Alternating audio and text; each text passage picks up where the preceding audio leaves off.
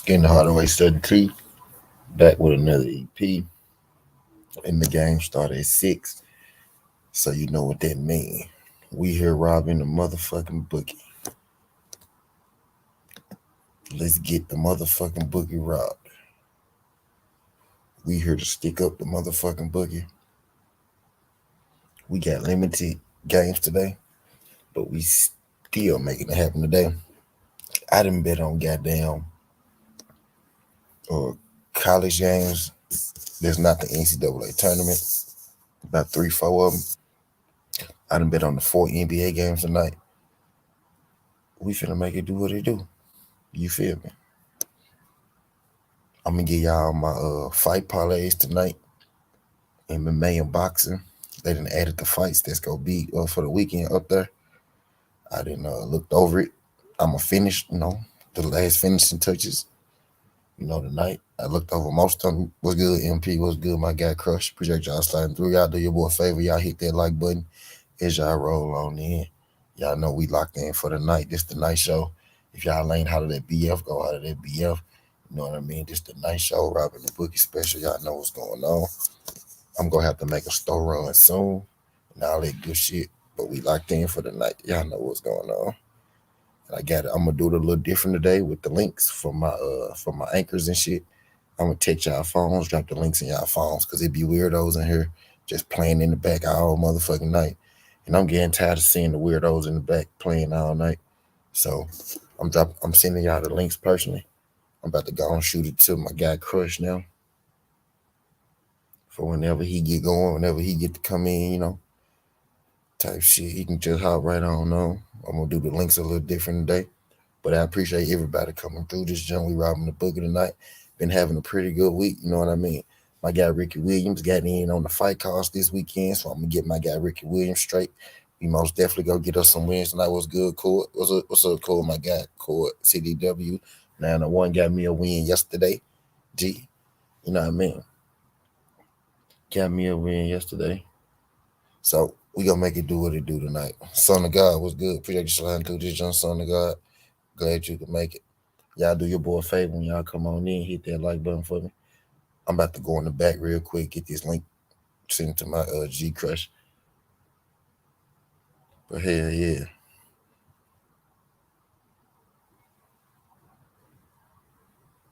Glad everybody could come. We about to ride the book, about to get us some money, man. This is my favorite part of the day. I ain't gonna lie to you. Appreciate your son of God. He said I did, bro. Appreciate you, fam. Appreciate you. Glad y'all folks could make it. I'm gonna tell y'all my picks in just a second. I'm finna get this link sent.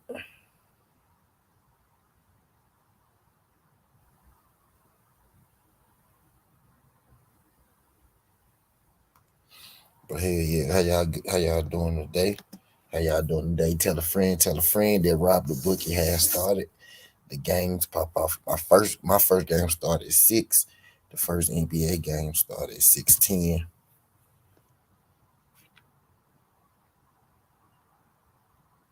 I'm waiting for the tree man to hit your boy back, and we can officially get this motherfucking Robin the Boogie started. What's good, Ghost?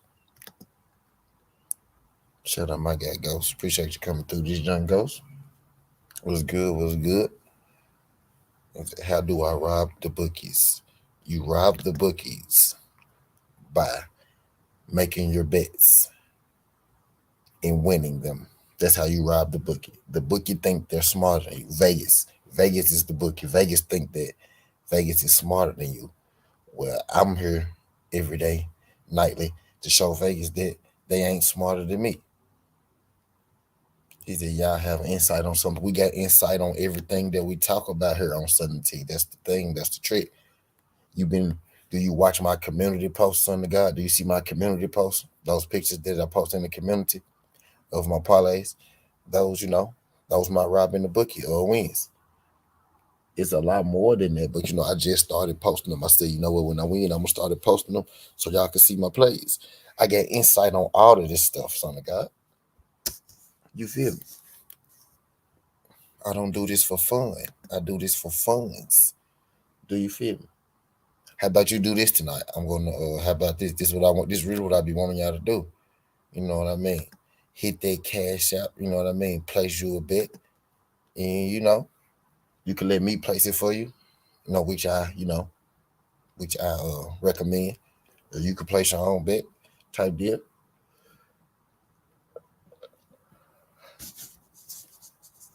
And that's how we go do that. You know, you got to get in. You got to get in.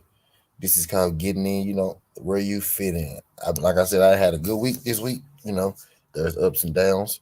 My fight parlays, my weekend fight parlays are normally golden. You know what I mean? Those are normally golden. And through the week, I try. My mind. I try my luck with the NBA and the college and the NCAA and all that good shit. But yeah, I got Crush sent the link. So whenever he want to drop in, he can drop in type shit. Because I'm not dropping the link in the chat today. Too many weirdos, man. Too many weirdos. I figured out how I'm gonna do it. I'm sending it straight to phones. Straight to phones from now on. Let me get this thing shared right where I'm at it. Y'all want my picks before that starts that we robbed the Bookies by wearing our finest, darkest shade shiesty. Darkest shades.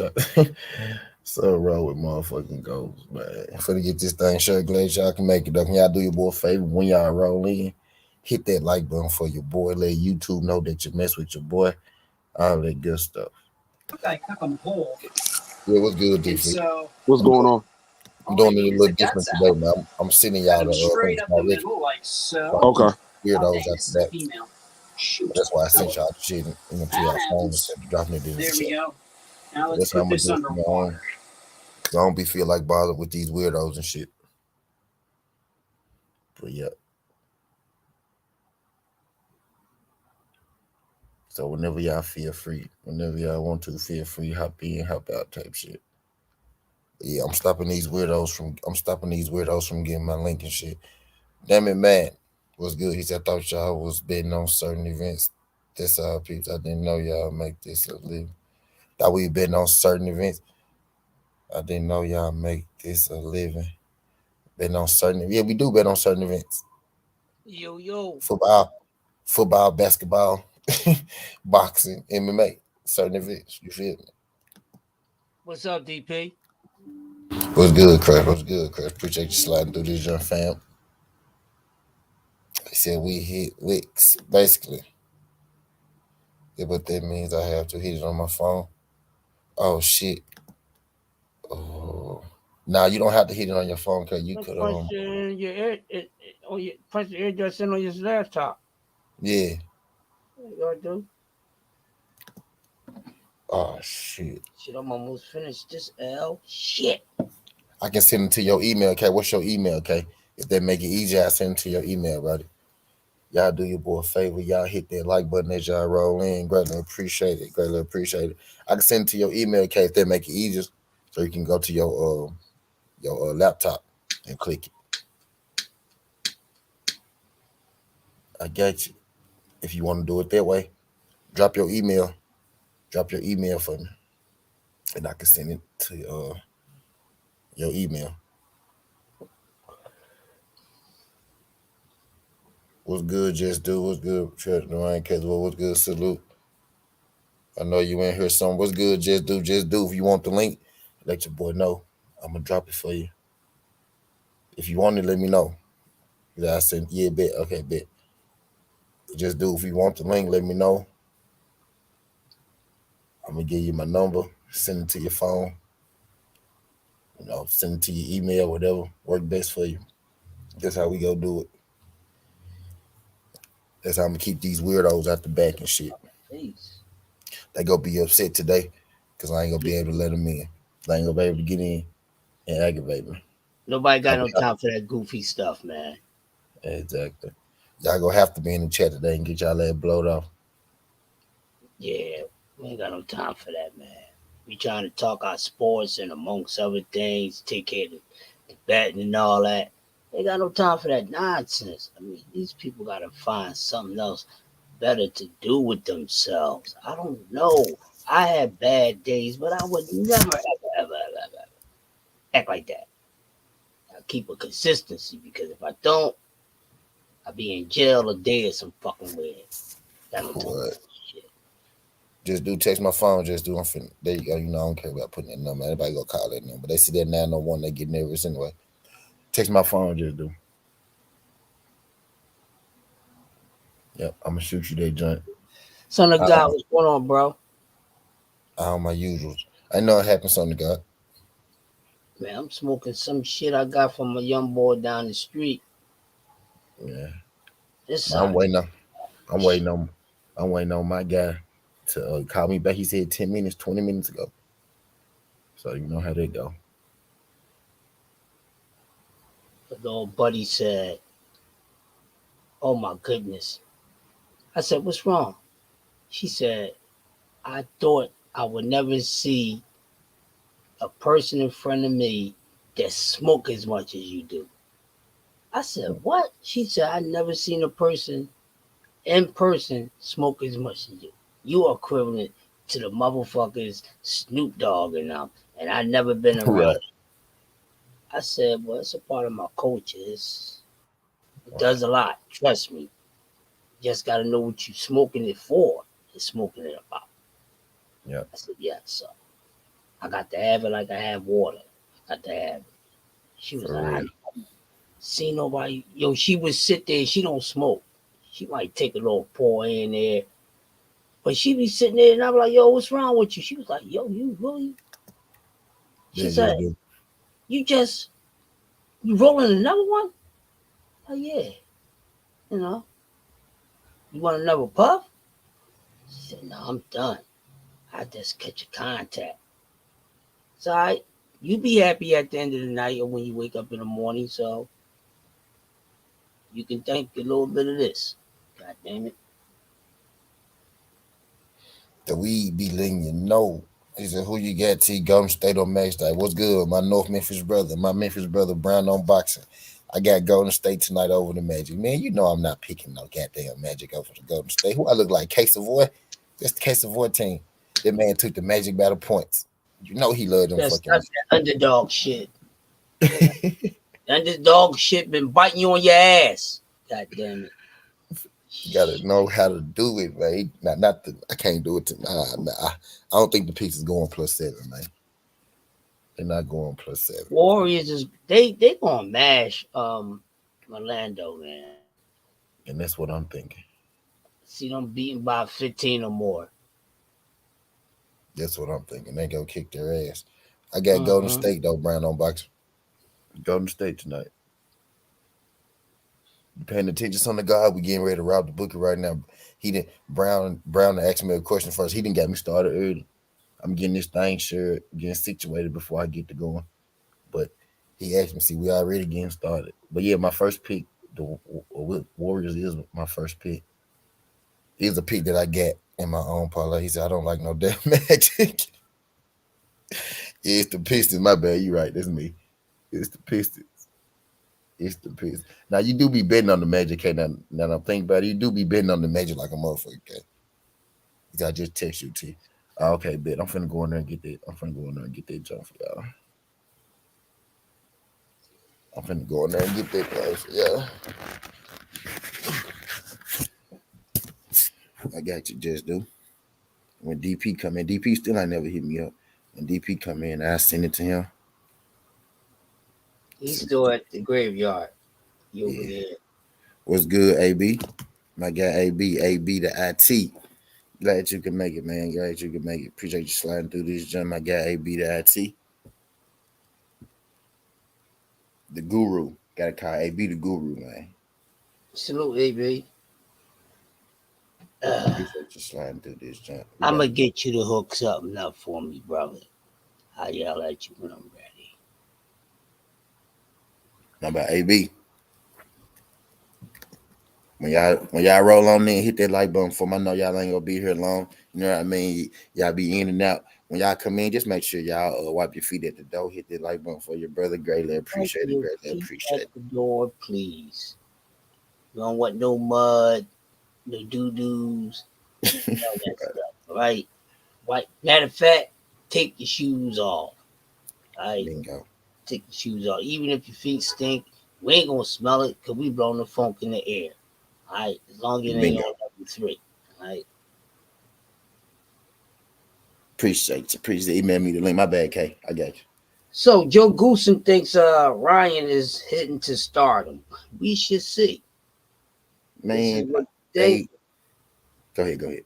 he should feel that way about his boxer. I'm not telling you he's not supposed to feel that way, but I tell you what I think Ryan Garcia is hitting to when it comes to stardom or stardom ass whipping. That's what he hitting Right. for. The only way this young dude is going to stardom if he has a manufacturer resume like so many in boxing. It's sad, people. It's sad. It's so sad. Some of your favorite fighters, they do have manufactured resumes. Yes, I'm not going to shout and pout about it. I'm going to be easy and breezy on it. Yeah, so we should see. I don't even want to go into detail about what he said. That's enough for me because I ain't going to be feeling a damn thing Joe Goosen has to say about Ryan Garcia into this cream puff shows me and the rest of y'all otherwise who has the same sentiment as I have when it comes to Queen Rah Rah the La La Garcia. So whatever. And Rolly just keep on talking his dumb shit. Tank is stupid. He's gonna run into something. Sounds like Rolly is talking about himself. Right. Sounds like he's talking about himself. Of course, he's he's trying to, convince himself as he should. He's going to get a first round knockout, so forth.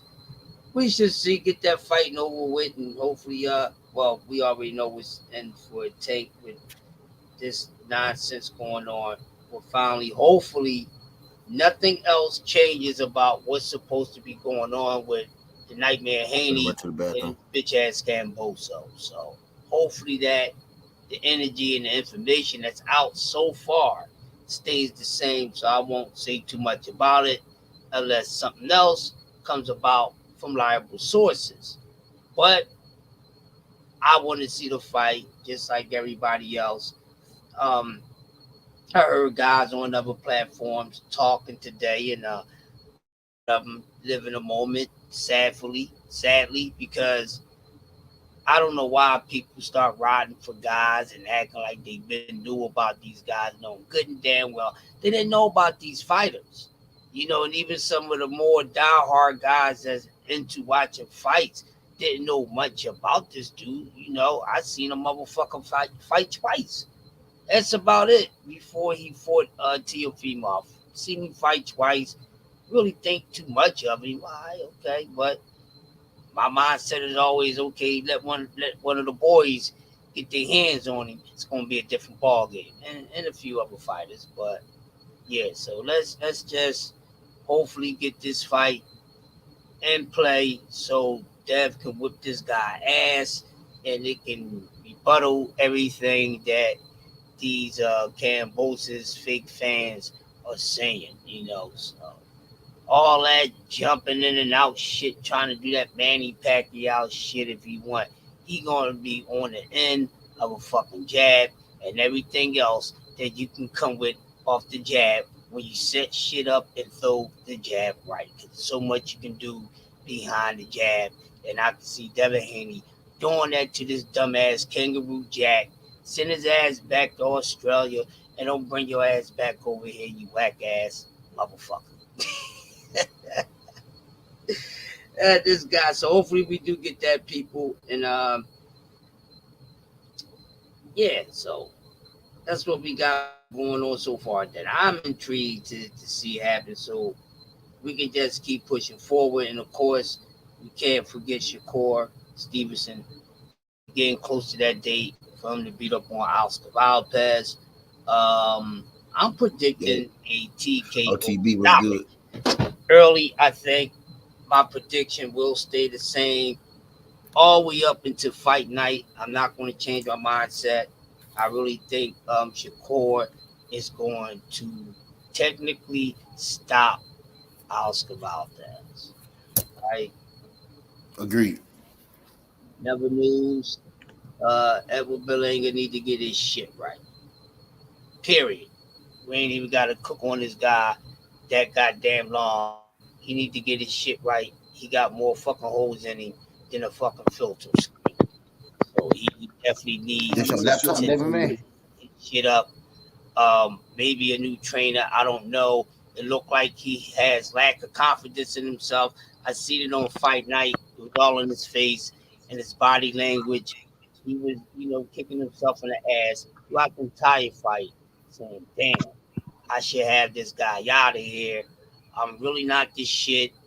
Um, I gotta figure out what is going to be my next move, what I have to do." So he's going to need to get his mind right before he I can sent it even to your get back. email, Devin, man. He's going to need to get his mind right before he can get back into the gym and try to focus on sharpening his skills. Because you cannot sharpen your skills if your mind is not right. Once again, you cannot sharpen your skills if your mind is not right. And he's having some self-esteem problems. He's trying to figure out where he at, but he's trying to figure out what he's trying to do to determine where he wants to go in the sport of boxing. So we shall see. Um, Power ain't everything, people. Power is not everything. Um, it's not everything, and no matter how good a guy is, just because a guy's not highly skilled, that doesn't mean that he's not durable. You know what I mean? So you get guys in there that it's not gonna fall.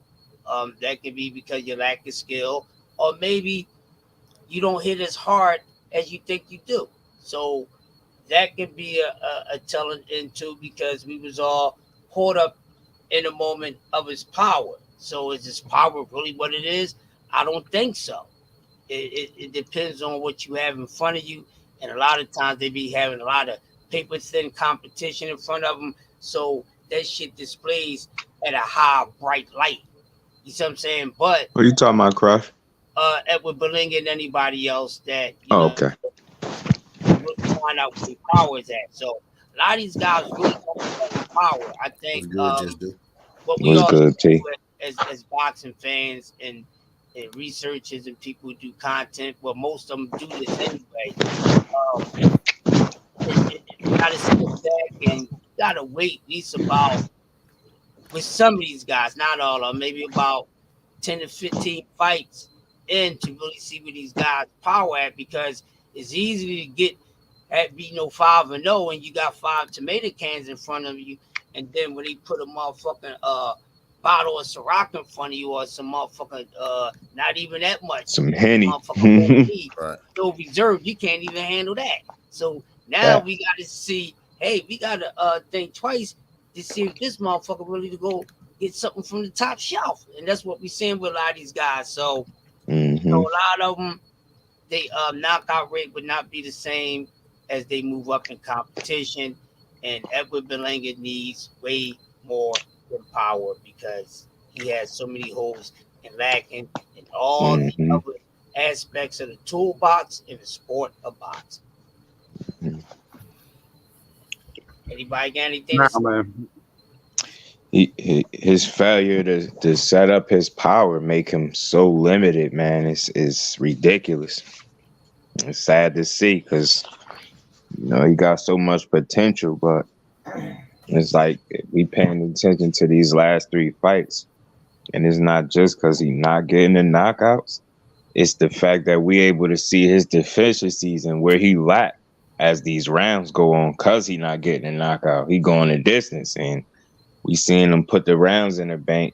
Was supposed to be good, but it's just exposing where he weak at. I He think not he got looking some good stamina with the rounds issues in the too. bank. Yeah. Mm-hmm.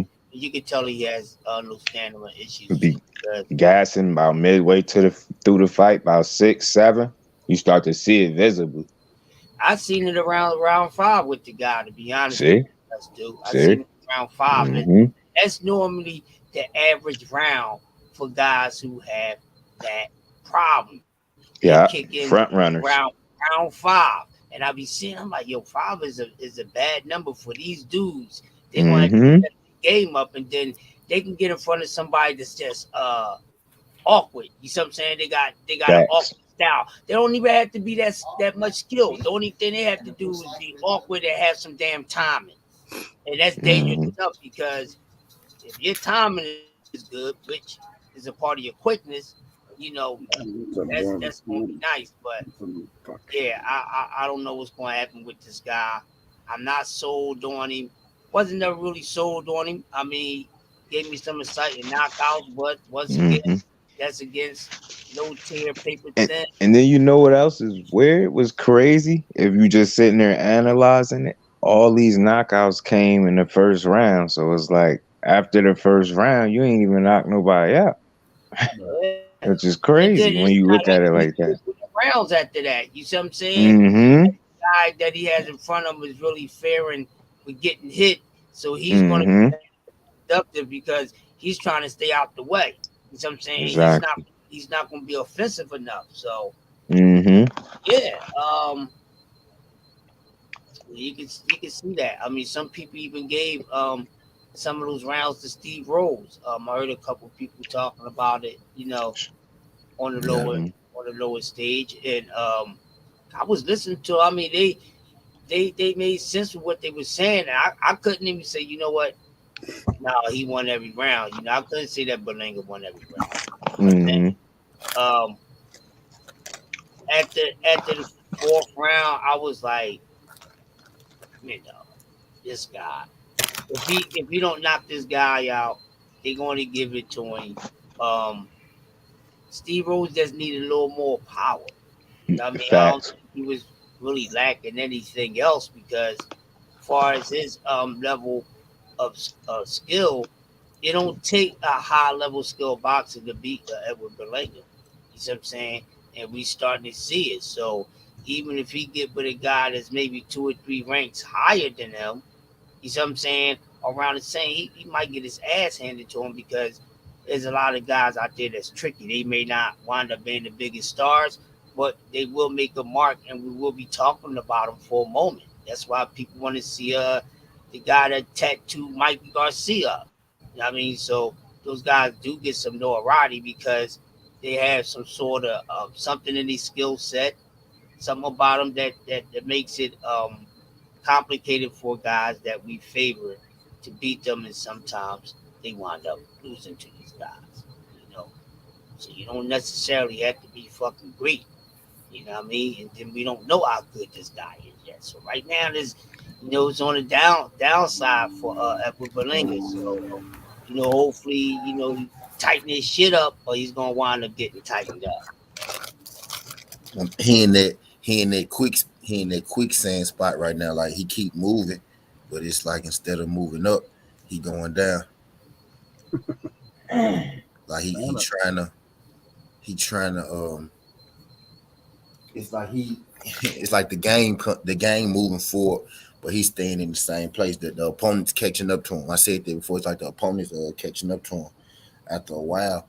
Because you can't go down in opponents right now at this point where Eddie Berlanga. He either got to do some serious fine tuning to his game, or he gonna be in trouble. You know what I mean? I would say he could switch trainers, but I think he got more than enough trainers in his corner already. I think he need to pick one trainer. You know what I mean? Mickey Baby in his corner, and then he got 2 other guys also in his corner. You know what I mean? If you watch his last fight, he had 3 different people talking to him, telling him instructions. Now that could get confusing. You know what I mean?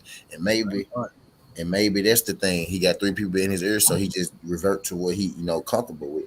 But I haven't seen, really, to be honest with you. I haven't seen a change in his game since the first time I seen him box. You know what I mean?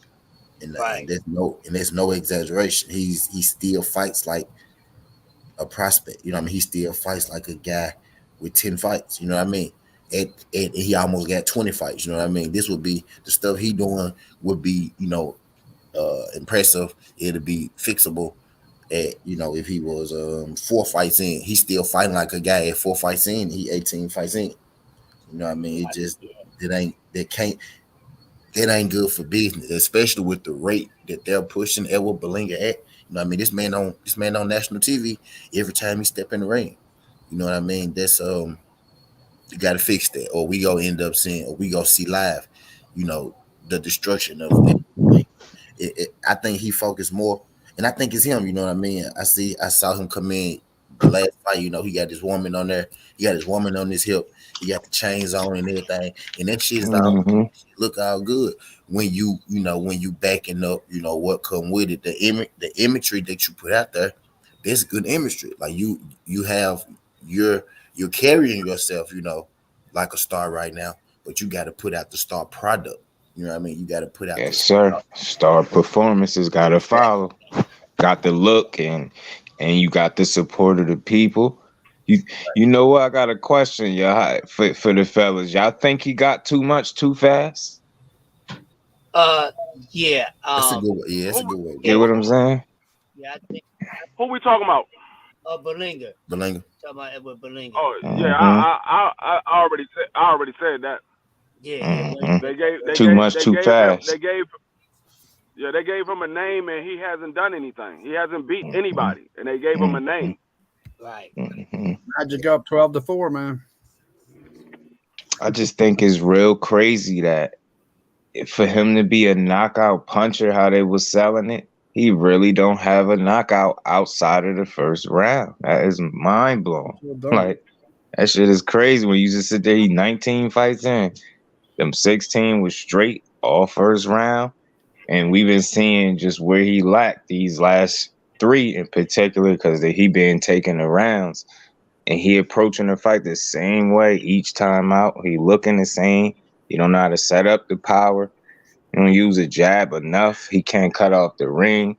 You notice whenever a fighter can cut off the ring, they say the opponent was running. Yeah. When you could cut the ring, you don't say that. Right, and that's why I say I don't see his boxing ability doesn't translate in the ring.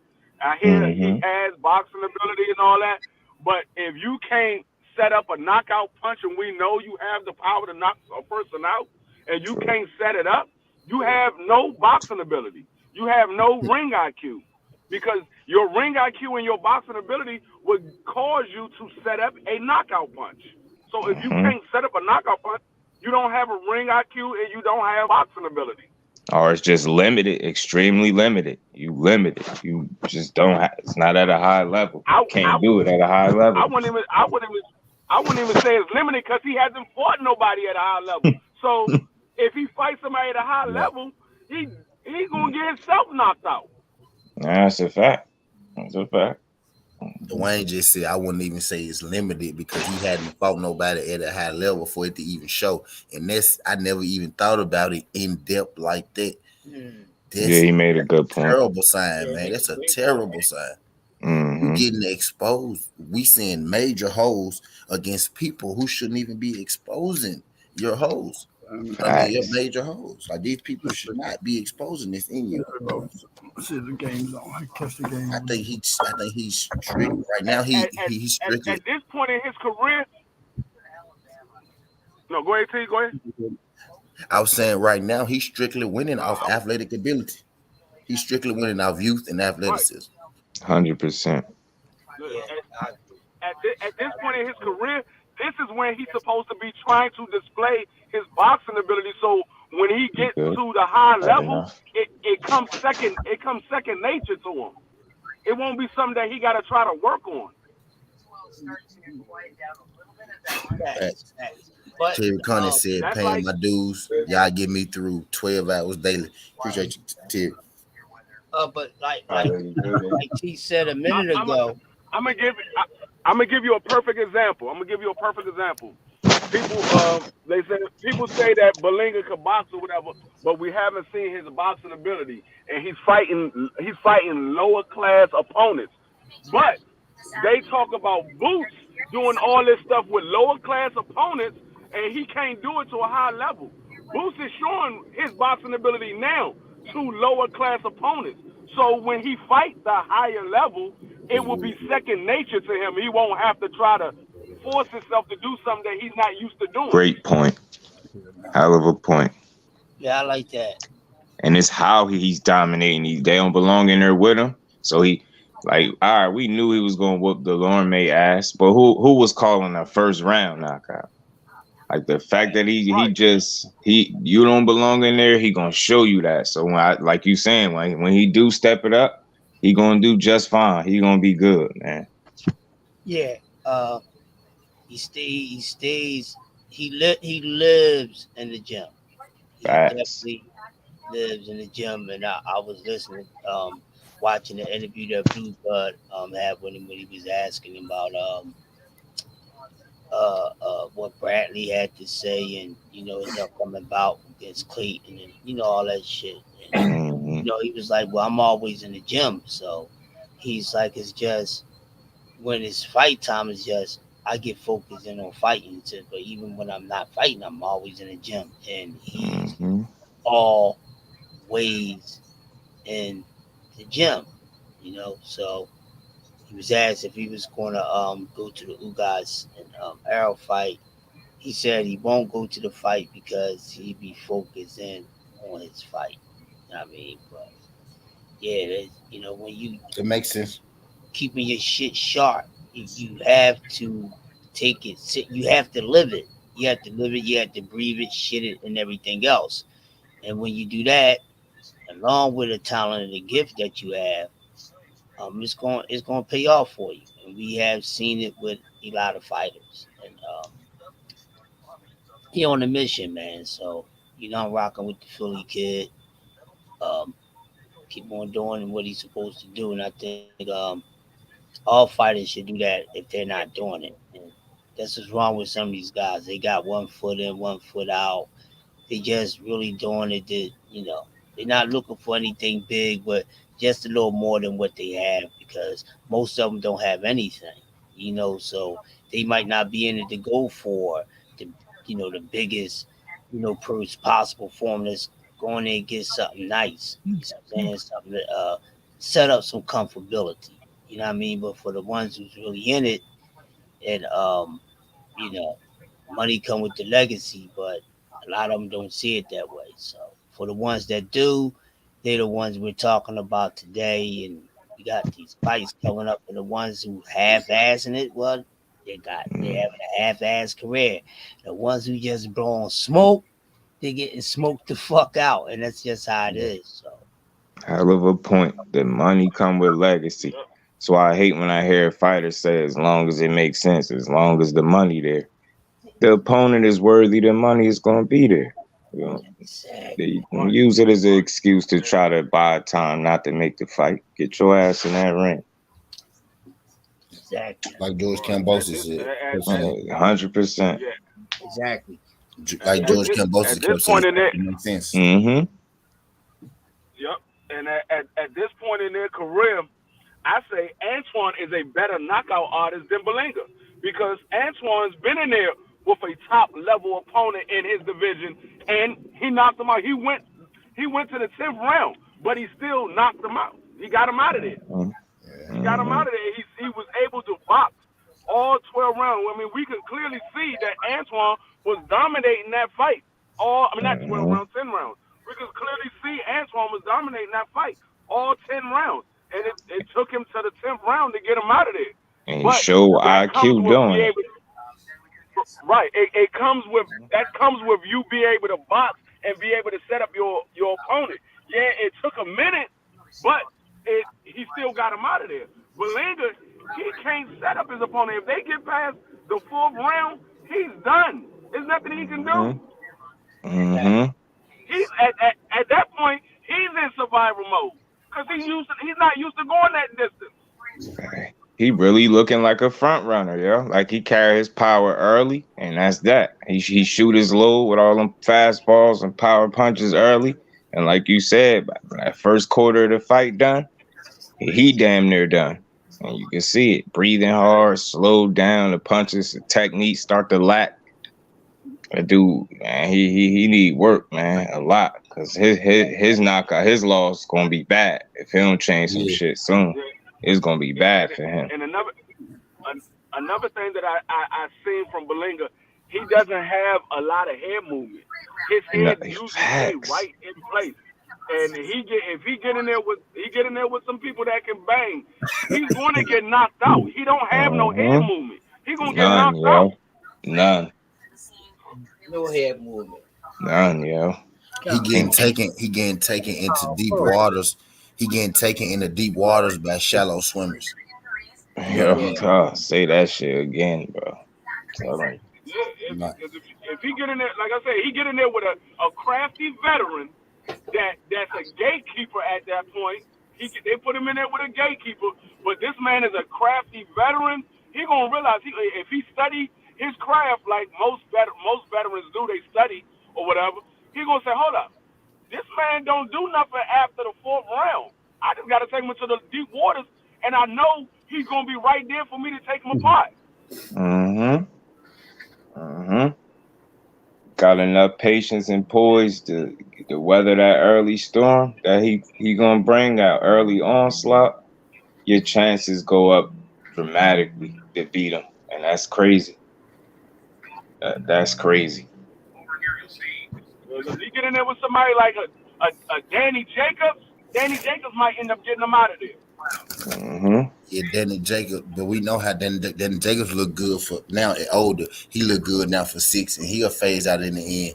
But with him fighting Steve Rose the way he did, I most definitely believe Danny Jacobs will get Steve Rose out of there. So I can't even argue with that D-Free. Danny Jacobs might get Berlinga ass up out of there just on the fact that, he could get him down there in the later rounds. He just don't like, and I'm saying this shit because I want him to improve because they pushing him as a star. He got a little name. They done built him a name.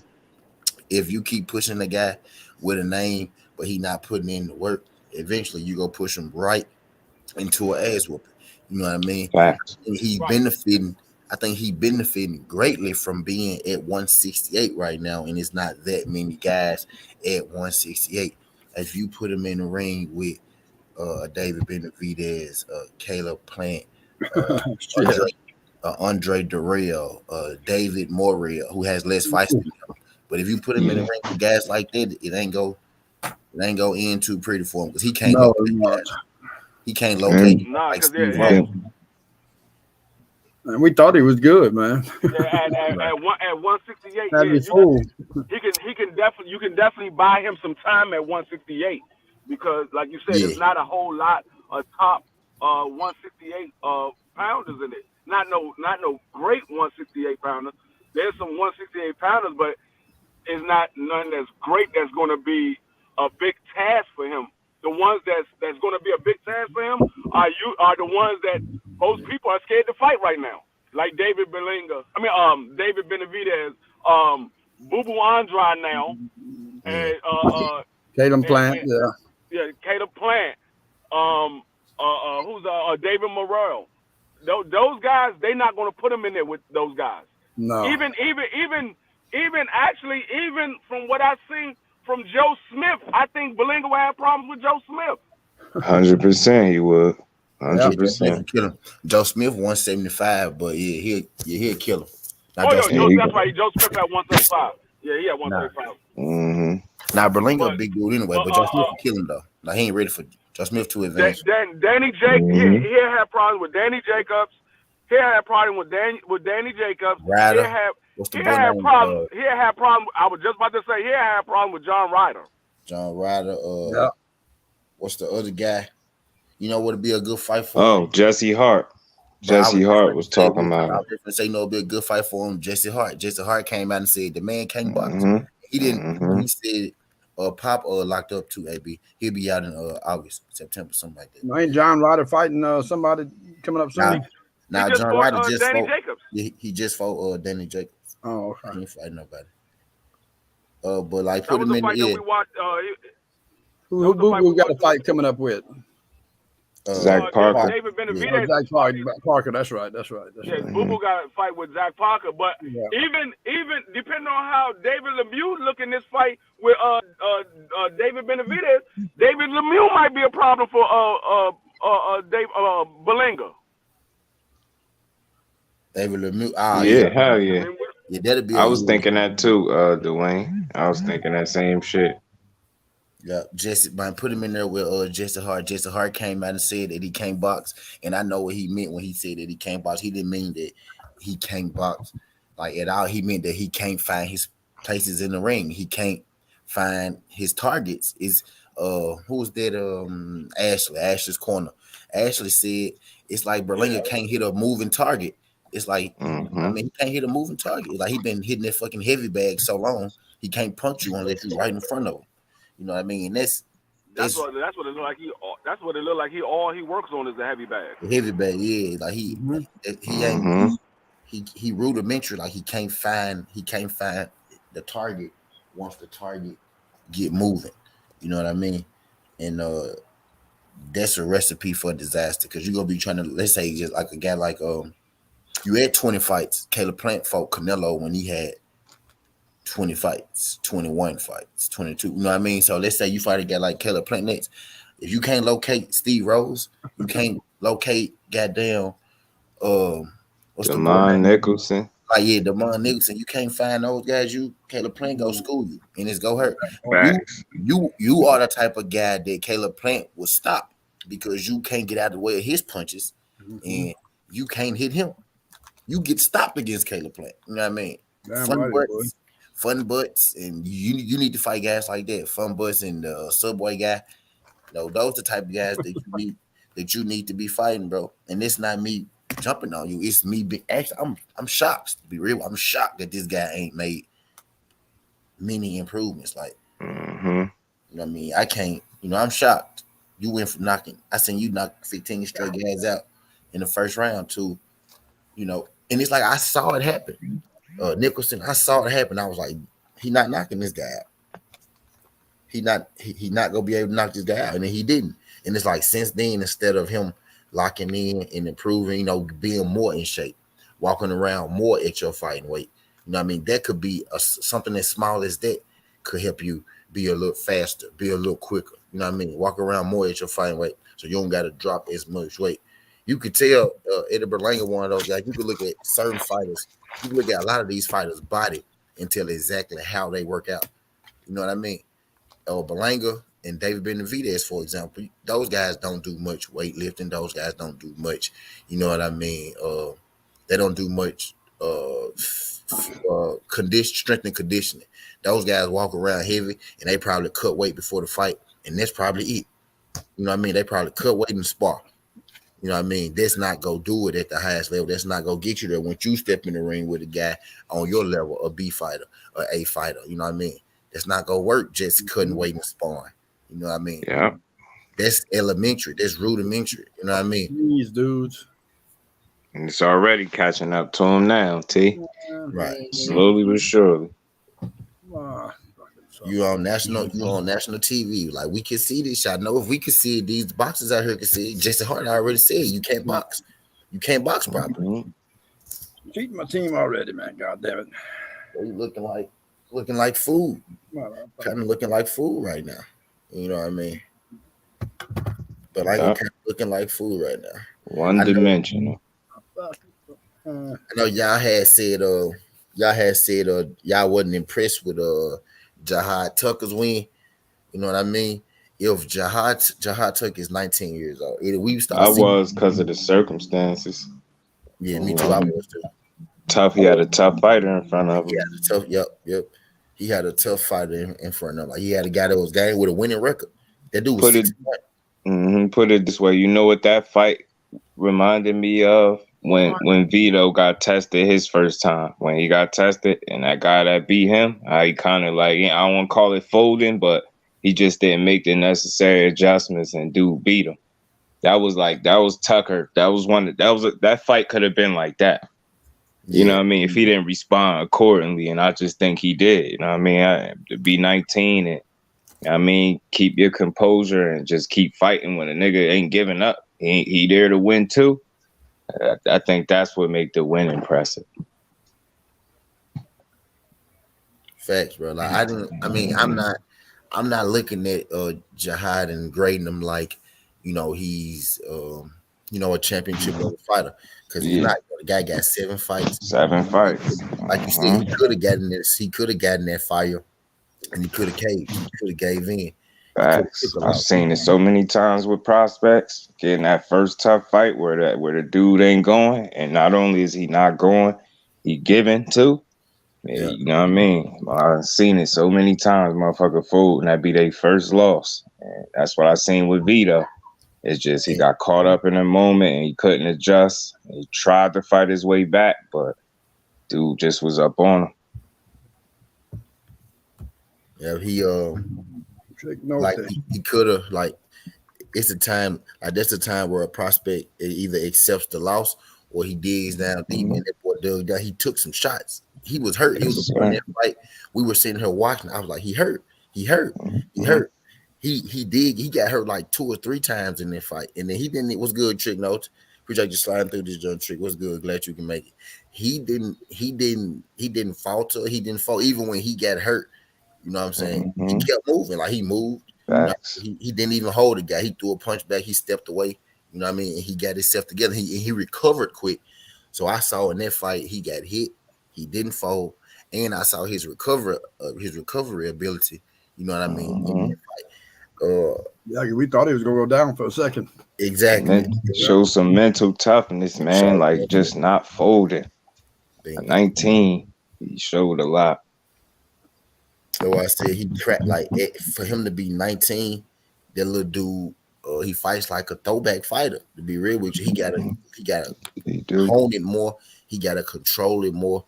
Slow his pace down a bit so he don't burn himself out when he start getting into those 10 rounders and 12 rounders and stuff, shit like that. He gotta learn that. He gotta do better with his patience. But he has the feel of a fighter. I look at him and I see a boxer. I look at him and I see somebody who has championship potential because he got a championship mentality. He got a championship mental. You know what I mean? So now we didn't see the best, physical performance from him. He didn't get the knockout. Nothing like that, you know what I mean? But he did show me a lot mentally in that fight, and that he can't be, that he's not easily broken. So I was impressed with Jahad Tucker, on that tip. And we got a lot of good,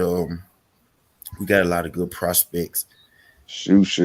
We got a lot of good. Yep, last week, Shoo, Bruce Carrington. He had a tough opponent in front of him. Yeah, dude was fighting back. Yeah. A game opponent in front of him. He had to dig down. He had to dig down, as well this weekend. He looked good. He got him an impressive knockout, Bruce Carrington. That right left was crazy.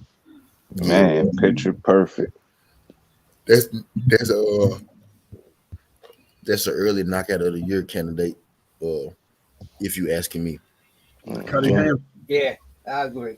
And what's crazy? The one before that was wild too. Yeah, one before that was crazy. I'm like, damn, his 2 knockouts so far have been highlight real material.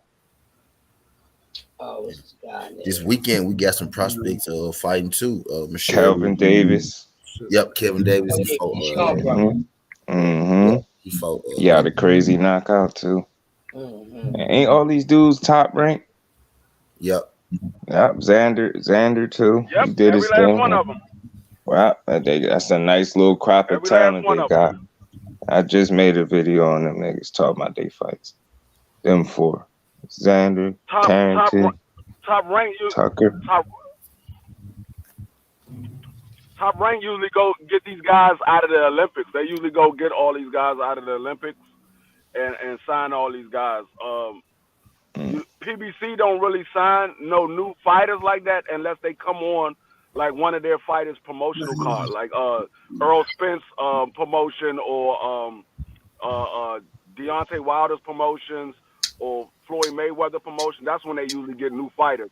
But most of their fighters, if you paid attention, most of all the PBC fighters are fighters that's already been fighting. They decide to leave their promotion company and come over to PBC. Yeah, they more so deal with veterans because they already got a lot of fighters. They looking for fights to match people up with, basically. PBC got a couple of prospects. They signed Elvis Rodriguez from Top Rank. They got Michelle Riviera. Michelle Rivera, Alex Higgins. This weekend, Elvis Rodriguez and Michelle Rivera fight. And Top Rank got some prospects too. It's a lot of prospecting shit fighting this weekend. Tiger Johnson, Jose Vargas, the guy that Jose Zapata, had knocked out the young dude, the Puerto Rican guy. He coming back. Yeah. First fight. Yep. Since Zapata, he coming back. Haven Brady Jr. from Atlanta. He heavy on the Atlanta circuit. His daddy used to be a nice. Yeah, his daddy used to box Trayvon Marshall. Y'all might have heard of Trayvon Marshall before. He fight this weekend. Yeah, I seen him fight on Christmas. He gonna be special too, big dude. Big for that weight class. Calvin Davis, he's 6'1", yeah. Yeah. At welterweight, I'm like, God dang. Big boy.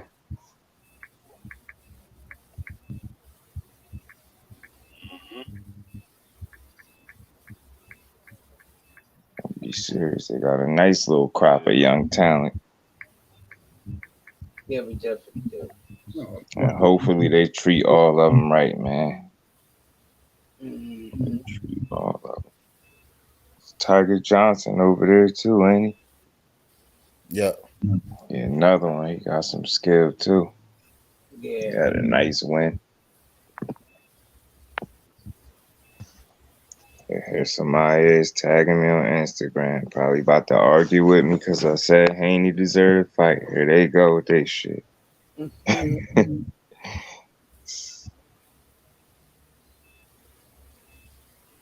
Yeah, somebody what? They want to argue because I said Haney deserved to fight with Kambosos.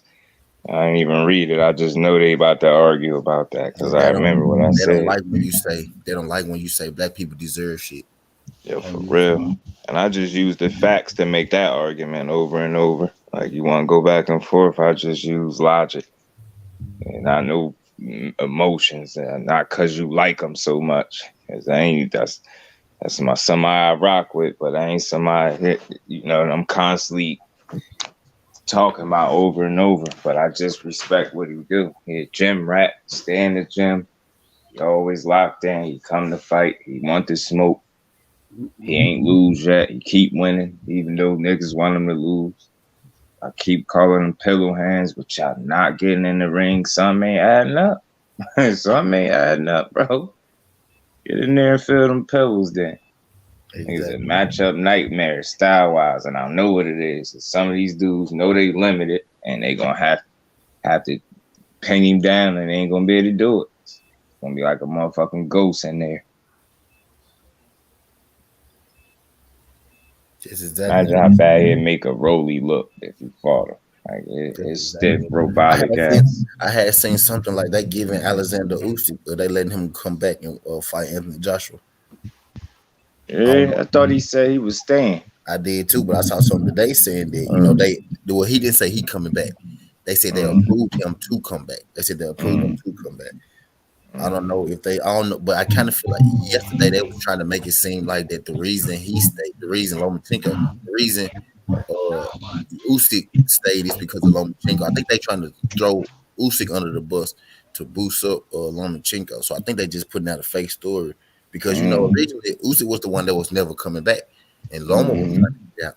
Then we heard Loma was trying to get out, and then Mike Cobbinger, ESPN, dropped that fugazi ass story talking about Lomachenko swayed Usyk to stay when Lomachenko was the one having his team reach out to come back and shit like that. So it could just be a story of them trying to, that down one dude to lift another dude. You know what I mean? But from my understanding, as in Usyk never wanted to come back, but they approved him to come back to that type deal. But Eddie Hearn said yesterday that the fight with Anthony Joshua was still in the air, goddamn it. So who the fuck knows? But I did see some shit like they approved him to leave if he wanted to. I heard him saying something about getting a opponent for Joshua to stay busy if Usyk stay over there. Some shit like that. You said getting an opponent for Joshua if Usyk was to stay over there and not be able to, Yeah, I seen Eddie Hearn saying shit about. Said not just anybody, but of course not none of the top dogs, of course, but it'd be somebody decent. He said.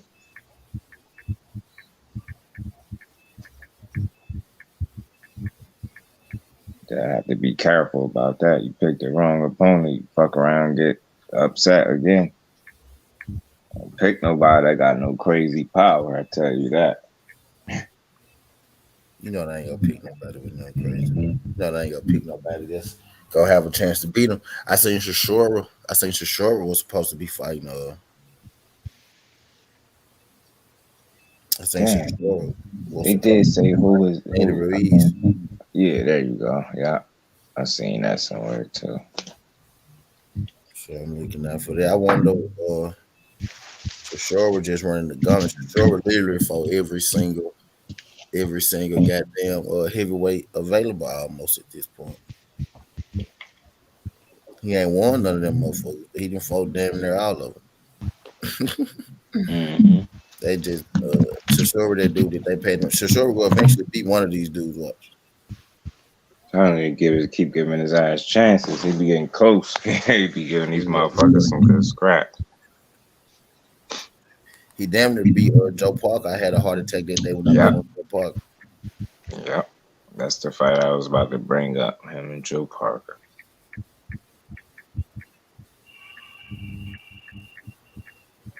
Oh shit! Somebody, Richardson Hitchens targeting Gary Antoine. For real, what he said. We are going to be the biggest fight in that division. I hate that he got to do that shit to get a fucking fight, man. Like he got to. Hitchens. Yep. I don't want to fight the best or no shit like that, but I hate. Said that you see that little interview. He said his promoter ain't really believing in him like he should. Yeah. No, I ain't see it. Oh yeah. Did a little interview. YSM. Yep. He said when he started, Floyd told him that he was gonna lead him to position to get a title, but he been putting other fighters in front of him. He actually mentioned Tank by name. And he was like, whenever it's my time, I'm gonna show y'all why.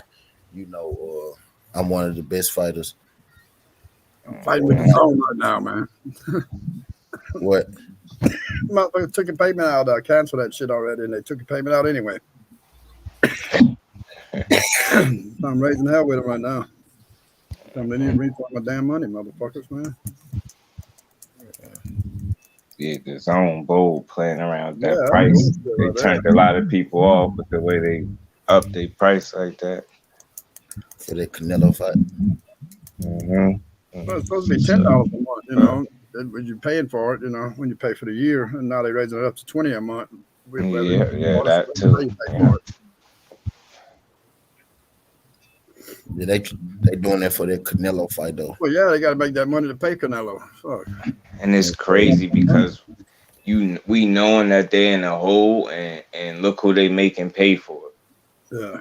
It's crazy because there's no other way to put that.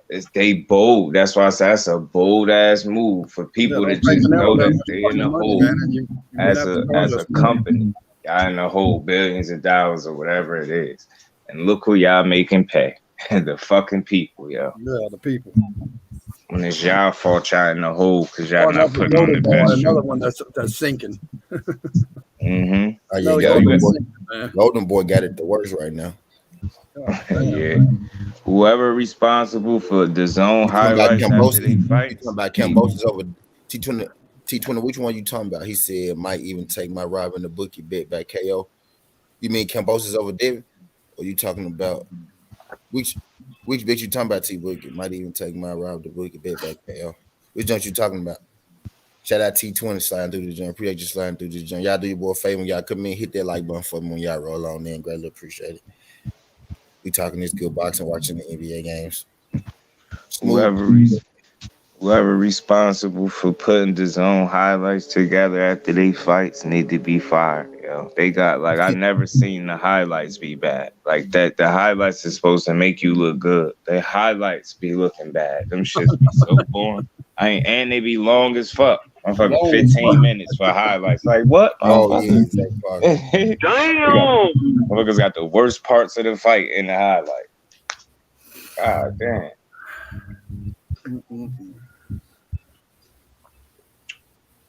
Case Savoy.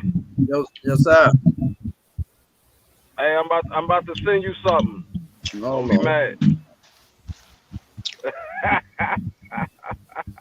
I can't talk to you right now. I can't see anything right now. Let me see. Thanks for your hold. It's coming. Hold on. I gotta send it to him. I gotta send it another way. But hell, Oh yeah. no. He said, I'll read it to you. T20 said he taking Zach Parker back KO versus Boo Boo Andrade. I mean, it's They worth said it. Refund the money, man. They're Carson not gonna Wentz. refund the money. No. Said no. They say Carson It's Wentz threw worth for the 4,000 yards without a receiver having 500 yards for the season. Mm-hmm. That shit is crazy. They said Carson Wentz threw for 4,000 yards without having a receiver to have 500 yards. Whoa. Yeah, what you think? T20, that's a bad bet. That's a bad bet, bro. Zach Parker. I mean, but honestly, if Zach Parker going to win that fight, it's going to be by knockout. So that would be the only way that he could win it.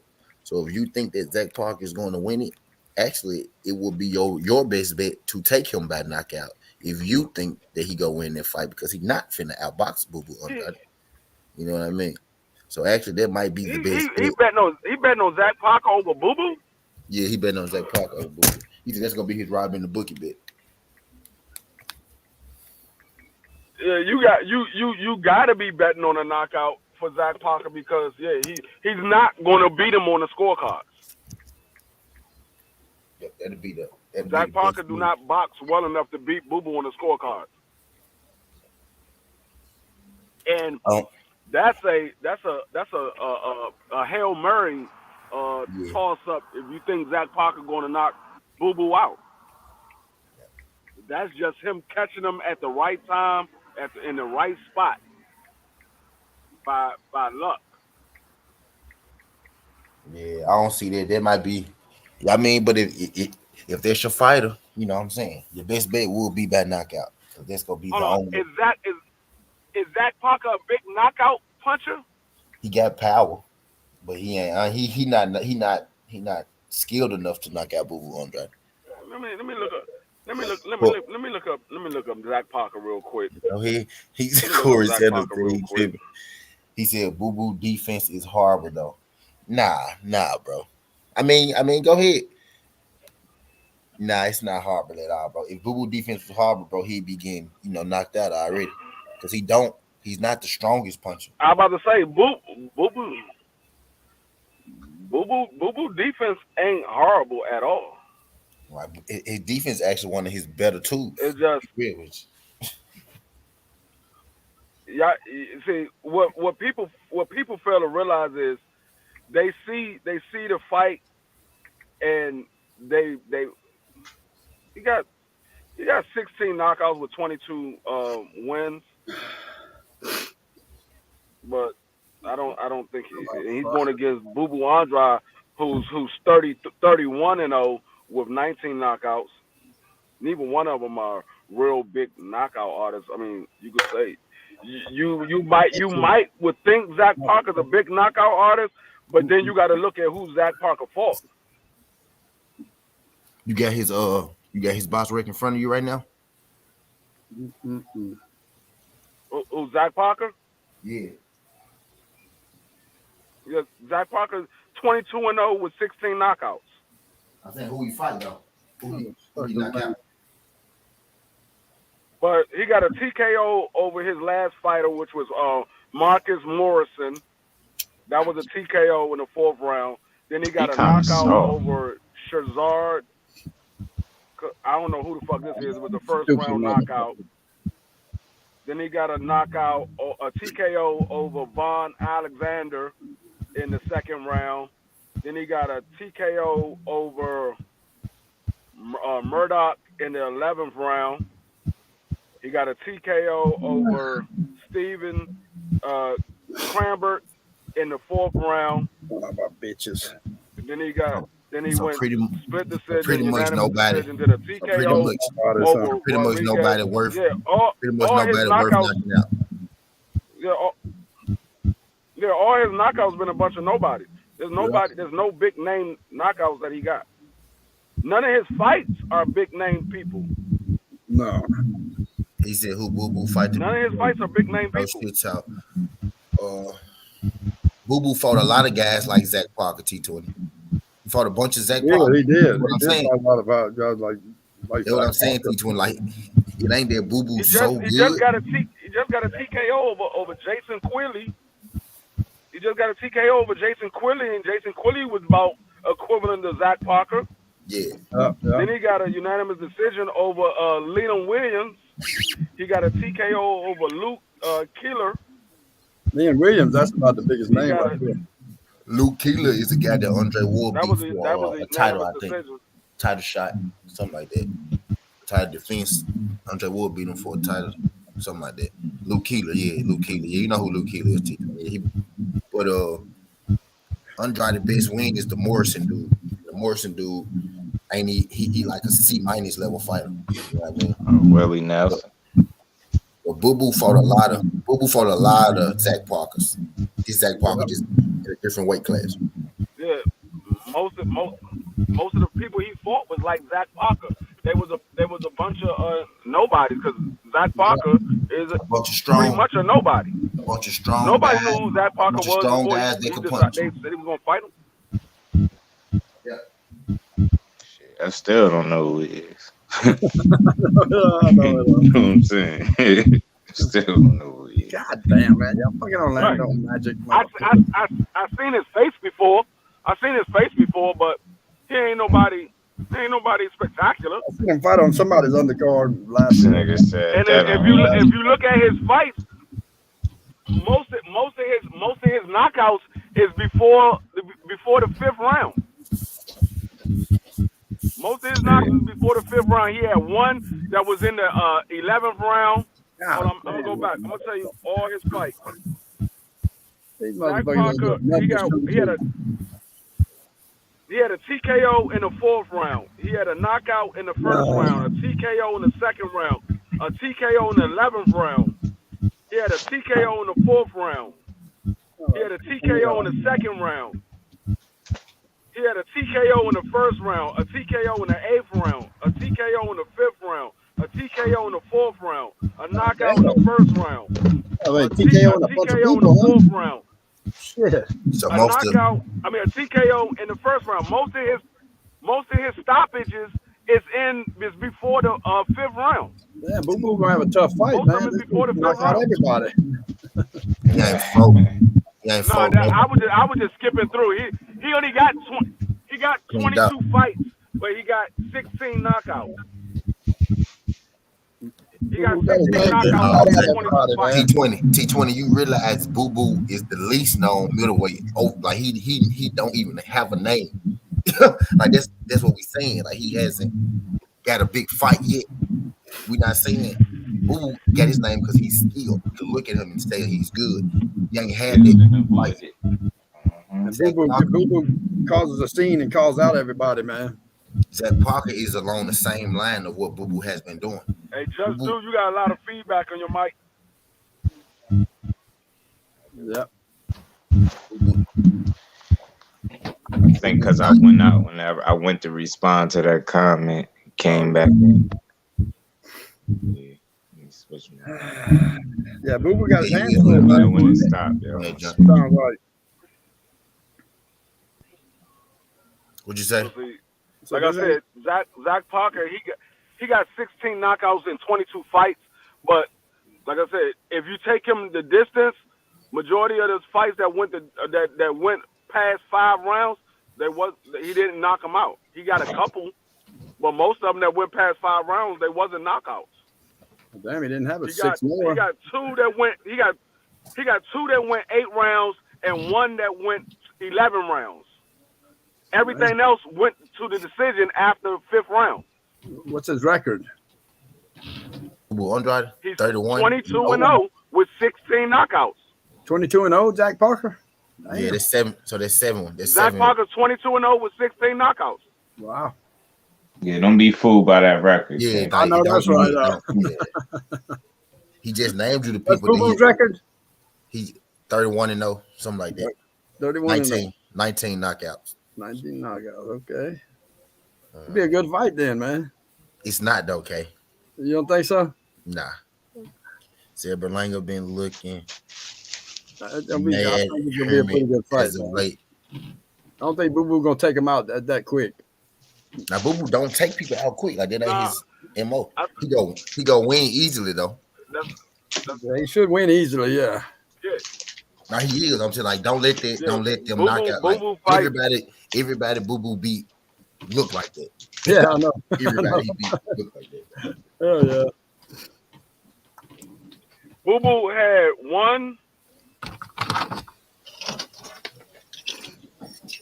Boo Boo literally just stopped the guy. Boo Boo literally just stopped the guy. 3. He looks like Zach Parker. 4, 5,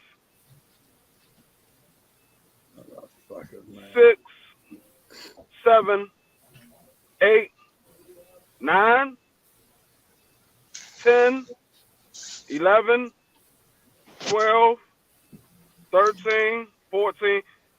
Boo Boo had 14 of his 19 knockouts is before the 5th round. Oh, yeah. Most of them was in the 1st or 2nd round. Yeah. Most of them was in. Yeah, Boo Boo had. I'm gonna give you all of his knockouts. He had a knockout. His last knockout, which was the last fight, Jason Quilley. He was a TKO in the 2nd round. Then he had a TKO in the 9th round. He had a TKO in the 12th round. He had a TKO in the 12th round. He had a TKO in the 2nd round, a TKO in the 7th round, Yeah, boy. a TKO in the 2nd round, a knockout in the 1st round, a TKO in the 2nd round. I don't know what that is, a RTD in the 3rd round. T20 said I bring this back a up. knockout in the 2nd T20 round. said I bring this back up the day after the fight when Boo Boo gets stopped. He got to He had a knockout in the 2nd round, a knockout in the 2nd round, a knockout in the 1st round, TKO in the 6th round, knockout in the 2nd round, knockout in the 2nd round, to get stopped or T20. TKO in the 4th, T20. TKO in the 4th, TKO in the 2nd. Yeah. That's what I'm saying. Most of his knockouts is early too. Yeah. But Boo Boo, he boxed, and his boxing ability sets up his knockout. So if he catch you and you get dazed, he usually gets you out of there. Yeah, Boo Boo's move. He moves, man. He moves side to side a lot, boy. He moves good, boy. He's a boxer puncher. I don't know Jack Parker enough to know how he fights yet. You know. He's a classic boxer puncher. Zach Parker hasn't fought. Zach Parker hasn't fought a style like Boo Boo Andrade to prepare him for this fight with Boo Boo Andrade. He don't have the style. He hasn't fought a style like Boo Boo Andrade to prepare him for Boo Boo Andrade. Boo Boo Andrade has fought a lot of fighters that fight like Zach Parker. Yeah. He fought a lot of guys that fight like if Leon Williams didn't knock Boo Boo out, this dude not gonna knock Boo Boo out. Yeah, if Leon Williams didn't knock Boo Boo out, Zach Parker is not knocking Boo Boo out. Boo Boo is fighting this guy to prepare himself for. I think this is a good preparation for David Benavidez, a guy like Zach Parker who just gonna walk to you and try to knock you out. Big dude, nice power, but not nothing special. Not nothing special. Straight up and do what you call straight up and down. Just to give y'all. BF, we'll do a BF TV. Appreciate you sliding through this, John fam. Glad you can make it, BF. BF, hell yeah. Some perspective on just what, to man? give y'all Just I'm listening here to the on GMT for sure. Leon Williams. Leon Williams is 23-4-1 with 18 knockouts. Yeah. If Leon Williams didn't Yeah, knock he's out, done him a few times. I seen that fight. Yeah. yeah, Leon Williams ain't no screw either. You know what I'm saying? You got to Nah, talk. he tough as hell. That's what I said. That's the biggest name on That's really what I meant. He fought a lot of Zach Parkers already. You know what I mean? Yeah. And Liam Parker fight Leon Williams. For a lot of people. Nah, he never fought. He Zach fought Parker at him. 170. Zach Parker at 175. Oh, okay.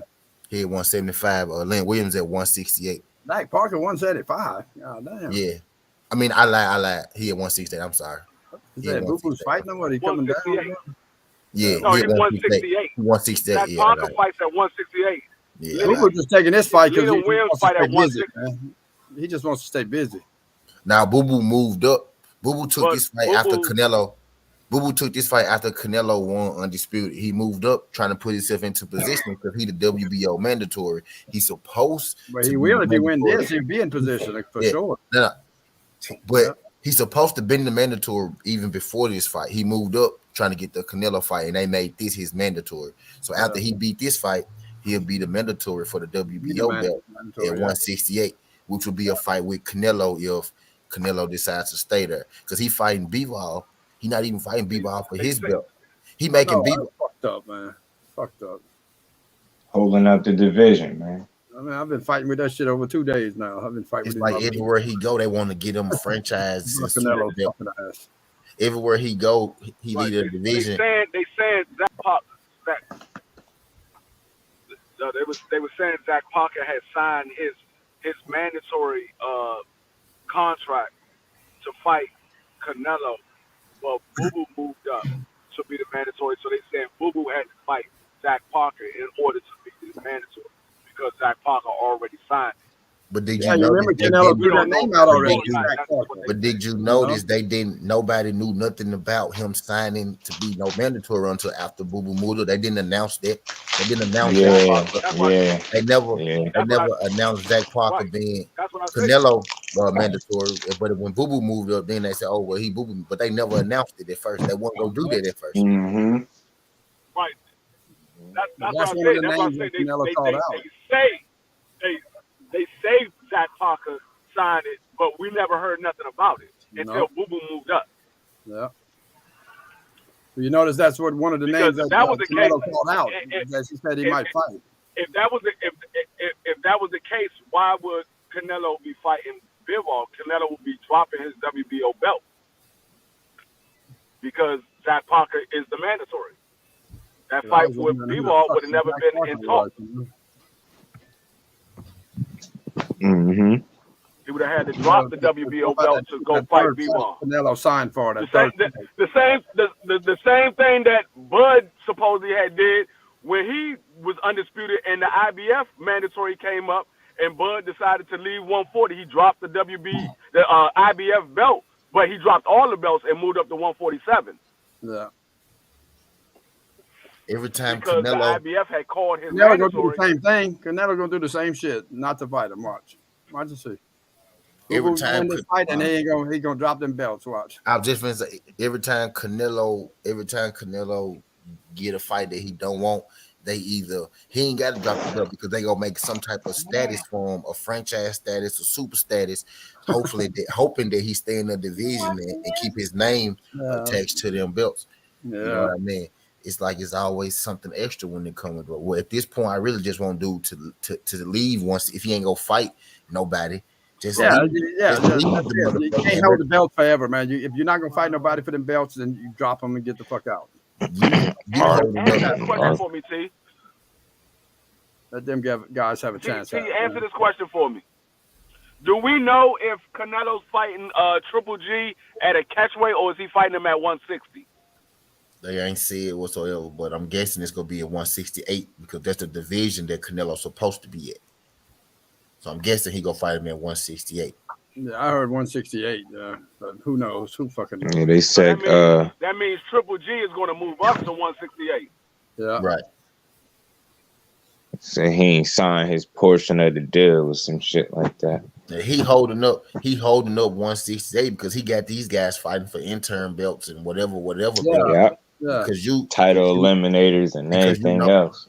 because the sanctioning bodies, go cater to whatever you do. You holding up these people, bro. Let these people be great because you're not trying to be great no more. You satisfied. You just want to make money. Stop pretending as if it's about the belts, bro. Just let the belts go and fight whoever you want to fight. That's it. That's my problem with Triple G. Like I understand you old, bro. I get it. Okay, you old, cool. Do you don't want to fight nobody, cool, bro? Get off the belt.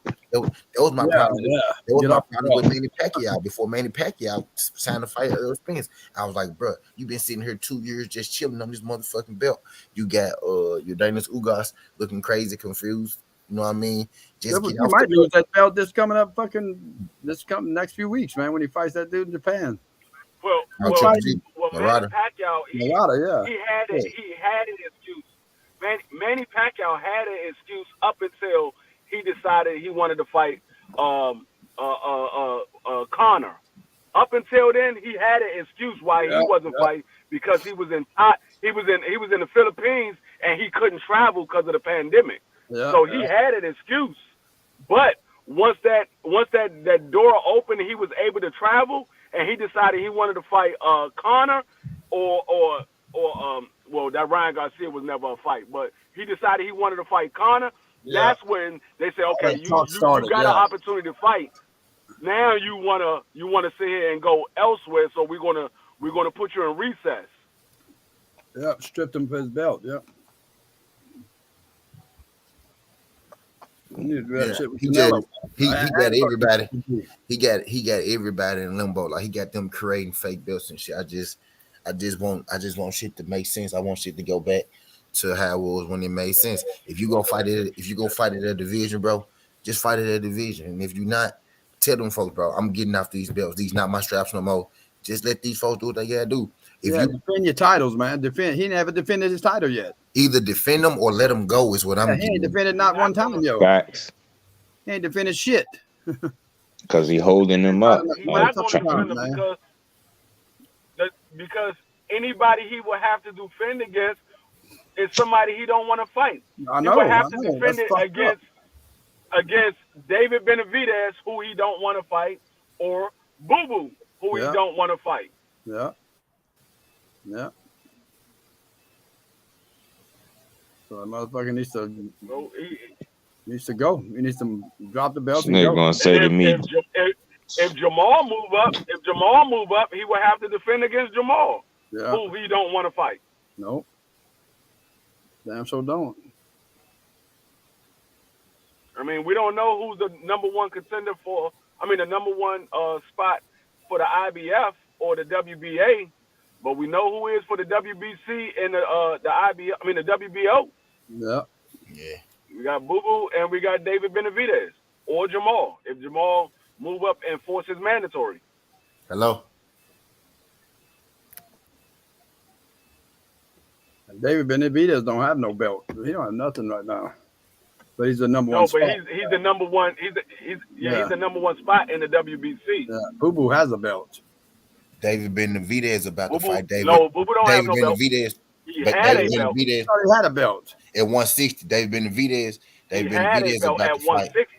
David Benavidez about to fight David Lemieux for the interim belt at 168. The interim belt. You know what I'm saying? Canelo need to go and let these people know what he go do so they could, because he's slowing down these people. He's interim slowing belts, down. man. Shit. Because they could be fighting for the vacant WBC down belt. on his ass and tell him, you either fight, you either defend your belts or drop them. All that shit moving up and then coming back, he gets to hang on to his belts if he moves in all actuality, if he was to drop his belts, David Lemieux and David Benavidez will be fighting for the vacant WBC belt instead of the interim belt. They really are supposed to be doing that anyway. Boo Boo not supposed to be fighting the mandatory, and they supposed to be fighting for the regular belt if Canelo will make a decision. Yeah. You know what I mean? That's bullshit. If he gonna move up, are you even right? Are you you fighting Bivol? Are you fighting at 175 or are you fighting at 168? He's going to 175. If you move up a division, that's what I'm saying. Like you gonna have drop the belt. The belt should have to drop the belt, but he won't. They won't let him. When Boo Boo moved up, When Boo Boo moved, when Boo Boo moved up, they took his belt. Boo Boo don't got that belt no more because he about to fight at 175. At least I don't think he do. You know what I mean? If he Yeah, if he's in the that's the reason why. if he's in motion to fight at 175, he not fighting at 168 no more. He don't have that strap. 160. Yeah, he moved to Right, 168. that's the Is Boo Boo getting a franchise or a super belt or reason whatever? why Jamal didn't move up. Yeah, Boo Boo That's moved the up to reason why Jamal 168. didn't move up because he wasn't going to get that fight with Canelo. Yeah. Jamal didn't move because he said, I'm moving up if I get the fight with Canelo. He didn't get the fight with Canelo. He's like, I'm not moving up. Yeah, I'm not dropping my belt. Fuck it. No reason to. The only person at 168 he want to fight is Canelo. Yeah. At this point, he might Yeah, that decide he shit want is to fight annoying, somebody else too. after that. But at this point, Canelo is the only person he want to fight at 168. Yeah.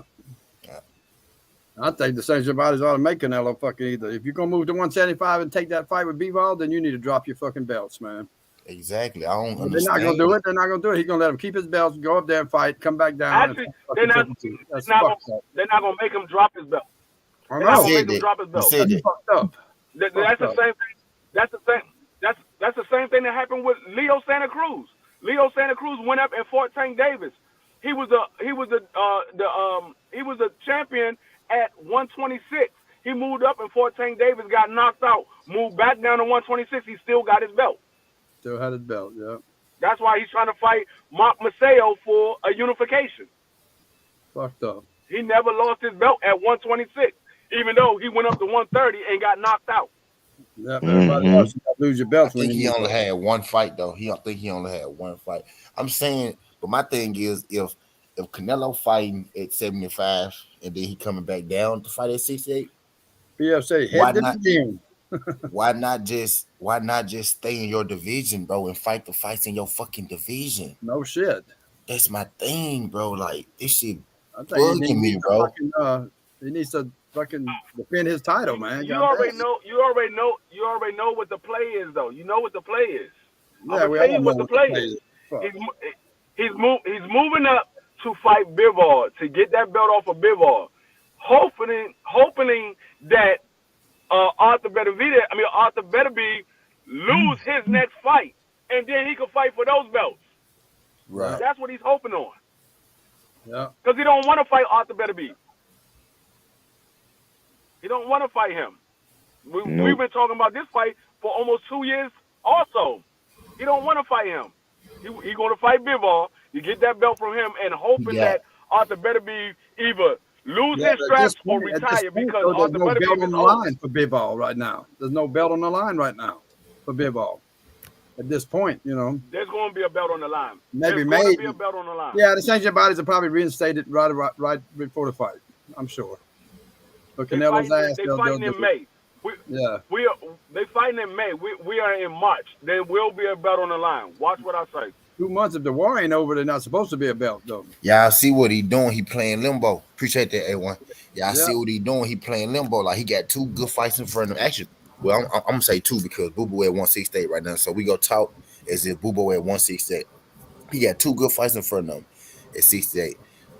Charlo and Benavidez. He see, okay, there's too much competition. So I'm gonna go up and try to get Bivol. Bivol actually can't fight, y'all, believe it or not. So he said, okay, I'm gonna try to go up. I'm gonna scratch Bivol, right? Because I think that's the easier fight. And then after him, if Joe Smith win, y'all notice he following the white people. Then if Joe Smith win, okay, he like, boom, I'll fight Joe Smith. But if Beterbiev win, he gonna come back down and fight Triple G at 168. That's why he want all them to go ahead and fight each other so they can soften each other up. He really just gonna keep bouncing in between the easy fights in each division, bro. This man literally that's what he's trying to do. This man literally gonna have That's 2 what he's divisions. trying to do. He literally gonna have 2 divisions sitting waiting on what the fuck he go do. Not necessarily sitting. When people say quit waiting on Canelo, the only motherfuckers waiting on Canelo is the sanctioning bodies. Those are the only people that's waiting on him. No boxer is really waiting on him. The boxers doing they continuing to fight. You know what I mean? It's the sanctioning bodies that's holding up shit, adjusting shit, moving shit, for this man. Yeah, quit adjusting shit, man. Moving shit for him, man. Make the motherfucker fight like everybody else fights. He said because Be Canelo fair, man. is Motherfuckers, be fair.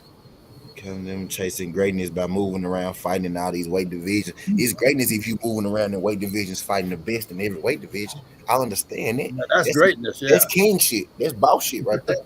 Do that. But that's greatness if you're fighting the best. You're When not you're necessarily. No, he's not. You avoiding. He's you not. avoiding Right. the best. He's not chasing greatness. No, You avoiding the best before you He's even get to avoiding the that. best. yeah, He's he's not- cherry picking his way Before you- through, man. Yeah, fuck that shit. You avoiding the best He before has you not even get fought to the the best division. in no division. He Go ahead. hasn't fought One of the best he ever hasn't fought was fought the best. fucking Caleb Plant. That's about Facts. the best right there. And He in hasn't recent fought years, the best. in recent years, you And- know, Caleb Plant was and- probably the best in that and- division. No, And actually, that's it. I wouldn't say Caleb Plant is the best. I wouldn't say Caleb Plant is the best. I wouldn't Who the say he's the best. Who the best? Because we don't know what Caleb Plant would do against Nah. David Benavidez. We don't know what he No, would no, do. no, no, no. Yeah, The best yeah. that Canelo has fought. Canelo ain't fought Benavidez. No, he haven't fought Benavidez. No. No. I ain't saying he fought. Nah, David we saying the best that I Canelo said he fought hasn't is fought the Caleb best Plant. at no weight class. No. We Yeah, saying the best that the Canelo best fought. guy he fought at 160. Now the best person, At period, that 168, he the best fought guy in that 5 he fought, years is yeah, Caleb at Plant. 168. Now, Yeah, the best period, person in the past years, in though. he years, fought, well, not, he is not, David not Benavidez. just 168. In years, that's the best dude he fought. Yeah, that's the best. That's it. That's what I was about to say. He hasn't fought the best in no division since he left out of 154. Since he left out of 154, he has not fought the best in no division. Nope. And the sanctioned body's letting them do it, man. Because he ducked. I mean, technically, you could say at 54, he hasn't fought the best neither. Because he ducked Boo Boo, Jamel, and Jamal. He ducked all three of them at 54. Yep. Yeah.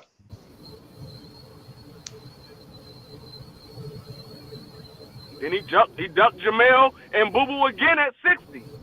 And now he's ducking Benavidez at 68. Well, he ducked Benavidez at 62. And He ducked Benavidez, he ducked Boo Boo, he ducked Jamal at 60, and he ducked Benavidez at 68, and he's ducking Boo Boo at 68. Yep. And when they say he chasing greatness, that's like creating a narrative to help him not hold himself accountable for fighting the absolute best in the divisions he campaigning in. You know what I mean? That chasing great, that shit is annoying. You jumping around and you handpicking the people you want to fight. Meanwhile, you're not fighting the absolute best. So you more so chasing dollars than legacy and greatness. Yeah, Like, miss me with that Exactly shit. what he doing. Miss me with that. I'm sorry. That's why it's people.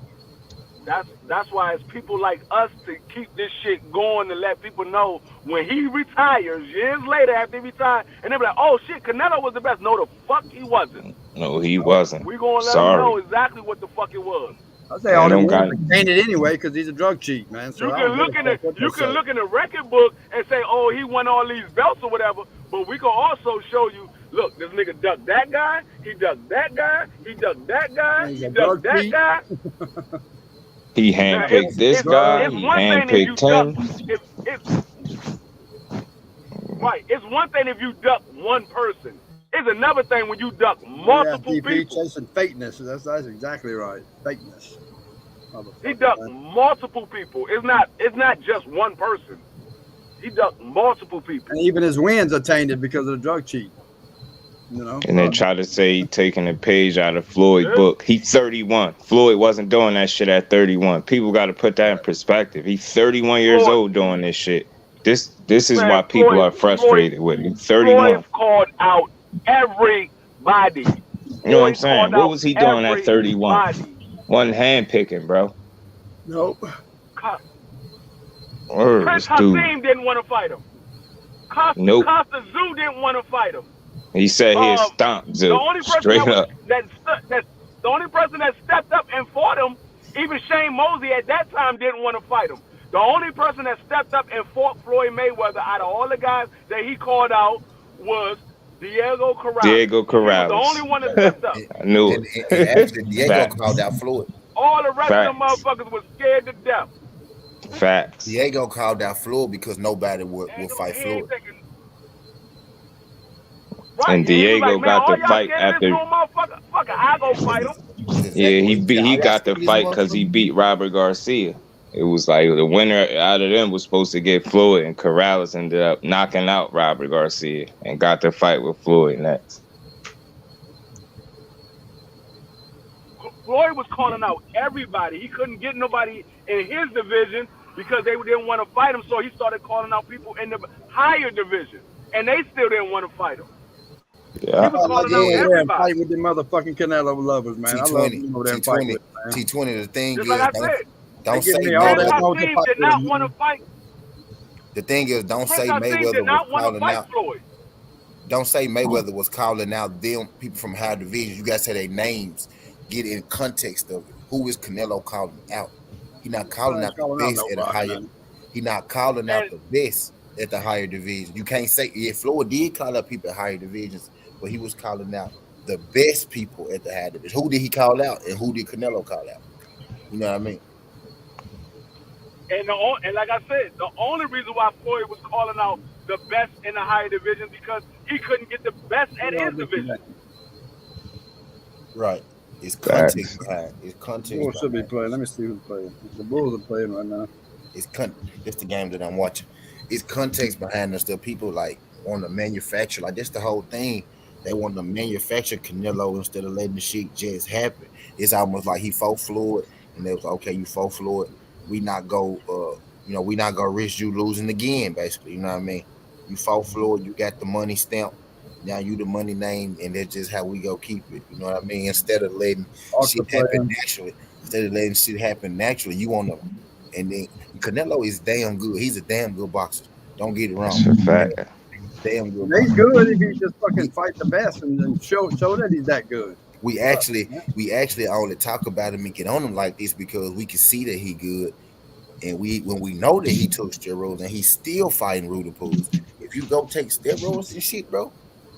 We already think you're good, bro. At least fight somebody, work to fight somebody we think that you may lose to. Yeah. But Canelo don't even talk. Find out who Canelo fighting from the media. Canelo talk a lot, bro.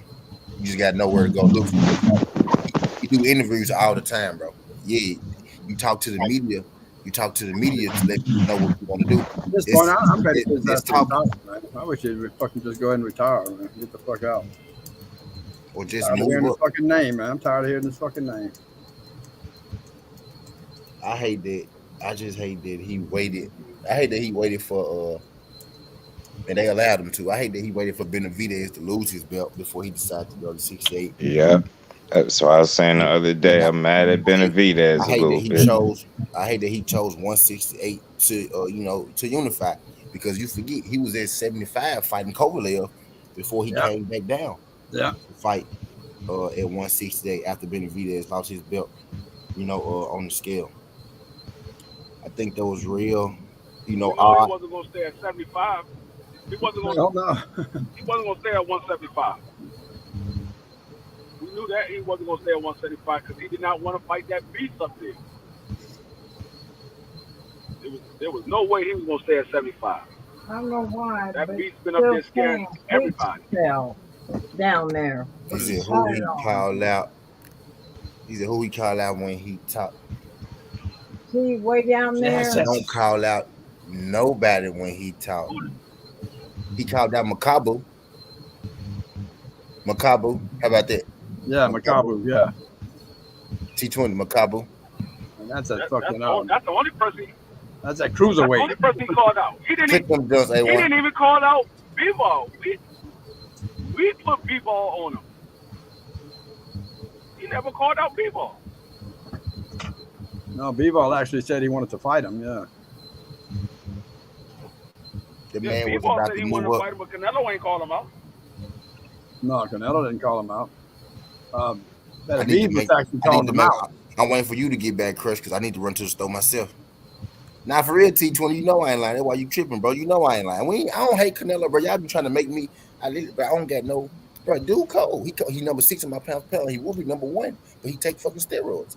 But y'all can't make me I'm getting ignore. where I hate the Y'all can't make me ignore the truth, bro. I can see he can fight. I got ass. I can also see that nigga ain't on my pound for pound at all. No, see what I'm saying? And I can't be on my pound for pound if you scared to fight the best. And I just put him back. I just put him back in. Be on my pound for pound if you scared to fight last year. Actually, last year those actually like so. I ain't. All right, can't do it. A1, click the links. Can't do it. Click them motherfuckers. I can't do it. Motherfuckers, A1. I cannot do it. I cannot put somebody in my pound for pound who's scared to fight somebody in their division. Here right now. Y'all see the links. Y'all see the links at the top of the screen. Click them jumps. Fuck the drug cheat. Like drug cheat just added on to it. Exactly. The drug cheat just added on to it. This nigga was already ducking motherfuckers before the drug cheat. Click all of them, A1. Don't just click all of them. Click all of them bitches. Click every last one of them. Click all of them. Appreciate y'all. Matter of fact, hit the like button too while y'all at. Y'all see this illustrious panel up here. How you gonna say somebody? How you gonna say somebody is a pound for pound fighter, but they not fighting nobody in their division? They scared to fight the top guys in their division. Yeah. And keep coming up with reasons why you don't have to fight the top guys. Appreciate that, fam. Appreciate that, fam. If you at the Stokers, you ain't got to come on right now. If you out, I thought you was already back at the crib. And the only reason why Bud is on my pound for pound is because he fought Porter. Before he fought Porter, Bud wasn't on my pound for pound. Hell yeah. If you're not fighting the top guys in your division, you can't be on my pound for pound. Yeah. And only reason why Tank is on my pound for pound is because Floyd ain't letting Tank fight the top guys in his division. Yeah. Tank said he want to fight him, but Floyd and Ellaby ain't letting him fight him. So that's I can't fault Tank for that because he don't make his own fights. Well, anyway, T, you looking at the fights this weekend? You been checking them out? Okay, I'm already ahead of the game. You already did it. Oh, that's right. I hope so. I'm already ahead of the game. Now I got some extra good jumps too working. Yeah, there you go, buddy. I mean, Ricky was on here talking about it earlier. There you go. I think I'm about to lose my best today, though. I can't do it.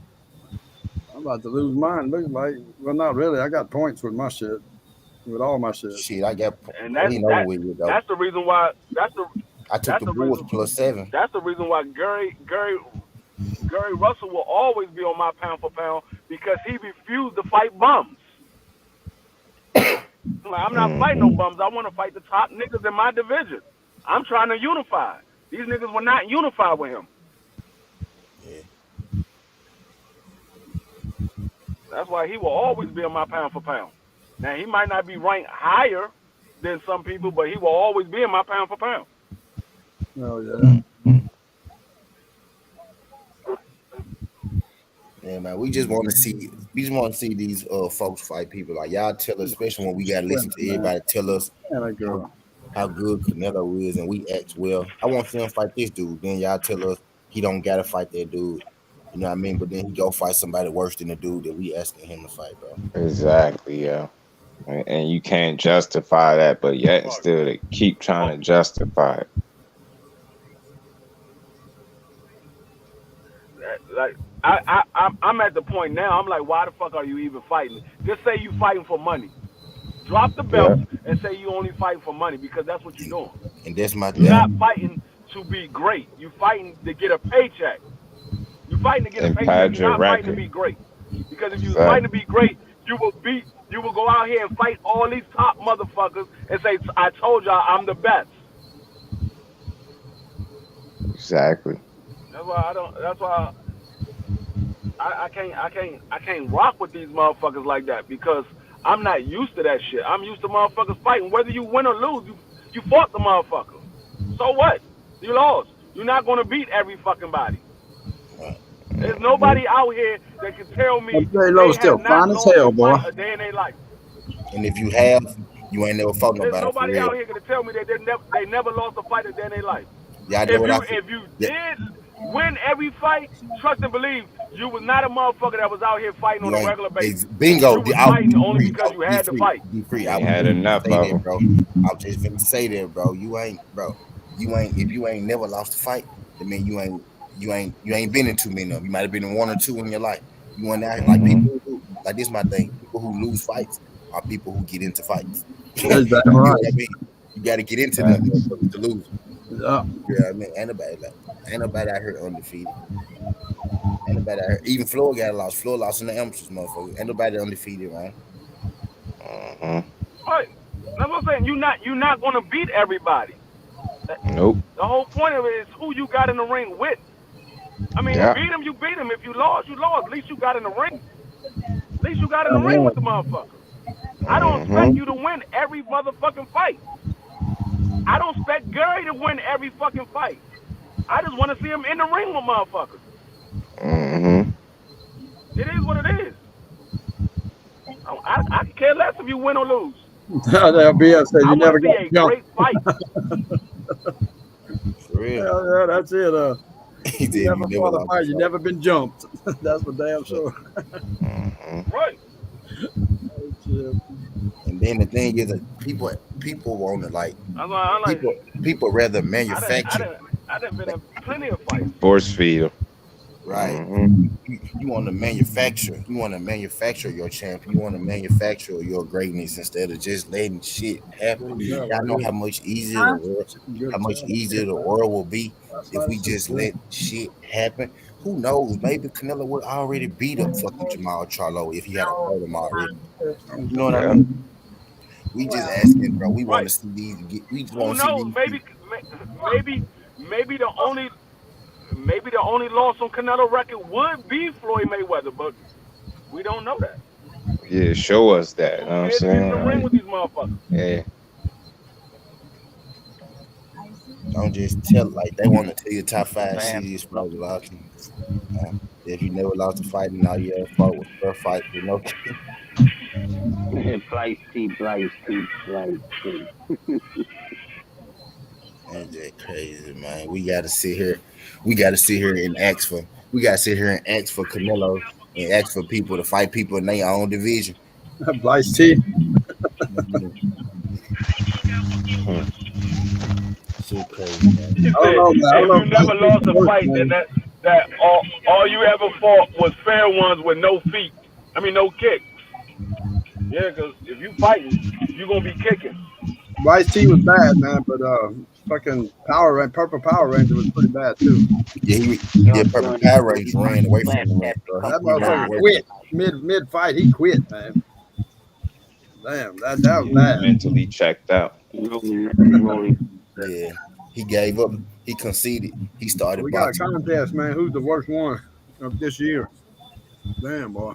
It's Chris Cobra because he did too much. He did too much talking.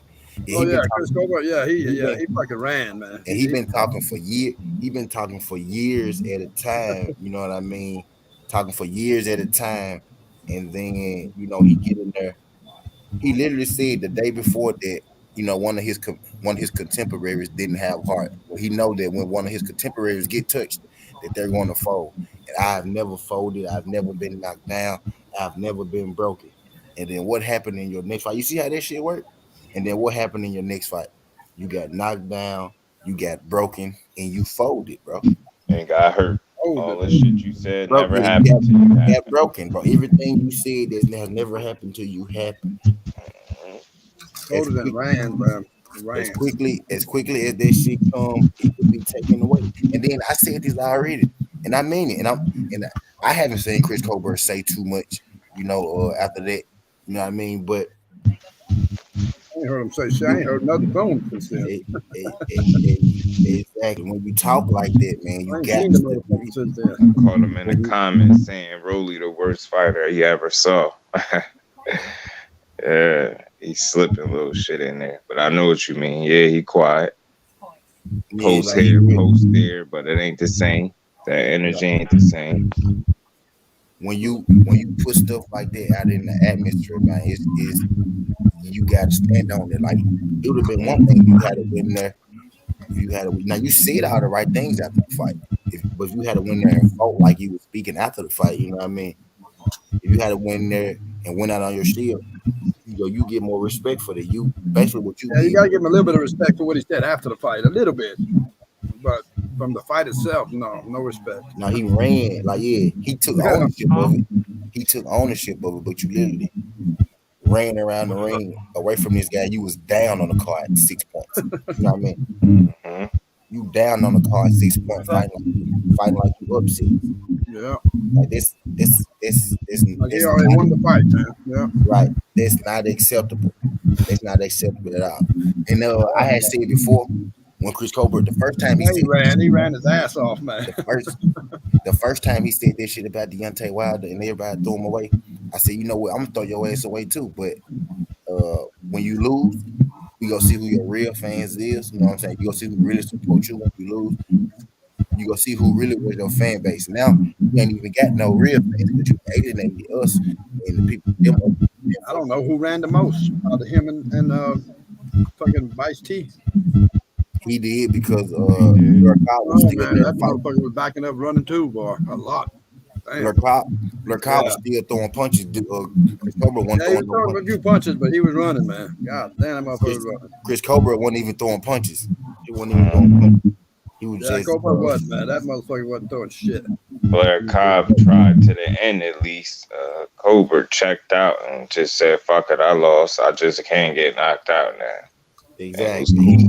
Lurkad did the exact opposite of what Colbert did. Actually, Lurkad said, "I'm gonna keep fighting. I just ain't gonna let him hit me no more." But he got hit more, but I'm not getting hit no more. But he kept his fighting spirit. They both suck to me, man. God damn. He had Rocha eye close, but he punched on him a little bit too. Landed some good shit. Just wasn't enough. Like I said, his own words said, "T.A. I'll be seeing how you stay robbing the Bookie G. The Bookie. I be seeing how you stay robbing the Bookie. I want to know how the fuck you been anyway. I'm trying to learn, bro. I got you, bro. This the show. This the plus minus show, man. It's shit, you know. When you ask a question, like it's really that simple, bro. That's really what I'm here for. Y'all don't be taking advantage of what this shit really be here for. That's really what I'm here for to help y'all get to understand. It's easy, like really, man. If you know sports shit, you got a channel. You do basketball. Go to that motherfucking thing. Pick the team you think you go in. Look at the numbers, add up at the bottom. Make your decision. It's that simple. It's that simple, bro. What's good? Somebody came here. It was good, Willie Big Japan's big. He said Blair Cobbs can't defend himself. He's just a great athlete. Right. Know what I was saying? He a hell of an athlete. He probably playing the wrong sport. You know what I mean? He damn near should have been like a safety or some shit. He probably would have been a hell of a safety in the NFL type shit. You know what I mean? He probably should have picked up a different sport. DP said Rocha hit him so hard I got activated in my ass 3K phone. He said, like, if I want to start making some money, little, what would you recommend betting? I bet a lot of, I bet basketball because it's always on. You know what I mean? Basketball, football, pretty much whatever it's on. Like whatever it's on. Fights every weekend. You can always count on that shit year round. MMA every weekend. You can always count on that. They have their schedules out, early. But if you got a basketball channel, G. So if I'm you, I bet basketball because that's what you know, right? I feel like I know everything, so I could bet everything because I feel like I know everything. You get what I mean? But if you know, bet on what you know. It'll be easier for you. Like for me, I've been watching sports my whole life. I literally sit down in front of TV, watch sports all day. So this shit kind of came like natural. You know what I mean? To me, you asking me how do you read the numbers? Like how do you read them to make the bets? Or you asking me for a site to go to? Or are you asking me for a good bet? You know what I mean? What you act like, if you trying to get you a little change, I recommend, you wait. Wait, I asked you like 3, 4 different things. If you trying to win you a little change, I say my best days are Saturdays because them the fight days. But I do this shit every day. I won twice this week already. You know what I mean? So That shit hit and miss. My thing is, don't bet more than you willing to lose. Keep that shit fun. Keep it fun for yourself. You know what I mean? Keep it fun for yourself. I bet because it add excitement to the game and shit. Like I'm mad as hell at the Knicks right now because they losing to the motherfucking Hawks, and I thought Knicks was a good underdog bet to make today. You know what I mean? So it'd be like that sometimes. He said, I know a little something about sports. I just want to optimize my chances. Yeah, I got you, bro. Like whatever you trying to do, fam. Whatever you trying to do, fam. Today it really wasn't too much going on, but you know me, I'm a bet on whatever the fuck. I really wasn't gonna do it. Then K hit me up with his shit. I was like, well, you know how that go. Yeah, but I ain't been in too many fights, but I'm undefeated. When if I take a L, I'm running it back like it's a trilogy. He's like, I guess I just don't get what like a parlay is. It's a parlay is all the games today. Like the games that come on today, you want to bet on. That's a parlay. Let's say Nuggets, Wizards, and the Jazz come on today. Betting the Nuggets, Wizards, and Jazz, that's one parlay. One bet for one team will be straight up. Anything more than one bet is a parlay. Two games is a parlay. Two games or more is a parlay. He said things like that, but I asked you because you be on our time. I be like, damn, this man making some good money. Yeah, like it's multiple bets is a parlay. The multiple bets you get, the least amount of money you can actually bet out your pocket. When it's a single bet, you bet more for your value, type deal. And it's a way. It's on some real shit. Like nigga, I was getting my ass bust up. Like my first year of this shit, I was getting my ass bust up before I really understood exactly, how to set them up, what to do, how to stack them exactly, what numbers to put with what, you know what I mean, type shit. So it took me a little second to get to it. Right now, I'm as good as I ever been. I ain't gonna lie to you. I'm good as I ever been right now. Type shit. It's making more sense. Like it ain't, and it's money. You know what I mean. So it ain't something that you want to be. It ain't something that you want to be. It ain't some. I see you back there, Crush. It ain't something that you want to be. Learning, experimenting with, like with big money, because that shit will piss you off. You know what I mean? But I actually started with big money. Like when I started out, me and my guy used to go to that wheel bet $50, $100 here, and I was betting it wrong. Like doing it now, I didn't even have to bet that much money. You know what I mean? I didn't even have to do that. Now I could bet. I could take a 5, and that bitch could take me. You know what I'm saying, through the moon. You get what I mean? But they come from me with time and me learning exactly what the fuck to do. You know what I mean? Shout out my guy, Anwar Willis. Appreciate you sliding through this joint, Anwar. Glad you could make it. Glad you could make it. He has done. He did. he stopped me and said, man, he went down and get past him on announcing the video. I'm earning motherfucking. Mikey Jackson. Okay, y'all talking about Mike. What's good, Anwar? Appreciate you sliding through this joint. I'm goddamn Knicks down 10, man. What the fuck is y'all doing, New York? What the fuck is y'all doing, New York? What the fuck is y'all out here doing, New York? We got the Warriors 74, the Magic 65, the Bulls 33, the Bucks 49, and we got the New York Knicks blowing my shit right now 60, and the Hawks is 70. Clippers and the Nuggets pop off at 9 o'clock. Oh, my bad. What app you use? What's good, BL? Shout out BL TV. He said salute to the family. Baloo. I said Baloo. BF said salute to the fam. He said, what you use the best skin, like what Apple site? My you could use Barstool Sports, you could use FanDuel, you could use BUSR, you could use my bookie. Them the four that I use. I don't use Barstool no more, but I use FanDuel, BUSR, my bookie, but Barstool Sports is a great app. Can't even lie. Now it's all good. It's all good. BF said he in the gym. No disrespect for him coming back. It's all good, fam. He said pick NY with no rounder. Yeah, I did. I took the underdog money. And I truly didn't know if Randall was playing or not because in that motherfucking thing it said day to day. You know what I mean? But yeah, I took him. I took him with no Randall because you know. They've been playing pretty fucking good lately. Didn't know Randall wasn't playing. Didn't know Randall wasn't playing though. It makes sense though. But now they down 7 points though, so maybe we giving them some good juju right now. It's 66-73. So shout out y'all. Shout out to the Knicks right now. Reversing my luck. Reversing my luck right now. Appreciate you. Knicks was the only team doing me bad right now. Knicks was the only team doing me bad right now. UNC Wilmington, I bet on that game too. I bet on the college basketball tournament. UNC Wilmington up 80-64. Southern Utah and UTEP start tonight. I bet on Southern Utah. This shit fun. I watch sports all day anyway, so I bet on it. Make the shit fun. Keep me interested. Roll my blunts, get high. Make it an event. Make it an event.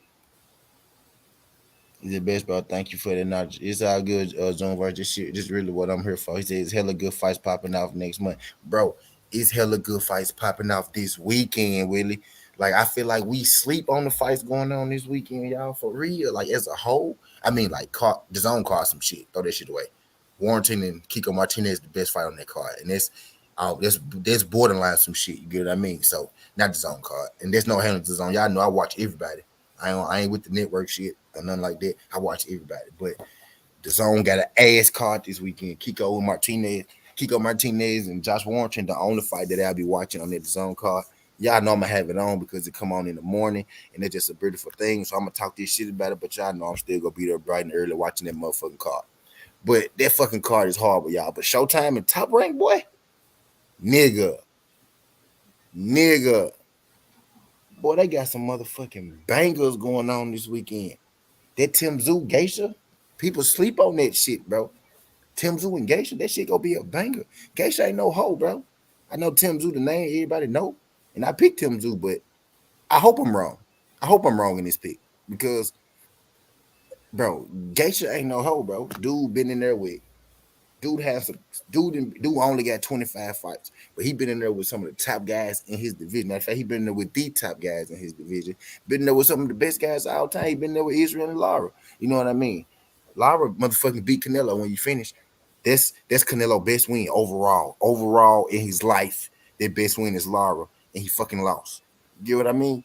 So if your best win is questionable, y'all know how I feel about that. But Geisha been in there with Lara. We got Terrell Geisha versus goddamn Tim Tszyu. We got Michelle Rivera on that fight card. He fighting against another undefeated fucking prospect. The dude he fighting is like 18-0. Michelle Rivera is like 14-0. Showtime be matching their prospects up harder than the bitch. You know what I mean?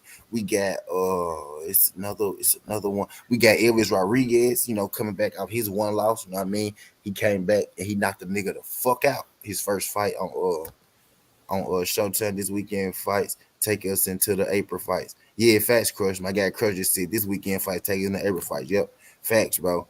Facts, bro. We got this is the first week of the year, really. You know what I mean? As far as the good fights and shit, as far as time, as far as man, like we about to get into a string of great fights. We about to get into a string of great fights, going to this 26. Elvis Rodriguez coming back this weekend. We got fucking Michelle Rivera coming back this motherfucking weekend. We got Joey Spencer, you know what I'm saying, fighting on the card this weekend. We got and this is just motherfucking Showtime. But yeah, we got Rivera, Spencer, goddamn Elvis Rodriguez. You know what I mean? That Showtime card go be a fucking banger. Hold on, I'm finna tell y'all the rest of the fights on there too, because it's like two more that I want to mention to y'all. And where is it? And Matthew McKinney. That wasn't the fight I was looking for. Trayvon Marshall. And we got Trayvon Marshall. We got Trayvon Marshall fighting this weekend. We got motherfucking Elvis Rodriguez. This Showtime. We got Trayvon Marshall on the Showtime card. Elvis Rodriguez on the Showtime card. Michelle Rivera on the Showtime card. And we got Tim Tszyu and Terrell Gates on the Showtime card. The Zone card suck. The only fight I'm watching is Kiko and Warrington. But on the Top Rank card, we got what's the main event to that, John? I ain't sure what the main event to that, John, is, but we got Jose Zepeda, coming up on that goddamn Top Rank card. We got Haven Brady Jr., a prospect that I like coming up on that Top Rank card. We got motherfucking Tiger Johnson, another Olympian, and coming up on that top ranked card. We got Jose Vargas. That's the dude that Jose Zapata, knocked out the young guy. Zapata knocked out the young prospect. He making his return on that card. But we got some good ass fights coming up this weekend too as well. But yeah, April do start the big fights. But this weekend, I'm expected to be highly entertained with the fights we got coming up this weekend. His admission interview with Team Andrade. Did y'all mention Charlo and Canelo? Yeah, Crush the Legend actually took care of that interview. Shout out my guy Crush. Yeah, he answered. He answered some Canelo. Really, we had him in. We hit him. Really, we hit him up on the Benavidez situation. I like to talk about fights that's realistic, and I really don't think that Canelo trying to fight that guy. You know what I'm saying right now. But Benavidez stated that he does want to fight that guy. You know what I mean? So I was, we asked him more so about Benavidez more so than Canelo. They did ask him about Charlo. He said that nobody's ducking Charlo. You know what I mean? He said that the contract wasn't right. We did get to ask him, but we actually gonna have his father in here too a little later. We gonna bring him back. We gonna have his father on, as well.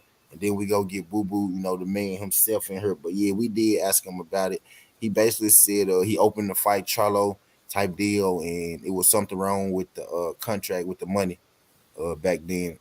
Basically, is what he said. He said Canelo don't want to fight him, which is why he said what he said. He a harbor fighter and he an easy fight. He said that because he said he feel like Canelo said that because Canelo don't want no smoke, and I 100% agree with him. But the fight that we kind of was pushing at him was the goddamn David Benavidez fight because they're at the same division right now. David Benavidez came out not too long ago and said that he'll be open to fighting Boo Boo Andrade, and said that's the fight that I want to see. To be real with you, David Benavidez versus Boo Boo Andrade. I heard Spawn war stories that they already got it on in Spawn. You know what I mean? So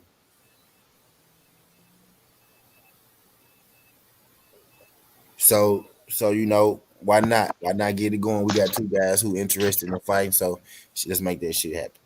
But yeah, he did come through. He did come through, and I'm glad my guy Bon Kui missed it because he came in here talking that shit that day, and I said I hope you missed it when he came through, and he did.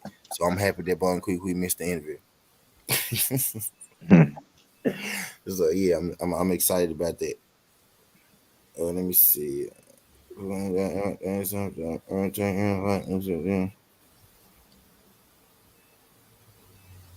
they trying to. Yeah, they. So I think Alexander Usyk. The media saying Alexander Usyk coming back. I wouldn't be surprised if he came out yesterday that he not, because you never really know, really with the media type shit. But now I'm hearing reports that Alexander Usyk is coming back.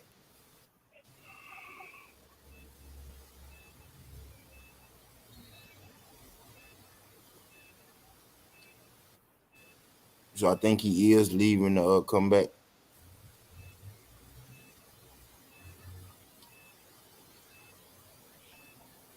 What the fuck is wrong with Riley?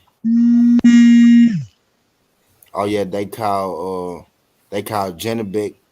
WBO ordered Janabek to fight a guy named Dignam. Janabek, Alim. I'm a butcher his fucking name. Y'all know who Janabek is, man. Y'all know Janabek last name. Alim Kanula. I'ma fuck his name up. But Janabek, he's supposed to fight some guy named Dignam. Janabek was scheduled to fight either Boo Boo, but Boo Boo moved up to 168. Then he was scheduled to fight Jaime Munguia, but Jaime Munguia chose not to fight Janabek. And I'm really confused right now because Jaime Munguia chose not to fight Charlo or Carlos Adames, right? That's the WBC route. And he also chose not to fight Janabek, which is the WBO route. So did this nigga just give up his ranking? You know what I mean? Did he just give up his ranking? Like I'm not really necessarily gonna consider Charlo being a duck. Adames is most definitely a duck. But when you give up your motherfucking WBO title eliminator and you give up your WBC title shot and title eliminator, I got a question. What the fuck are you really doing out here? You know what I mean? I'm confused. Like, but I gave my piece on Hammond. I don't really want to get back on that Hammond and Gill situation because I'm just I don't know what bro doing. I want to understand what's going on with bro. Like I'm not, bro. What the fuck? What is he doing? Like he been turning down title shots for like 2 3 years. Seriously, I've heard more times that he decided not to fight a guy, not to fight a big name, than I heard about him actually going to fight a big name. Like, why is he constantly getting? How is he constantly getting these mandates and eliminators, and he turning them down? You get what I mean? Like nobody else. Why he still ranked that high? Don't you supposed to lose your ranking if you turn down some shit like that? Y'all told I saw this, and I'm saying it to say this because I saw y'all tell, Luis Ortiz, that he had to fight Charles Martin in the title eliminator, right? And he did. He fought Charles Martin in the title eliminator, won by knockout. And then right after his fucking title eliminator, y'all put him back in the. Y'all said, okay, we want you to fight another title eliminator against Hergovic. He said, "Nah, I'm not fighting Hergovic. I just fought Charles Martin in the title eliminator. Why I got to fight Hergovic?" So y'all gave his spot to Hergovic. Now you got Hergovic was supposed to fight Tony Yoka. Tony Yoka accepted, and then some kind of way y'all made Tony Yoka have to pull out or whatever. And then he ended up fighting some guy that I never heard of for a title eliminator. So if Ortiz could say, "Nah, I'm not fighting a double title eliminator because I just fought one and lose his spot," how the fuck is Hammer Munguia constantly getting these title shots and title eliminators? You know what I mean? How didn't he lose his spot if Ortiz had to lose his shit because he didn't want to fight a double eliminator, and Hammer Munguia won't even fight one fucking eliminator? You get what I mean? You get what I mean? But what happened? Somebody can say. But anyway, I want to talk about a fight that's probably in the works. That's gonna happen by default, kind of like that. Shakur Stevenson versus uh Valdez. no not that one. They had to make Valdez fight that one. Shakur Stevenson versus O'Shaka Foster. Like that Mm. just probably go happen by default. He go another fight that might happen by default, y'all. Jamal Charlo versus Carlos Adames. Now I don't know if y'all know who Carlos Adames is, but Yeah, I do. yeah, but he just had a fight with Sergio Derevchenko, and boy looked damn good. I say this: if we get that Carlos Adames and Jamal Charlo fight, I'm gonna be happy and I'm gonna be pissed. I'm gonna be pissed because I see the play. You know what I mean? I see the play, but I'm gonna be happy because that's a damn good fight. And if my boy Charlo does have to lose prematurely, you know what I mean, before he get to where he going, I can see Carlos Adames, you know, stepping into that place and handling his business, holding his own against whoever. And this is gonna sound crazy to y'all, but right now, I think Carlos Adames could beat anybody at 154, 160. You know what I mean? Definitely a talented dude, man. Skill, yeah, skill for skill, talent for talent, speed for speed, punch for punch, power for power, footwork for footwork. He as good as anybody. He's like one of the sleepers in the division. Exactly. He's Hmm. as good as anybody. And he said he Hmm. won't smoke with anybody from 54 to 60. Anybody. He got Anybody. he got an interesting skill set, boy. Facts. He can fight. Fight. That boy could box, he could counter punch, With some he got decent pop. power. Exactly. Exactly. He's an all around, he's what you call an all around fighter. He's an all around boxer. When you're going into when you're going into the fight with these right there, man. Don't see me. When you go into the fight with Carlos Adames, I advise you to bring your chin strap. You know what I mean? I advise you to Yes, bring your sir. chin straps. I didn't see Munguia. I didn't see Munguia not fighting Charlo as a duck, but I'm a little disappointed he didn't fight Adames. You know what kind of fight I really want to see now? I want to see Janabek versus Carlos Adames. and they trying to push this Janabek guy like he just the boogeyman, like somebody scared him. Oh, Boo Boo Andrade didn't want to fight Jan. No, Boo Boo probably didn't even know who Janabek was. Boo Boo moved up because he wanted to fight Canelo, and he tired of y'all pushing these white people that he never heard of on him. You know what I mean? Even then, he moved up and y'all made him fight Zach Parker. You know what I mean? We got my guy T20 who feel like Zach Parker go get him. You know what I mean? Zach Parker only has a punch chance. Hayes Beecher said Murata ain't no slouch when I bet on Triple G. Man, I think Triple G go kill Murata. Murata ain't Yeah, had I think he's gonna fucking. Murata He ain't got had enough defense. a year and a half, Hands. Probably 2 Murata years. get hit often. Facts, man. He get hit way too often. I don't think that man had a fight in about 2 years. I don't think he had a fight in about 2 years, a year and a half, or whatsoever. When it come, Triple G gonna fuck him up. I think Murata's status says inactive right now. Maybe active because he just signed to fight Triple G. But the last time I checked, his status was inactive. I kind of hope Murata win that fight against Triple G for different reasons. Yeah, I wouldn't be mad. I wouldn't be mad at all if Murata pull off an upset. I hope he win for a couple different reasons. One, because that'll get Triple G off them belts. You know what I mean? That'll get him off the belt he had the longest. And I also hope he win so Canelo will be forced to pick another direction. Because he know we don't want to see you fight Triple G. And he know we not go pay to see him fight Triple G if Triple G lose to Murata. So I think I kind of want him to lose so Triple G have to go another direction. Is Murata So we signed? ain't gotta see no trilogy for real. Exactly. Is Murata signed with the Zone or Golden Boy? Is he with the Zone or Golden Boy?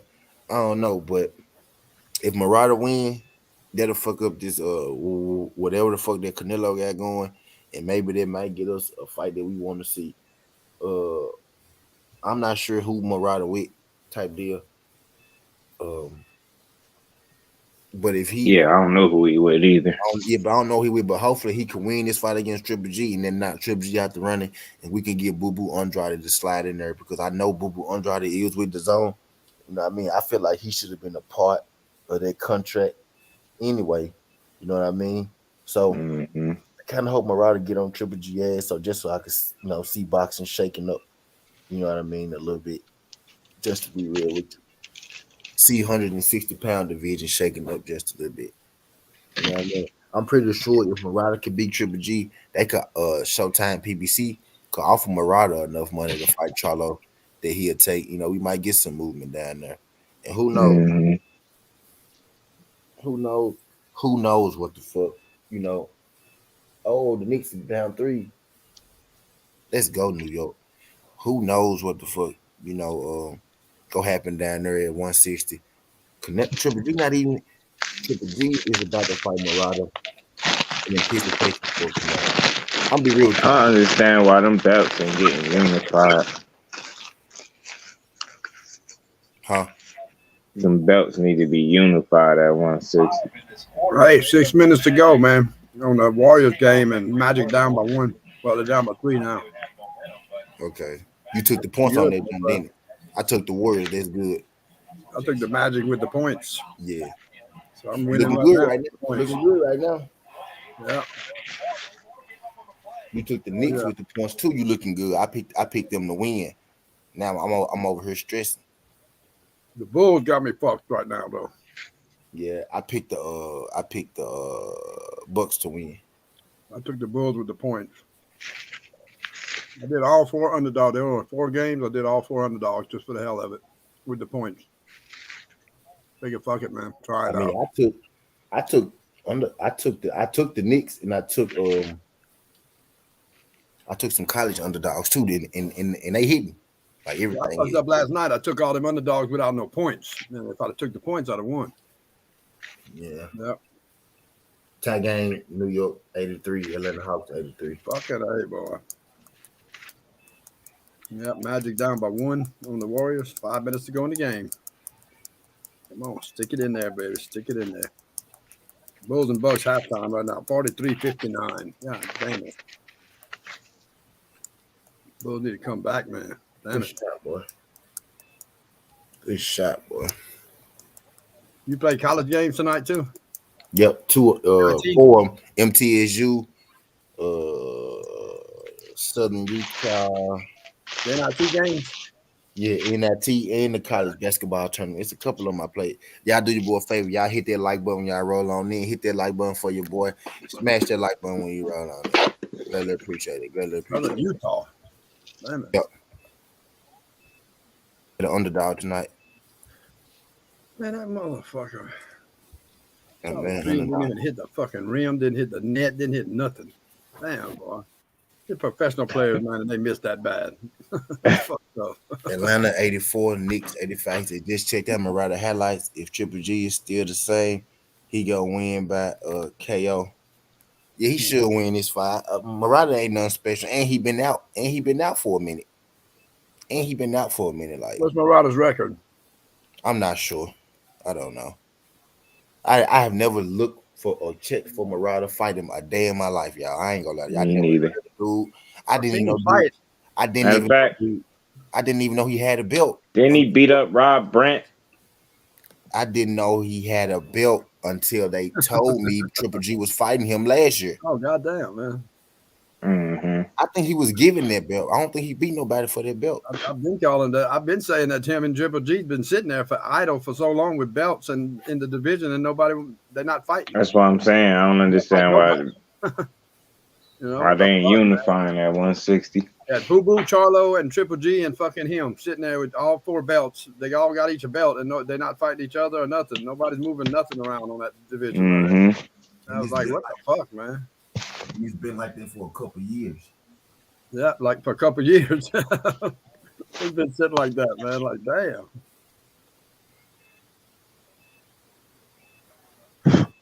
Nobody trying to fight nobody. He said, yeah, he beat Rob Brant. What year did he beat Rob Brant? And I don't even think he won. I don't even think that was for a title, man. I think they gave him that fucking belt. Rob Brant had a belt before. Man, I just bet on Rob Brant. His last fight, Rob Brant got his ass smoked.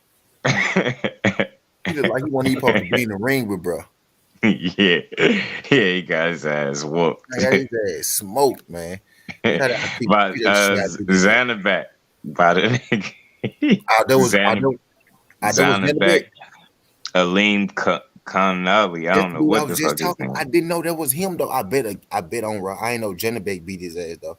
This dude I was talking about did Zanabek, whatever his name is. This dude I was talking about that Hamid Munguia turned down for the WBO. This dude that got a fight with a dude named Sigma or some shit like that. Zanabek. I was just talking about him. I ain't know this the guy that beat Rob Brant last, but yeah, man, Rob Brant got shit beat out of him by Zanabek, man. I lost money. Yeah, he fought Murata in 2019, Rob Brant, and got TKO in the second round. Was that for a belt?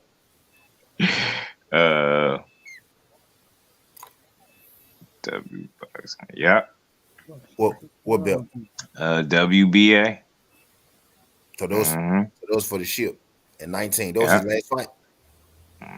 That was who? Murata? Yeah, Murata fought one more time after Rob Brant. He fought Steven Butler and TKO him in 5 rounds in 2019. So he ain't had a fight since 2019. Exactly. That man been inactive. How the fuck do he still got that belt is my question. Yeah, he been holding on to that shit. Belt. This man that had a fight since 2019. Didn't get stripped, and he about to come back and fight fucking Triple G. So yeah, there's 2 belts on the line. It's Triple G, IBF, and he got that WBA. Yeah. So that's a unification all this time. Well, shit, at least. Yeah. But see, Triple G don't be wanting to fight nobody, yo. Except Murata. It's crazy. Bro. Triple G don't be wanting to fight nobody, not anybody that's not anything but Canelo. With this fight, and I don't think Triple G deserves a chance with Canelo. He ain't fought nobody since he fought the last time. God damn, man. I mean, it's to me, it's like from a skill standpoint. He fought Derevyanchenko, he lost, and they gave it to him. Mm-hmm.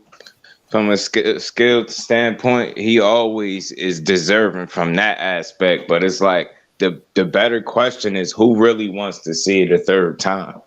Exactly. That's a better question. Oh, don't nobody want to see it. You know how that fight pretty much gonna play out, unless Yeah, you got an that old ass age caught up to Triple him G, and he man. gets stopped this trip. Damn, you got an old ass Triple G fighting this time, man.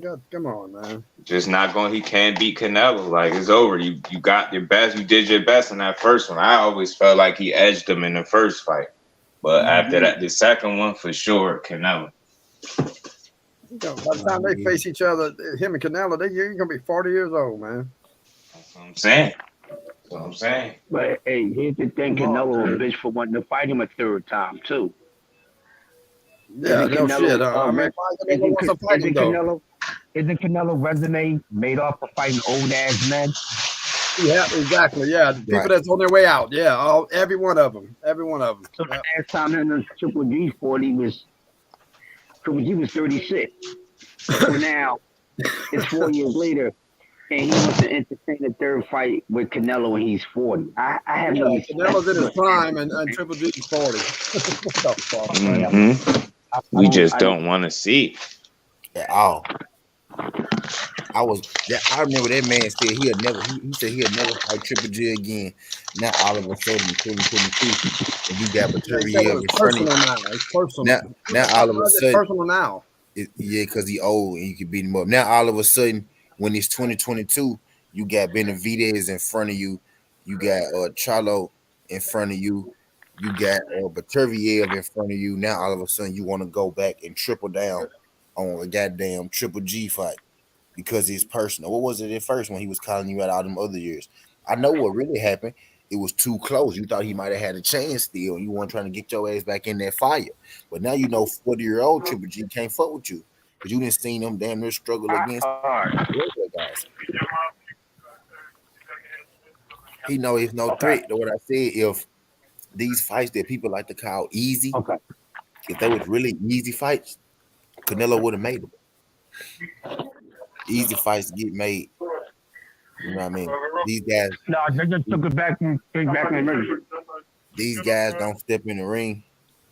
These guys don't step in the ring with nobody. These guys don't step in the ring with nobody that they don't feel like they could beat.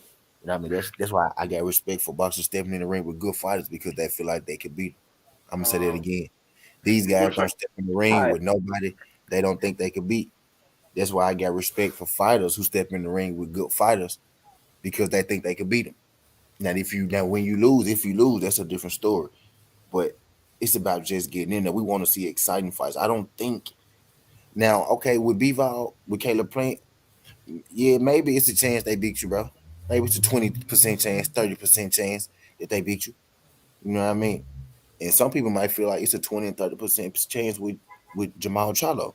But the thing is, you gave those other guys their 20 and 30% chance, but one of them not getting a 20 and 30% chance. You get what I mean?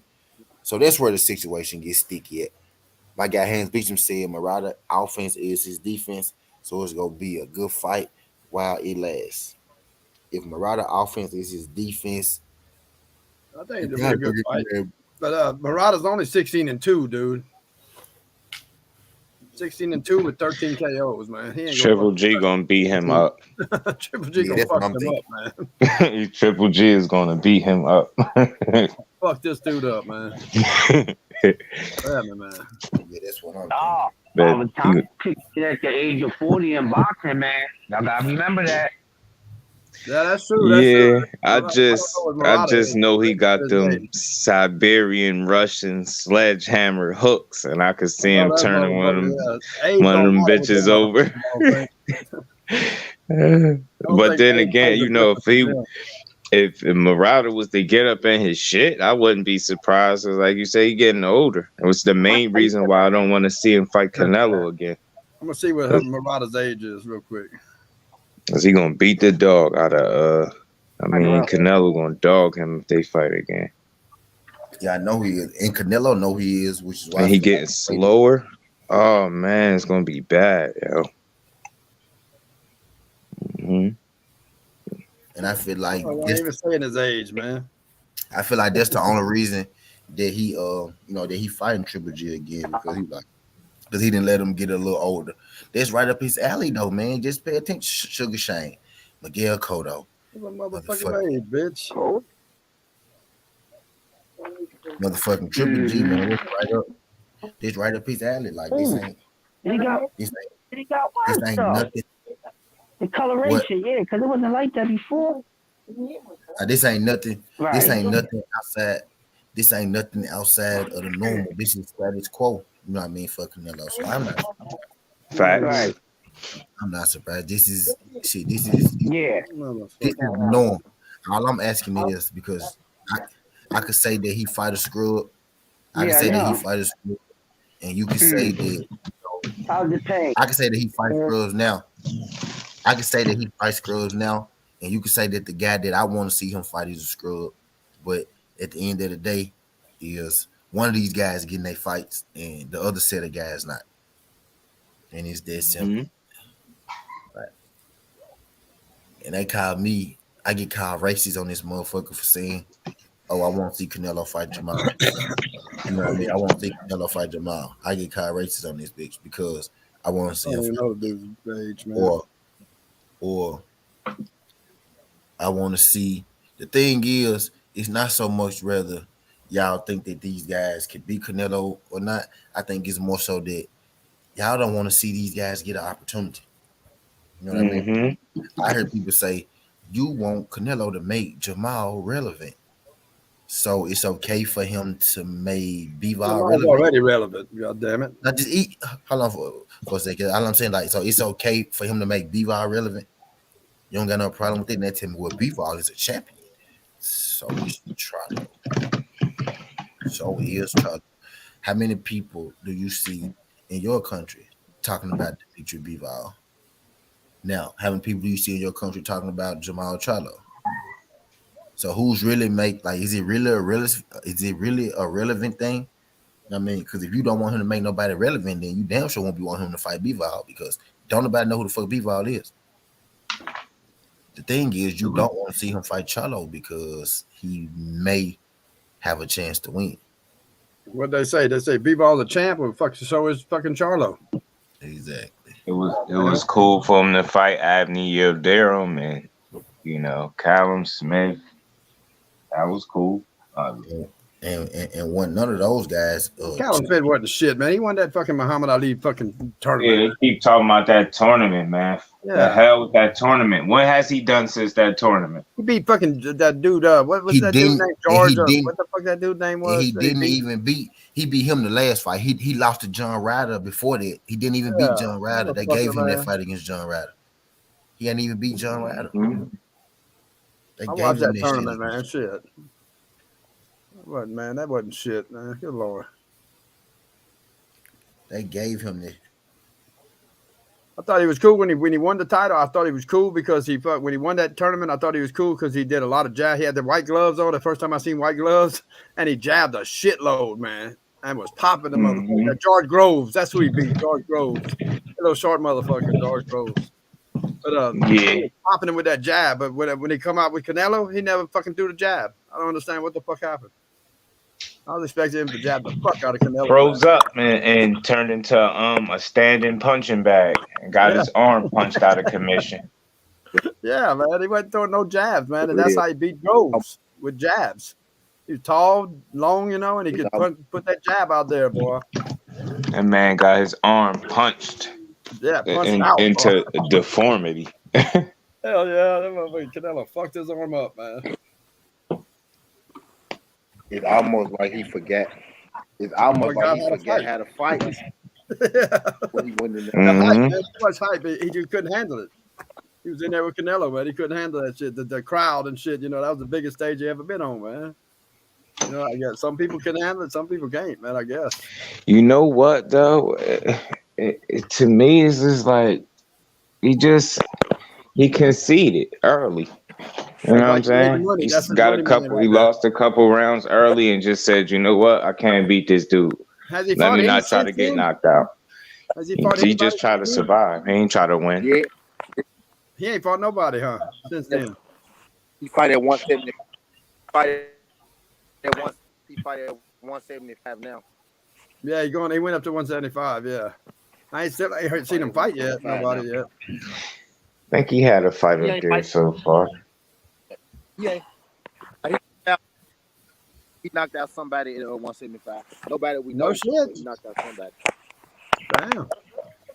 Yeah, he knocked out somebody at 175. Well, damn. Hell yeah. Damn it, man. He knocked him out quick. He knocked him out quick too. And fucking Billy You Joe. almost That's another joke right there, Billy Joe. Well, fat as hell, man. you almost the way he looked at 175, you almost wouldn't even be able to tell that he fought Canelo and didn't throw a fucking punch. Yeah. Yeah, I don't know what happened there. Yep.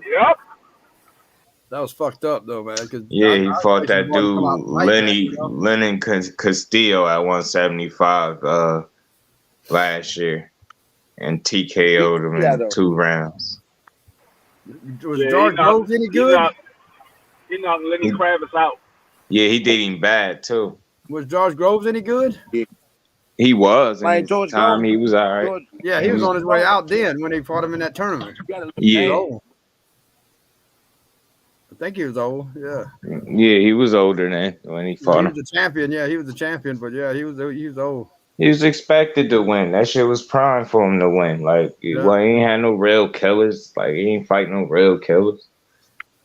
Just a real technical boxer. I was really looking at him good because he was jabbing the fuck out of George Groves, man, and that's what made him win the fight, man. That because George Groves couldn't get to him, you know. He used that height and reach against Canelo. He would have had a better shot. He let Canelo get where he wanted to get and land where he wanted to land. Groves and Canelo about the same size, so I figured that he would just do the same thing to Canelo, just keep that jab. Groves probably taller than Canelo. Canelo, a little motherfucker, man. And that motherfucker never fucking threw a fucking jab, man. I was like, what the fuck are you doing, man? Yeah, gunshot. Hands getting clipped over and over.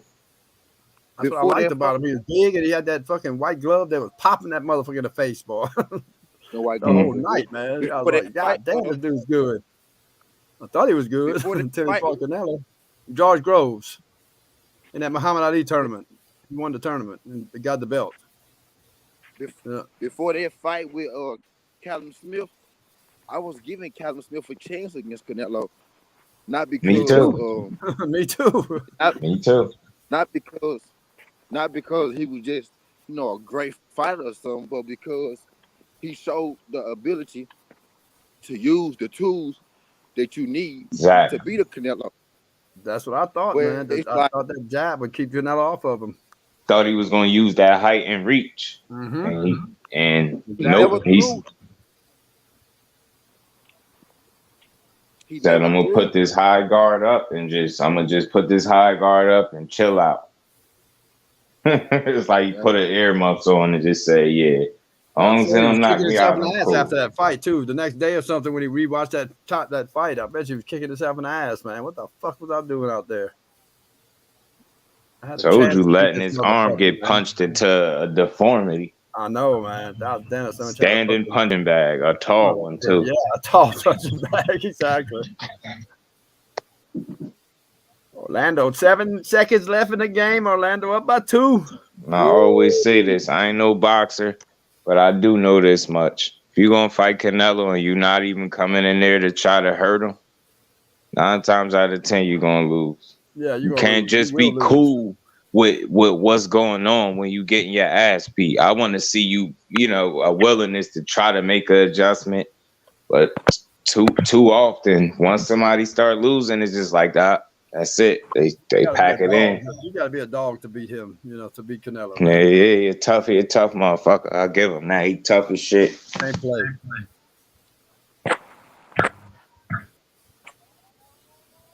Even though he's a drug cheat, but he's very beatable. Very beatable. I don't like him about that, but he is gifted, man. He is a gifted fighter.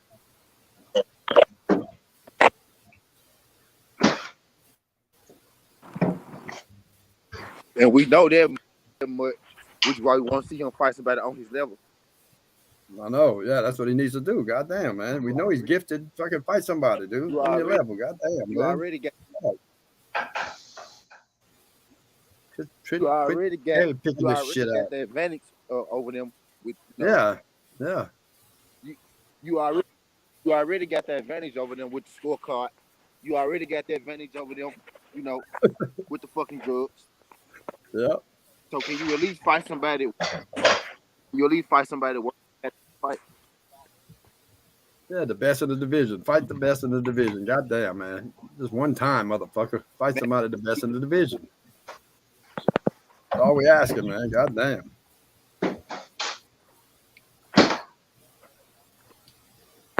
Fucking Bulls gonna blow my shit for me, man. Motherfucker, you. The Knicks are up on the Hawks, boy. About 5 points. Magic Magic just beat the Warriors. fucking Warriors by 4 points, man. My points didn't even matter. Hell yeah, I won that game. You thought I was crazy picking the Magic, man. I told y'all. Steph Curry, man, not there, man. I'm telling you, man. Steph Curry, man. It's not good without him. I ain't know that though. Shit, know what? They still supposed to won, got that. Yeah, Steph Curry, he's done for the season, man. Shit. I ain't know. Damn, he is. Oh yeah, he's out for the season. Yeah, he's out. Damn. What is his ankle? His ankle, yeah. Torn ligaments in his ankle. Now, how crazy is that? I ain't watched none of that shit. I just took a guess because before he turned into the Steph Curry most people know, I remember when they used to have the jokes saying he had tissue paper for ankles and shit like that. He used to stay hurt. And the way he turned it around is just crazy, but I'm just not surprised to hear that it's an ankle. I was just a shot in the dark. The guy got a favoring foul because he elbowed him in the ankle. He dove out of bounds, and Steph Curry was already on the ground. And he planted that elbow right in his fucking ankle. That's weak as see. That's bullshit. Yeah. That's bullshit. Yeah, that was out. Yeah, he got a penalty for it. And it really was an ankle. That's crazy. I ain't watching none of that shit. Then the same dude fucking turned right around a couple of plays later and got who he hit Clay Clay fucking kicked him like a karate kick right in the chest. Got another foul. That was a faking foul for sure. That one. Damn it, boy. That dude, man, was trip, man. He was out there to hurt them boys, man. He wanted them out of there. A karate kick in the chest, man. You said can't beat him, hurt him. Fuck it. Take the top guys out, and then we'll take care of them later, man. We could beat them anytime. And that's what he did. Damn it, boy. That's 2 in a row the Warriors done dropped, man. Without Steph Curry, man. They won the first one without him. And I thought they were going to be all right, man, with Green back and fucking the crew, back. The whole team's back except Steph Curry's out now. So they won that first one, and I was like, okay, they'll be all right. Shit, I don't know. They lose to the Magic, man. Imagine you going to your first. Imagine going to your first basketball game. You going to see the Warriors and Steph Curry hurt. Ooh, boy, that would suck. Oh, Yo, you want to talk about mad? Yo, fuck that. Yo, what? Oh, man. Damn, man. Steph Curry did what he did that with that one game he wasn't playing. That girl went over there. That girl went to see him. Went to see some girl. She made a special trip to the Warriors to see him play, and he laid out that game. And so he ended up finding out about it. The media talked about it, and he found out about it. Social media and this shit. He found out about it. He ended up flying her and her family to the game, being his special guest and all that shit. So he stepped up and did good there. That's dope. Yeah. I like Curry, man. He just got hurt, man. He's hurt now, man. Fuck, Yeah. Torn ligaments. He said he was walking on it, though. He said that he seemed like he's okay, but the doctor's not releasing him. And he just do too much running to even risk it. If you ever watch how he play, it's all he do. Just watch him. Like he hard. That's other than him just being a hell of an athlete. He a busy motherfucker. He in shape he be in shape like a motherfucker. He be running. Place, man. Oh yeah, all he do is run when he be on that court. Maybe he'll be back for the playoffs. Hopefully. Hopefully he'll be back. But the last 10 games, he's out for that for sure.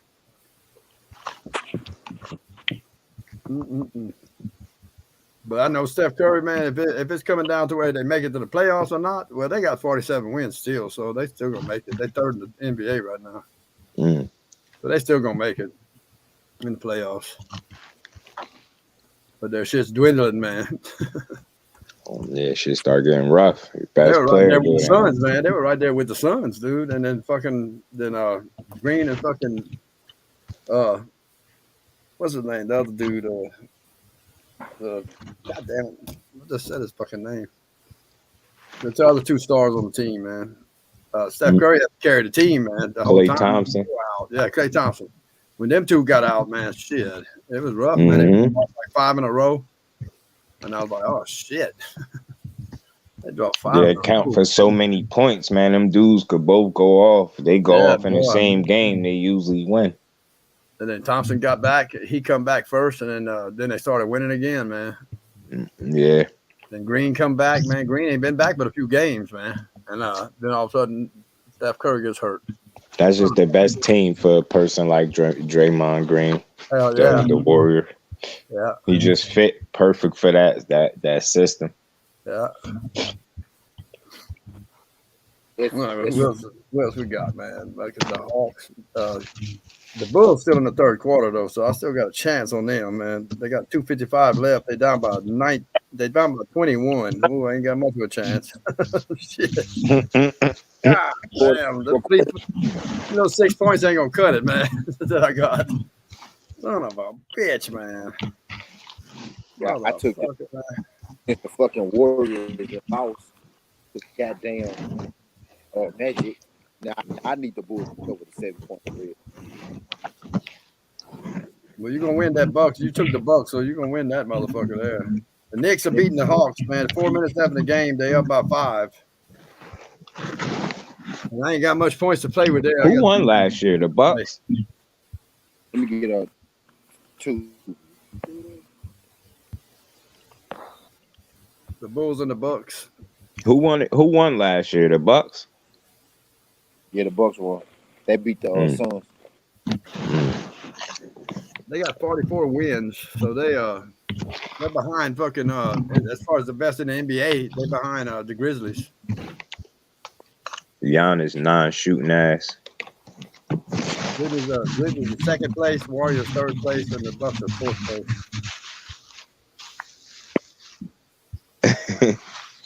I'm ready to roll up now, goddamn. I already beat you to it. I got one sitting right there in front of me. Hey, I went to see my probation. I didn't go see her. I called her. And the only thing she got on to me was that I didn't get none of my shit done this month, So she said, I expect you to have I'm supposed to go. It's not Mother's Getting Drunk Driving shit. I only got one of them classes. I'm supposed to go to Narcotic Anonymous classes, man. 2 a week. Damn. Narcotic Anonymous. Man. She said, I expect you by the time you call me back in next month, by the 26th of next month, I expect you to have at least 6 to 8 of them classes done. I said, all right, that's cool. They're free. I said, okay, I'll do it. And I'll take care of it. Yeah. But that was cool, man. So she didn't say nothing about drug testing or nothing. Huh? Yeah, that's cool. Yeah, nothing about drug testing or anything. That was cool. Times like this, motherfuckers need a little bit of weed, man. Yeah, I'm scared to smoke weed, though. You stay in your system 30 days, man. Yeah, no doubt. 30 days. See, I can do my shit and it stays on my system 5-6 days. Mm-hmm. Yeah.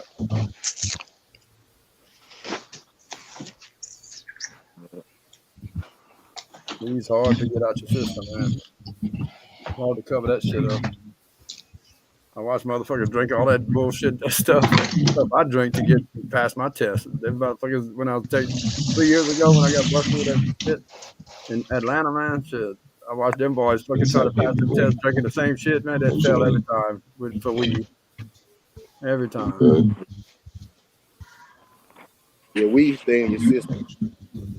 Yeah, and I'd snort cocaine before the class starts, dude. In my truck, snorting that shit before I go into class, and then shit random drug test us. I'd be like, oh shit, and I fucking be drinking that shit all day. Shit, I'd pass my test.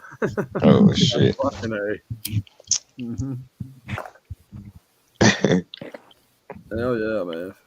So then I met 2 other guys over there, and these are cool guys, man. One's in Atlanta, one's down the road from me here, man. But they were selling that shit. I met them over there. You know, they were like, "Man, you do that shit?" I was like, "Hell yeah, man!" But they heard what I got busted for, and so they approached me kind of like, "Hey, man, I can get that shit, man." I was like, "Hell yeah, dude, fuck yeah!" So I started hooking up with them guys. Man, it was cool as shit. Find me all kind of connections. In court, yeah. Go to court with them, and you know, go to jail with them. You find all kind of connections in jail, man. Yeah. I was only in jail for a day, you know, overnight, one night. Yeah. I got released fucking 6 hours after I was there, man. I went to court and they released me. You know, but I sat in a cell for freaking like another 14 hours, man, to get released. Son of a bitch, man. Yeah, that be the thing. Yeah. They gonna make you wait that that process. Fucking motherfuckers, man. And they don't give a fuck, boy. Them cops, them jail people, they don't give a damn. Nope, not at all. That's them. They'll really fuck with you. They'll make you wait longer. So I didn't say shit, man. I just set my ass on the floor. Especially if you got family known for getting locked up and shit. Nah, man, they like to play their games and shit. I didn't want to ruin my buzz because I've been getting high all day, man. Fucking then when I got arrested, I didn't want to ruin my buzz. So every time food would come in, I'd give that shit to them guys. Hey, here, you want this shit, man? I don't want this shit. Bologna sandwiches for every fucking meal, dude. Bologna. Even in the morning, when the morning breakfast come in, a big fucking thing of grits. I mean, a bunch of grits, man. Fucking cold ass grits with bologna. I'm like, fuck this. Here, y'all want this shit? I mean, nothing, man. No taste of nothing of that shit, man. Fuck that. No coffee. Nah. No coffee. No coffee in the mornings. Oh, hell no. Man. Give you a cup of water. Cup of water with your drinks and a little pack of that Kool-Aid shit, whatever. A little bitty ass pack. It would barely even turn the color of the water, but it didn't even taste it. I'm like, what the fuck, man? But that's what you get, Fulton County. That's what you get, man.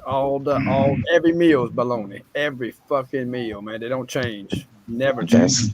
That's crazy. Every Every day. day. Was telling us that in court. He was like, y'all want to get sent upstairs, man? You know. So every day they giving niggas bologna every single day for every meal.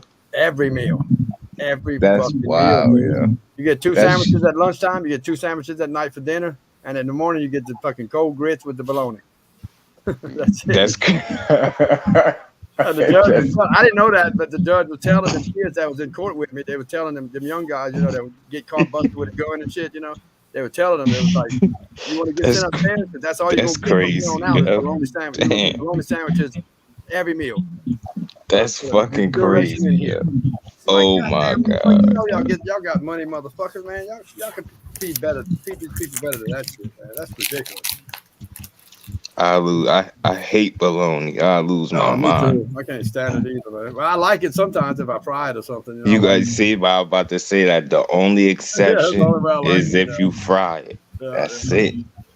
Other than that, keep that shit. Bologna. I even hate the way it's spelled. I hate everything about it. Yeah, you ain't got no choice, man. Them motherfuckers eating that shit up, boy. Them motherfuckers in there, man. They were eating that shit up. I'll be stressing for a minute. Because I'm mad stubborn when it comes to shit like that, my nigga. Like I could let me have something like I remember eating like steakums and shit, like a cheese, you know, that cheese steak shit, you know, that frozen shit. I remember my cousin made me 2 perfect sandwiches, seasoned them up, cheese, everything. We got to the end. Man, when I tell you it wasn't no ketchup, I can't even explain to y'all the attitude that I had, yo, the disappointment, yo. I almost didn't eat it. I swear to God, I almost didn't eat it. That's how mad I was. Trae Young just made that man foul, bro. Y'all go see his shit on ESPN. He made that man foul. Y'all go see it on ESPN. You said who made somebody fall? Oh man, Atlanta got the lead 111 to 105. Trae Young made Taj Gibson fall. Fuck it, Atlanta. Dang. What the fuck you doing, dude? You gonna lose the ball under the goal. You stupid motherfucker. No, pump fake it 3 times and the motherfucker didn't bite. Trae Young said, hey, give me that fucking ball. He took it from his ass. He pump fake 3 times. See, Masvidal and Covington got into it, huh? Yeah. on the street. On the street. Up at a restaurant Mm-hmm. in Miami. Uh-oh. Think they getting charged with something. I can't see the whole thing. I ain't read it yet. And they Masvidal getting fucking charged. did it again. You Masvidal. stupid motherfuckers, man. Dang. It cost me my game, man. It cost me my damn bet. They up by 8 points, man. They let the clock run out now. You ain't gonna foul the motherfuckers, Dylan. You stupid motherfuckers, man. Like the Knicks just gave up. Let you know the foul. Just foul, not foul nobody. No. Oh man. We're down by 8, man. A minute to go. We're done. Motherfuckers, man. And this motherfucker, they blocking every shot they coming in with. How the fuck they? Y'all down by 8, motherfuckers. Y'all gonna take it to the hole every time and get blocked. That's fucking ridiculous, man. Pull up and shoot a 3. This is the time you need the fucking 3. God damn. Stupid motherfucker, man. God damn it. Fucking Knicks. I can't believe I bet on your fucking asses. Oh, man. Right there, man. That ball was on his way down to the hoop, to the goal, man. It should have been goal. Good looking for that one, Kay. That was it. Yeah, official review. There you go. Oh man. That's what maybe 109, 113. Let me see. That was it right there. Laugh of the day for me. You crazy. That ball, hey, if the ball hits the backboard and starts coming back down to the goal, does that go They in? blocking every shot they come up with. Is that fucking goaltending though? Is it goaltending? He went for the layup. It kissed the glass and started coming back down towards the goal. Oh man! And the guy hit it. If you touch it, if you touch it after you touch the glass, it's goaltending. Yeah, it touched the glass and then it started on his way down towards the goal, and the guy hit it out of there. That'll give me 109 to 113. I'm still fucking a half a point away. Fuck. Oh shit! A half, damn. A point away, man. God damn! Fuck, and the game over? No, it's got like 40 seconds. Shit! Oh shit! You never know. Yeah, no, they gonna foul the motherfuckers, man. Oh man. 107, 113. Trey Young going to the line. 107, 113. They didn't give him the 2 points. 107, 113. It's not under review no more. No. Oh, they didn't give it to him. Then that's cheating, man. That's bullshit. That's bullshit, man. That ball was coming on the way down after it kissed the glass, and the dude hit it out of there. No, fuck that. They're gonna cheat the motherfucking Hawks. The Hawks cheating my team, man. The Hawks are actually my team, man, but they cheating the Knicks. I bet on the Knicks tonight, man. Fuck the Hawks. That's my girl team, the Knicks. Oh, I don't like the Knicks. I like the Hawks more than any. You know, I like the Pelicans and the Hawks. That's my 2 teams, man. But fuck, man. I figured the Knicks would. I bet on the Knicks too, because they was underdog. Knicks the underdog, man. I figured they'd get it, man. Oh, boys better get his shit together over there, man. Damn. Zion. Let all that goddamn time run out. Don't let Trey Young get the motherfucking ball, man. That's gonna be 2 points automatic right there, man. You know he don't miss no fucking free throws. Come on, man. You get the big guy had the ball and you fucking didn't foul his ass. No, it's not a shooting foul. Yeah, he's gonna take. That's more time to run off the fucking car. Foul the motherfucker, boy. Foul the motherfucking dumbass. God damn it, man. Referee, you fucking bullshit, man. Dude had his hands all over his back, tapping his ass, man, to make sure the foul was called. Lord. If we let fucking about 8 seconds run off the clock. You getting feedback or just do? No, she's in the room. She's in the bedroom.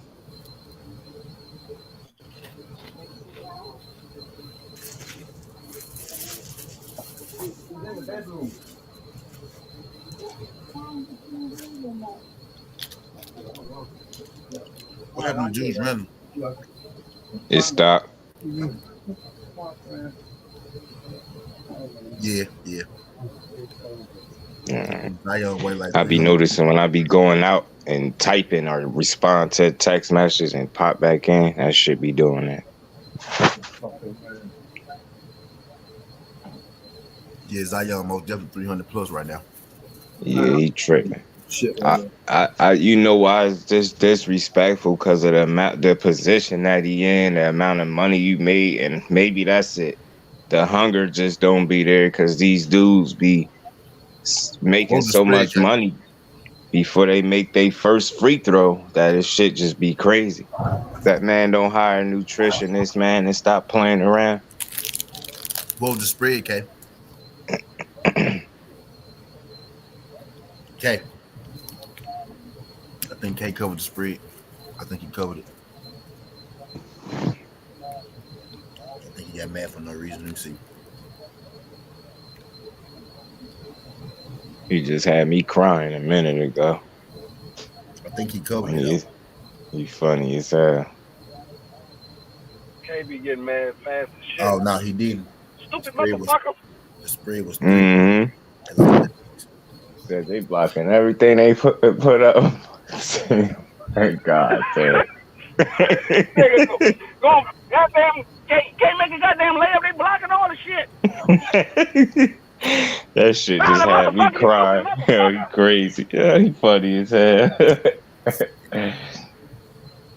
Foul Oh, the man. yeah, motherfucker. Come on, you stupid motherfucker. yeah, God damn, ref, you ref cheating like shit, man. you could bet the win or the spread. Yeah, That nigga Case of Boy be having me dying. Mm-hmm. you could bet the win or the spread. Especially when he watching the football game. That was my laugh for the day right there. I had tears. I'm good now. I needed one of them. One a day. That You was could, it right there. Yes. Oh, man. Oh shit. Uh, Come on, get this day over with quick as shit. Got 2 more days left. Gonna be off.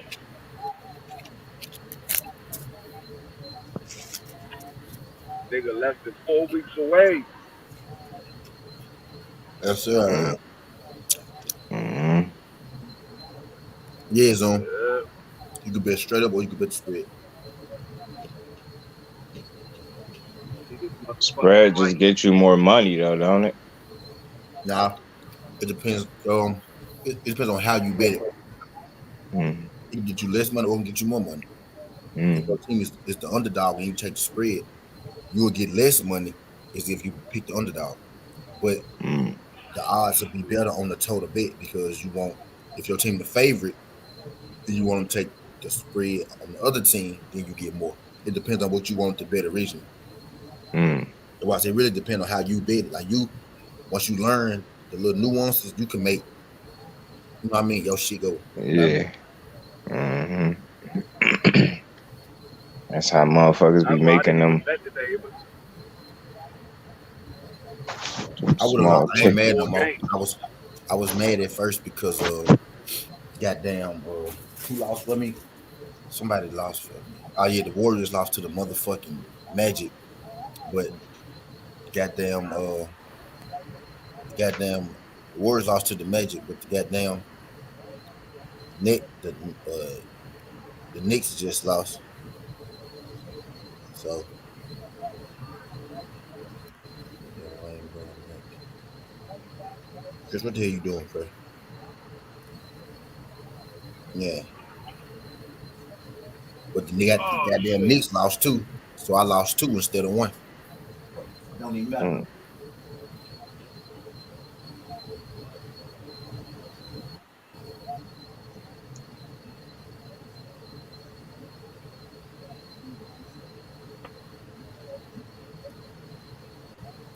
Today was a slow day anyway for the games. Just want them in the games on there. Yeah, so example, you could bet, let's say, on Golden State to win, but pick the Magic on the spread. Yeah, exactly. That's exactly it. You picking Golden State, you picking Orlando Magic by the points is just like picking Golden State to win. You just think the Magic go cover a certain amount of points. So even if the Magic win, you'll still win your bet if the Warriors lose.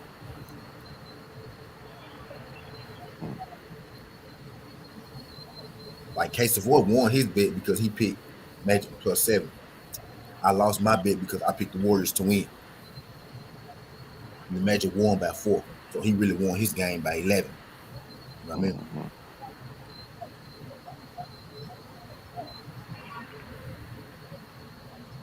But the Knicks just blew all that shit. That's why KP. Yeah, next something else.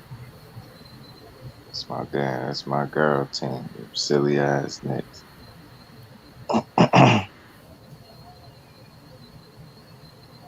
God, man, can't believe. But I ain't know Julius Randle wasn't playing. I probably wouldn't have bet on him if I knew Randle wasn't playing. I probably would stay away from him.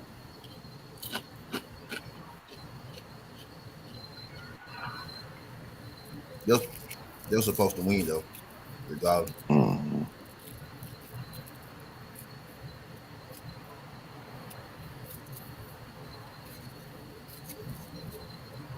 Can't believe Golden State lost to the motherfucking Magic, man. Okay, yeah, I say that disappeared. See, this is what I'm saying. Like, you never know. Like, you can pick favorites and you still lose. That's why, like, I tell folks, Mm-hmm. don't bet nothing more than you want to lose because you just never fucking know. You never know.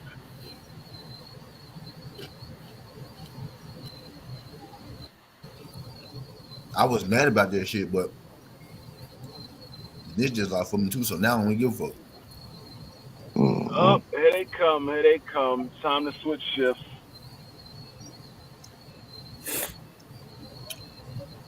For who?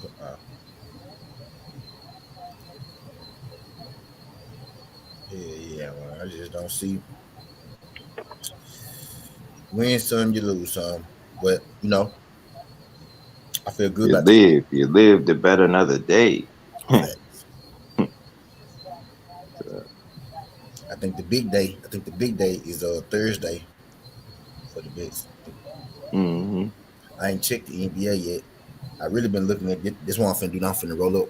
I finna look over these fights. I finna finish looking over these fights. I got some fight parlays for y'all ass this weekend, and I feel good about all of them though. Like, I feel good about all of them. And there's some underdogs in there, but I feel good about the underdogs too. I really don't know how they made some of these folks underdogs. Mm. UFC got to fight Max Griffin versus Neil Magny. Neil Magny, old as shit. Yeah, he getting up there. I don't see how the fuck he the favorite against Max Griffin. Max Griffin, a motherfucker. Probably experience. Man, Max Griffin, a motherfucking animal. Mm-hmm. That boy, a motherfucking animal. Yeah, I've seen Magni a couple times. He been fighting for a long time, just. Yeah, he crafty. He been fighting for a long time, but he ain't never won the big one. Yeah, he not a hang around, so Yep. maybe this a test for the young boy. I said, bro, he really the underdog? I think he go kick the shit out of Magny. Magny could catch him like some freak ass submission or something like that, but Cause he a tricky, crafty dude. He a true vet. Yep, but they got Max. They got Max at plus 200. I'm like, bro, that's too good. That's too sweet, bro. That's too sweet right there. That's too sweet, man. I remember Tyrone. Who's that? That's the underdog. Max Griffin. We talking about UFC? Max Griffin versus Neil Magny. Oh. Yeah, I knew you probably don't know UFC. Nigga, I'm making a UFC card. I'm making a boxing card. I'm making them two together. There's so many, bro. I got about 35 fights to bet on this weekend, y'all. I'm in heaven. You got about 35. You got about 35 fights. You got about 6 parlays. For real, I got 3 parlays at least, Dwayne. No cap. I got at least 3 to make. No lie. At least 3 to make. If I do it right, I should only get the 3. You know what I mean?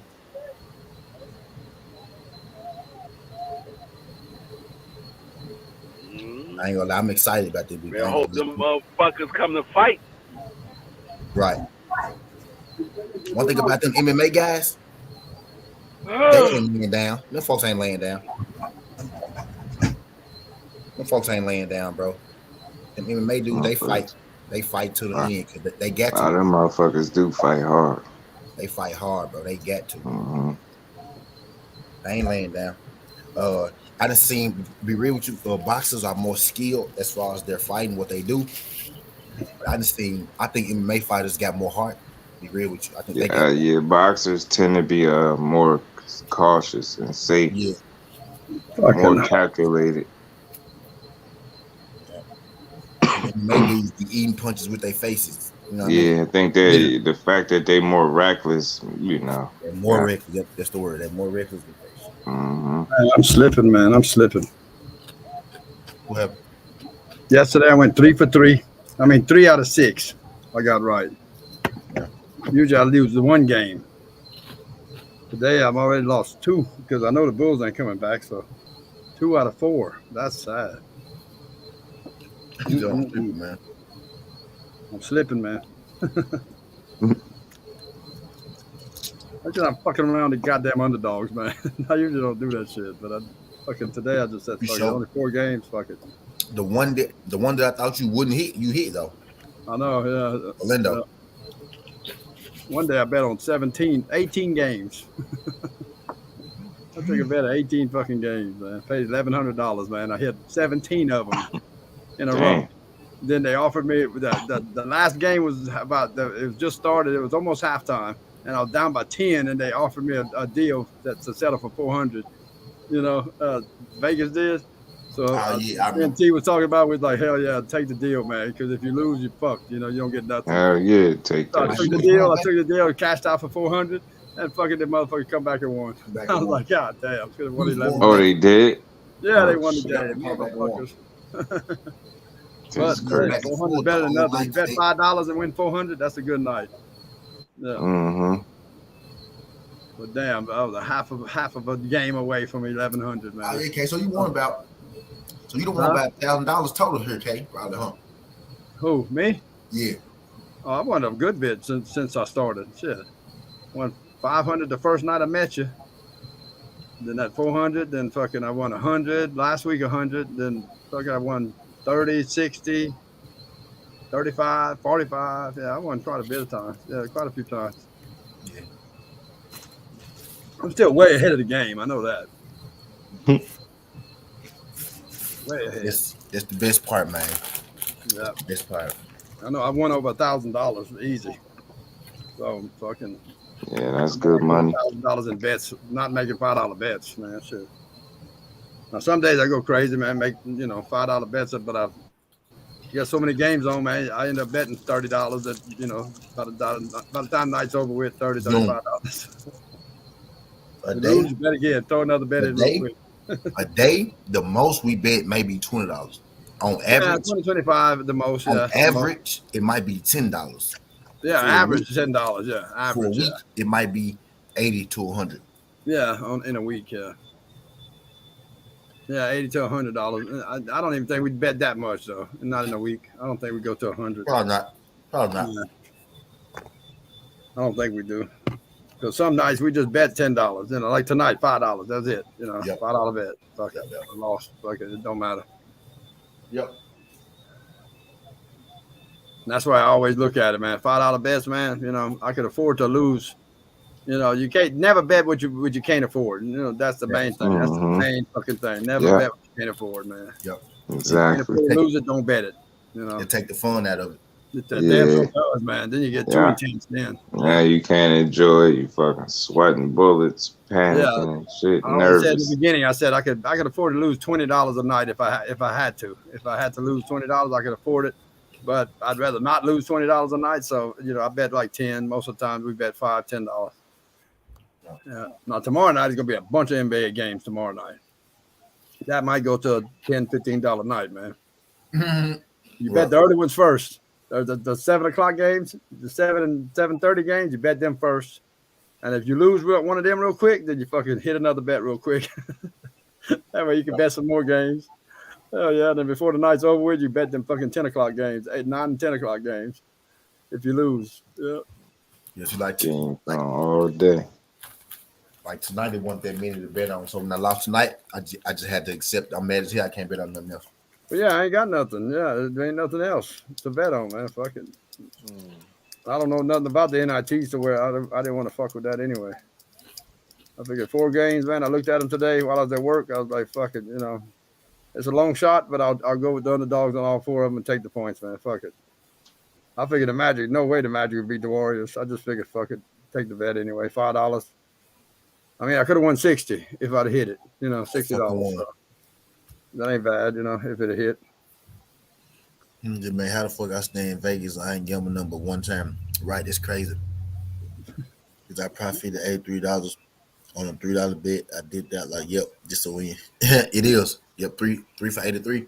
It's kind of how we bet every day. Yeah, sure is. It's kind of how we bet every day. Well, I thought I had a bunch of luck on my side, man. I've been to Vegas. I've been to Vegas and walked out there with $5,000 before, man. Playing slots. Oh yeah. Man, yeah, slot machines, man. Shit. Hit big on slots, man. On a cruise, man, I come out, shit. I played the cruise every day, 7-day cruise, man. I was in the casinos every day on that cruise ship. And I was down probably $1,000 for the first 3 days. But I kept playing. Man.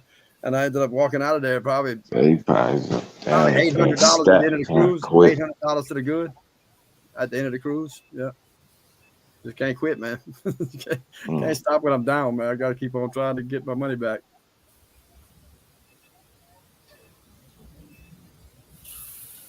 But I did a $5 slot, man. Pull that thing, hit 5,000 in one shot. The first time I ever hit it. I mean, first time I ever put the $5, paid the $5 slot. First time in my life. That's crazy. Press that button, man, and bam, hit $5,000. That would have been my first and last time for that time too. Quick. We was in a rush to leave. I didn't get the chance to play it anymore right there. That good. Time. Oh no, good. Next day I got to play. Good. I got to play the next day. Not that game because we was at a different casino, but I got to play again.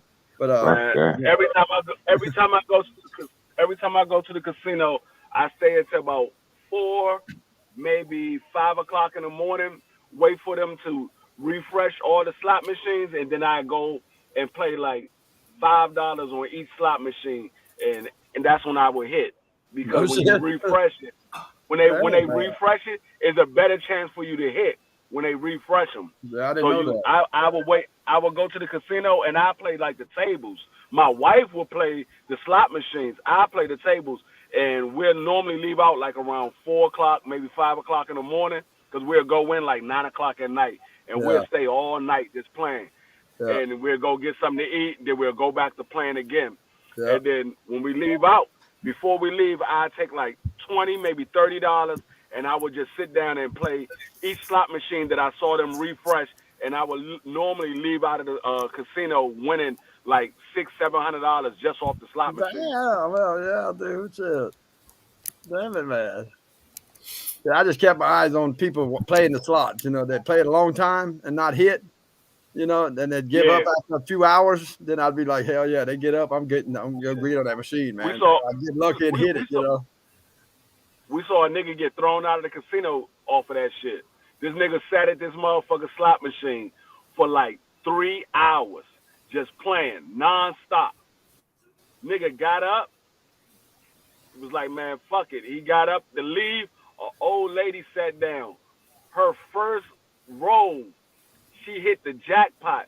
Oh. Man, that nigga was mad as shit. That nigga went back over there. He was like, no, that was my motherfucking machine. She was like, you got up. He like, no, I went to go get some more money. She was like, well, you didn't leave nothing here to say you was coming back. So the nigga was going back and forth with the lady, man. The security came and threw his ass up out of there.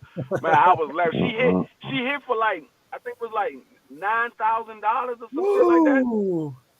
That nigga was mad. That would piss me off. He's like, man, I've been seeing for like 3-4 hours. I was sitting there dying like, because I was at a crap table right beside where he was sitting at, and my wife was trying to keep an eye on her because she was going to get on it, but she had went to the bathroom, and when she went to the bathroom, right when she walked in the bathroom door, he got up, and the old lady sat down right in that motherfucking chair. I guess the old lady been watching them too. She sat down right in the chair. My wife came back. She like, what happened? I like, the nigga got up, and the old lady sat down. She was like, damn, I was supposed to sit there. He's like, yeah, she hit for like 9,000. He's like, the man sitting there trying to get the money from the lady, and so the security came and threw his ass out. I was sitting there dying laughing. Everybody watches I that was shit, laughing. man. I was laughing so hard I was on the crap table and missed my motherfucking bet. That shit was funny as shit because I had placed a bet for like $200, and the nigga hit the shit. And when you don't collect your money, they let it roll for another bet. Oh, and so I didn't know that he had hit, and they rolled for another bet. But luckily he hit it again. He hit my number again, so I ended up winning $400. But I was like, oh shit, I almost lost my fucking bet. Damn it, boy. Yeah, a friend of mine told me when the first time I ever stepped in a casino, he said, if you play in slots, man, watch the slots, man. He said, keep it on people that play in a long time in one machine and not hitting. If they get up, get that machine, man. Tell me why I took my lady. I took my wife to the casino for the first time. She's never been to the casino before, and we went to the Russian roulette table, and she was like, they always say bet on black, so she was like, I'm gonna bet on black. I was like, you sure? She was like, yeah, I'm gonna bet on black. I was like, well, I said, I mean, you could bet on black if you want to. I was like, I'm looking at the joint because you know how them joints go in a certain pattern. They would do like 4 red, then a couple of black, and then they'd do a bunch of blacks and a couple of red. So I'm sitting there looking at the pattern and shit. I'm like, that shit might not hit. She was like, oh, you don't think it's going to hit? I was like, I don't know. I said, I'm looking at the pattern. I said, that shit might not hit. She's like, well, I'm just going to bet on my favorite number. So I was like, all right, go ahead and bet on your favorite number. So I'm thinking she going to put down like $10, which was the minimum, like $10. Yeah. Man, she put down $100 chip, and the motherfucker hit. I was like, oh shit. See, I think it was like 3, like 4, like I think it was like, I forgot how the shit went. But it was a rack of change. And she was like, oh, I'm going to let it roll again. I was like, no, the fuck you ain't. Grabbed the motherfucking joints up off. I was like, no, the fuck you not. I said, that shit ain't going to hit that number again. Y'all hit that like button for me. And fuck around and hit the number again. Oh, no. Hit the number again. She was mad as shit. She was like, why you grab my shit? I was like, because that shit is lucky as shit. That shit normally don't roll like that. That shit don't hit the same number twice, back to back. I was like, that shit was just luck. Well, I think it was like $600-700 she won. It was some crazy ass number. And I was like, God damn. I said, man, pick that shit up. She was like, no, I'm gonna let it roll. I said, fuck no. I grabbed all the chips off the table. So the dealer was like, hey, you can't do that. I said, man, what the fuck you talking about? I said, this is my wife. That's the fuck I can. My money, so I grabbed the motherfucking chips up off the table. And then the dude went ahead and spin the ball, and the motherfucker hit again. She was like, see, I told you it was going to hit. I said, man, that shit lucky as shit. I'm like, fuck no. I said, we come to play smart bets, not stupid-ass bets. You got lucky and won on that shit. I said, and you going to sit there and lose all that shit? No. Pick that shit up. I did the same thing. I've been playing a couple of hours, but I finally hit. And it was like I won $700 or something, and I let it ride one time. Just being a big shot, thinking bucket, and lost. Oh, that motherfucker, man. My wife was pissed, man. She was like, you've been playing here for hours, man, and you finally hit something and you fucking going to lose it the very next roll? Ah, damn. Like, very next spin. My man live in Philly. We used to go to motherfucking Atlantic City like damn near every other day. Wow. And we would go to Atlantic City with like $20, $30 in our pocket. Come back with like $600-700. Damn it! That's go he leaked.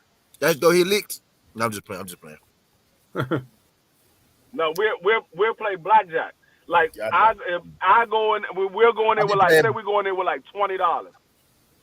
I sit down and play the $20. Once I double, then he sit down and I give him 20 and I have 20 and we'll keep playing. Man, we'll walk about in that joint with like $600-700 each. I'm glad I don't live in the city, man. We'll walk around the casino and wait till we see a good table where everybody is playing smart. Because you got to sit at a good table, because if everybody's playing together, it's everybody against the dealer. So sometimes you got to take a loss so the table will win. And then somebody else will take a loss so the table will win. So when we see a table like that, that's when we sit down. And we'll sit down and we'll stay at that motherfucking table all fucking day. Like, we'll go like 12 o'clock in the afternoon. We won't leave the casino till probably like 11, 12 o'clock at night. Damn it, man. I'm glad I don't live nowhere near one. All day. Hell yeah. I mean, because we had the little, we was at the, what resort was it we used to go to on a regular basis? Like, we had the cards. So every time we play, we get comp.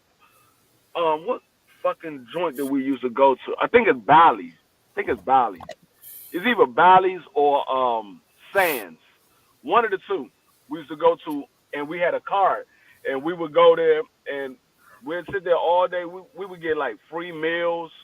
Of course, you already know the drinks is free as long as you play. The drinks is free.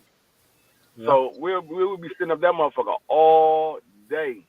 Everybody give you them drinks, man, so you get drunk off your fucking ass, man, and lose all your money. That's what they're hoping for. Man, them bet on. No. I mean, I don't know about their drinks, but the drinks that we was getting, them motherfuckers was watered down like shit. I was like, man. Oh yeah, they're not gonna get it free.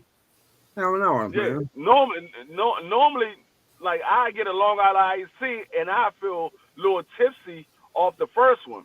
Yeah. Man, I would drink like 4 or 5 of them motherfuckers and be like, damn, I don't feel shit. Dude, I said to start drinking Long Island iced teas, man. After about the 5th one, I couldn't get up. Fuck, I was fucked up, boy. Not good at them motherfuckers. I mean, maybe if you had a regular joint, a regular bar, and you getting Long Island iced teas, yeah, you be fucked up. But playing the casino and getting free drinks, them motherfuckers watered down like shit. You be sitting there sipping on a motherfucking drink. Like, damn, I'm sober as a motherfucker. I done had like 4 of these motherfuckers. They want you to tip. Yeah, they want you to sit.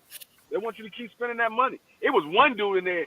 I guess this nigga must have hit for a rack of money. He had to hit for like, I want to say at least 1.5, maybe 2 million at the poker table. You know they got the VIP poker tables in the back. Yeah. Man, this nigga walked out of the joint.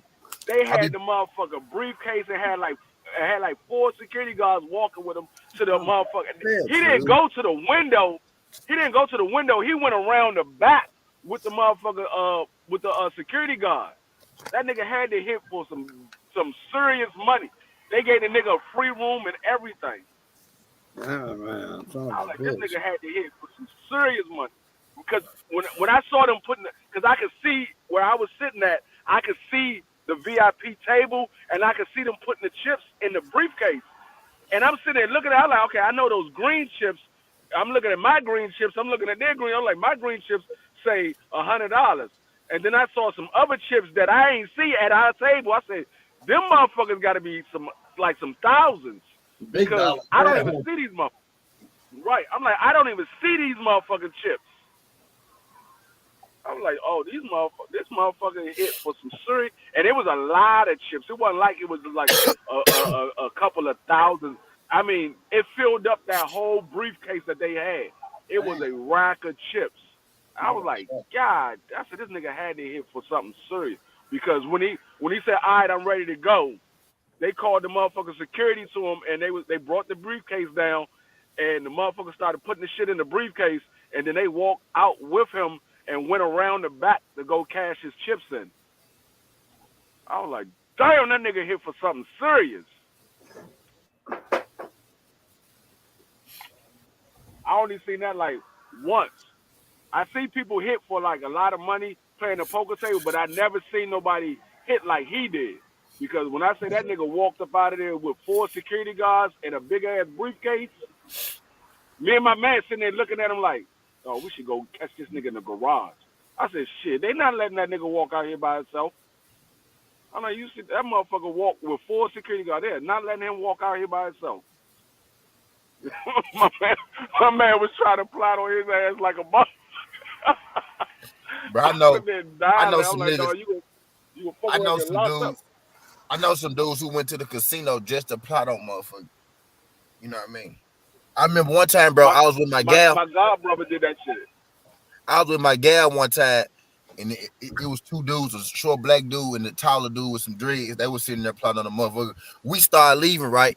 And I see them motherfuckers, walk out too. So I look back, I see them. I let them know, I see them. I don't take my eyes off them until they look back at me. You know what I'm saying? So we kept walking. I look back Right. again, they still behind us. I turned around, I said, I'm gonna blow y'all ass off. And them folks went the other way. On God. Them folks went the other way. Them folks went the I'll other be way. right back. I'll be right back. For sure. I My said, I'm my gonna blow. god brother did that shit. My god brother went up there with $1,500, lost everything except for like $20. This nigga, he was mad as shit. The nigga, when when we about to leave, and you got to go up the like where we was at, we had to go up the motherfucker, not the escalator. We had to wait for the motherfucker elevator. So it was an old lady had just got off the slot machine, but you could see she had a rack of money with her. She had about a good $700-800 in her hand. My god brother sitting there walking behind her real slow. I looked at him. I was like, nigga, you better not. I said, all these motherfucking cameras in this motherfucker, your ass getting locked up in Atlantic City. We're gonna leave your ass up here. I'm like, you better not hit that old lady, because he was about to get her for real. That nigga was mad as shit, and he was drunk. He was mad as shit. He's like, man, I lost all my shit. I told you, dumbass, get up off the table. You want to keep playing. Because the nigga got up like $5,000, but the nigga just kept playing. I was like, dog, get the fuck up. He was like, nah, dog. He said, I'm trying to break. I said, dog, you are not breaking nothing. I said, you got to remember, these motherfuckers do this shit for a living. You coming to do this shit for an activity. They do this shit for a living. You ain't breaking shit. You ain't gonna go out this joint broke. Sure enough, that nigga went out there with $20. Mad as shit. I couldn't do nothing but laugh at his ass. I go to the casino. I say, okay, this is how much money I'm gonna lose. After this, I'm done. Once I lose this shit, I'm done. I'm not going in my bank account and getting no more money. None of that shit. I take how much money I'm planning on losing. If I lose it, I lose. If I don't, then that's great.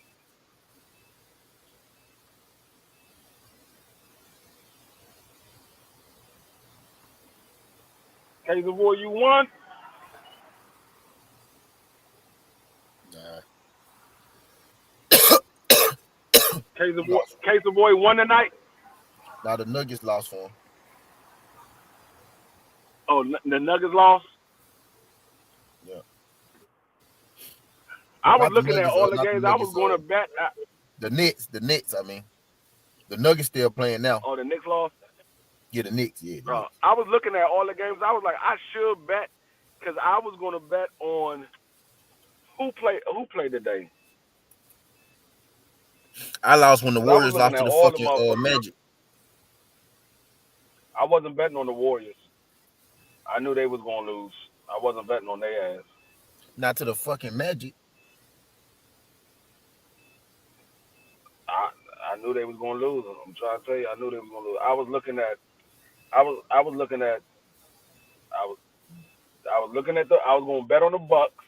I was going to bet on Magic, and I was going to bet on the Hawks. I was going to stay away from the Knicks.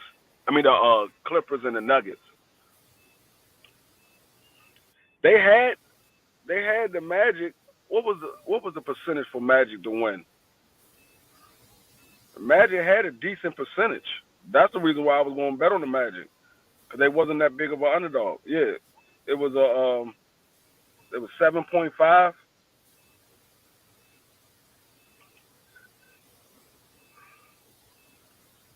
Yeah, that was the spread. I knew the Hawks was going to win, and I definitely knew the Bucks was going to win. But I was going to bet on the Magic as the underdog. But I was staying away from the Nuggets and the Clippers. I was like, I don't know how that shit gonna go. I thought the Nuggets might win, but then you never know. Nuggets, they've been fucking up this year. Is Murray still playing with the Nuggets? Murray hurt. Oh, he hurt. That's probably why they've been playing the way they've been playing. He been hurt for a minute. He been out most of the year. Shit. Yeah. Like I said, that's probably why It they've was been playing the way it they've was the been first playing time. because It was the first time the Hawks beat the Knicks this year. it was the first time the Hawks beat the Knicks. Yep. Yeah, I was going to bet on the Hawks too. I was going to bet on the Hawks. I was going to bet on the Magic for the underdog pick, and I was going to bet on the Bucks, and I would have hit on all three of them. I wrote it down too. I was like, I should go ahead and place a bet. And I was, when you said you was doing the fight, you was looking at the fights. I was looking at the NBA, like who's playing tonight, and I went and started looking at the NBA. When I had came on your live stream earlier when you were doing the prediction, I was looking at the NBA like, should I bet? And I wrote down who I was going to bet on, but I was like, nah, I'm not even going to bet today. And fuck around, these motherfuckers, all three of them won. I would have hit. I want to go bet today. Then K hit me like, "Hey, I got my bets. I sent you some bets." And I was like, "Well, fuck it. Since I'm putting his in, I might as well go and get my ass in there." So I bet today. Tomorrow though, I'm be ready tomorrow. I'm ready tomorrow. I'm back tomorrow. I need to be. Matter of fact, I want Who's to do right now. who's betting tomorrow? Who's playing tomorrow? Let me look and see who's playing tomorrow. I want God to do damn, there's right a now. lot of games tomorrow. I know that's what I'm finna do It's a right now lot while of I got games some tomorrow. time. While I still got some juice in this computer. While I got this blunt lit, so I don't gotta roll another one. That's exactly what the fuck I'm You got the finna do. Hornets. Oh, you got the Hornets and the Knicks. You got the Hawks and the Pistons. Pacers and the Kings. Celtics and the Jazz. Warriors and the Heat. Grizzlies and the Nets. Suns and Timberwolves. Magic and Thunder. The Mavericks and the Rockets. Lakers and the 76ers. Spurs and the Trailblazers. Spurs and the Trailblazers. At first glance, I see 1, 2, 3,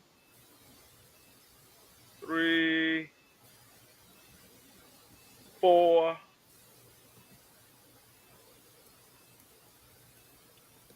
5.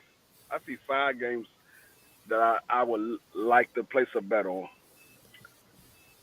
Pacers over the Kings, the Heat over the Warriors, Suns over the Timberwolves, Magic over the Thunder, Dallas over the Rockets, and Spurs over the Trailblazers.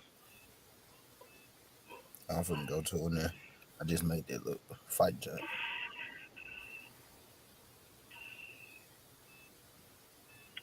I would say the 76ers over the Lakers, but fuck around, the Lakers beat the 76ers.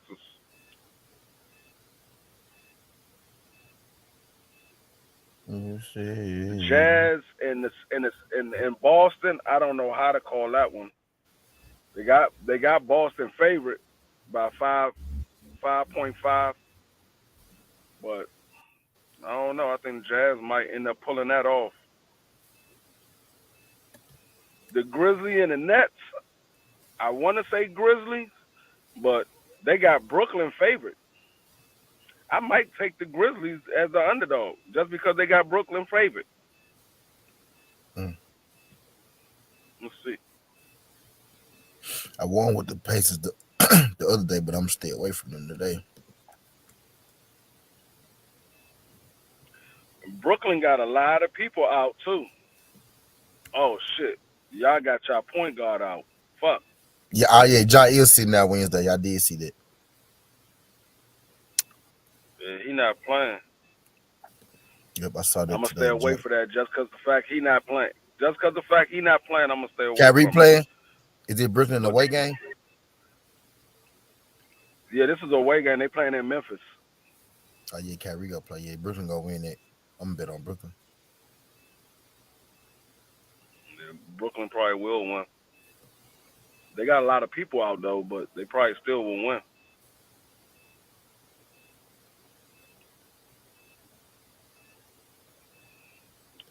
The Heat and the Warrior, they got the same exact record. Philly go Heat and kill the the Warriors are fucking. both 47 and 25.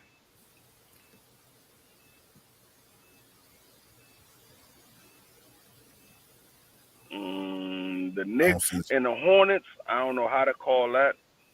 I don't see the They Warriors got the beating them. Hornets favorite.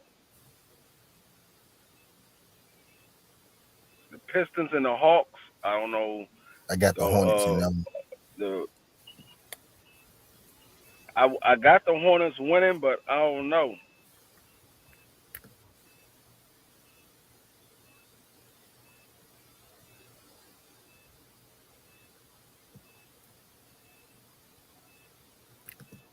I really don't know.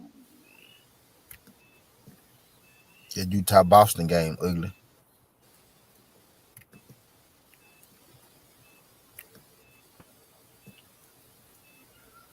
Ooh, that Utah Boston, that shit is a toss up. They got Boston winning 66%. Mm. My Jazz first got the my small first mind forward out. my first mind say Boston. Yeah, because the only two injuries they got is Robert Williams III, the backup center. He's day to day, and Marcus Smart, he's day to day.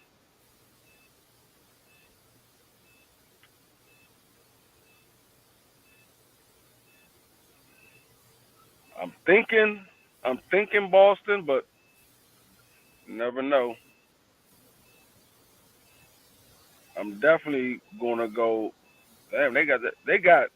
Hold up, they got Minnesota as the favorite over the Suns. Nuh-uh. Are The you Suns the kidding me favorite. right now? The Suns the favorite. Yeah, they got the Suns favorite, but when you look at the percentage, they got Minnesota a 52.2% chance of winning, and they got the Phoenix Yeah, they're 47.8. live. Yeah, they're live underdog. Cause I almost thought about taking them. I ain't picked nobody in that game because That's why. I almost thought That's about why taking them. because I ain't picked them. Chris Yeah, Paul is still out. y'all know that. Chris Paul is out. Johnson is out, and I knew that. the forward Gabriel, he's day to day. But Minnesota, Carl Anthony Towns is day to day. That's it. I don't know. I can't go with the Timberwolves. I can't bet with these niggas. Them niggas lost 2 games for me back to back. Both times I bet on them, they lost. I can't go with them niggas. I think they're gonna win, but I can't bet on them. My mind won't let me do it.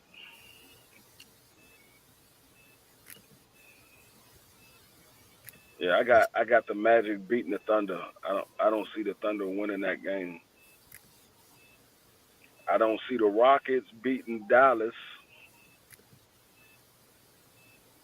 I got that one in there.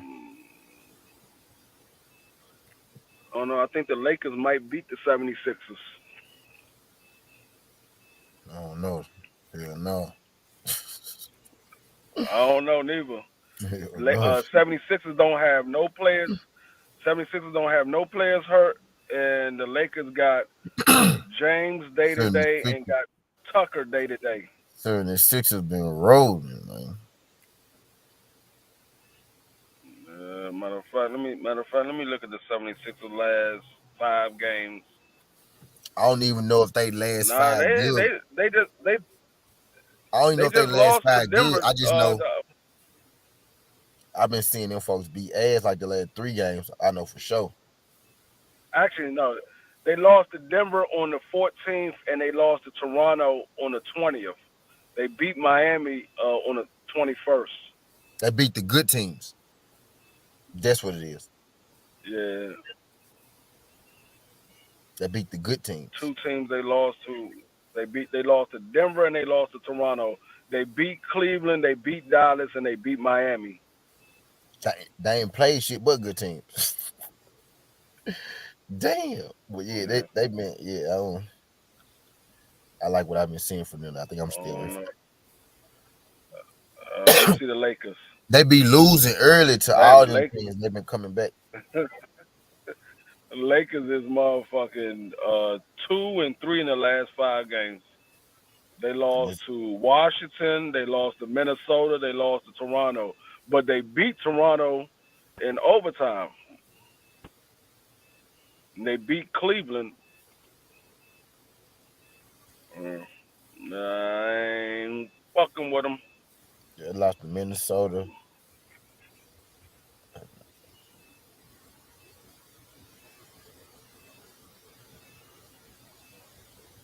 This the Heat.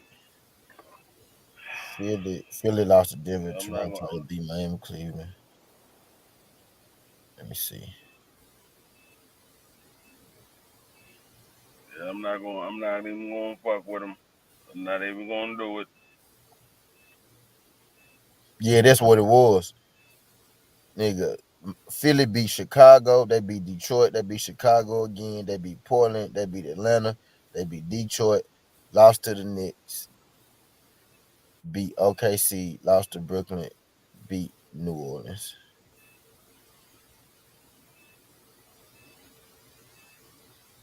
Now they beat OKC. They beat Cleveland. They beat Milwaukee, Minnesota, New York twice, Cleveland, Chicago, Orlando, Cleveland, Dallas, Miami. And they lost to Miami, Brooklyn, Denver, Toronto, Boston, Phoenix. Like if you count like they last, yeah, that's why I missed. I don't know. The Lake man, this I'm staying away from this because I want to put in there because they good underdog money, but them folks ain't finna win that motherfucking game.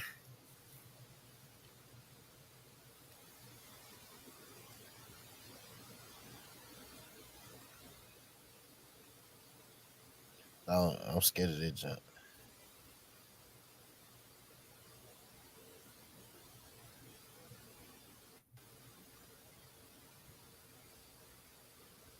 I'm scared of that jump.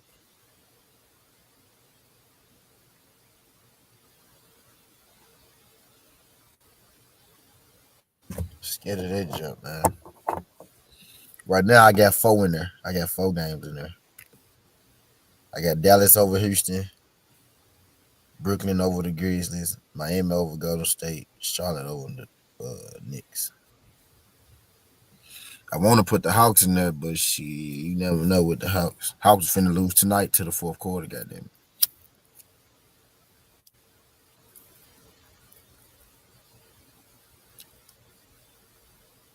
Hawks over Pistons sound easy.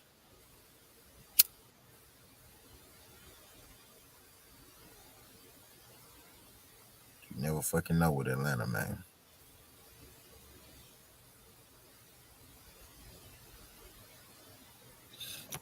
I fucking know with Atlanta. Where the fuck is K at?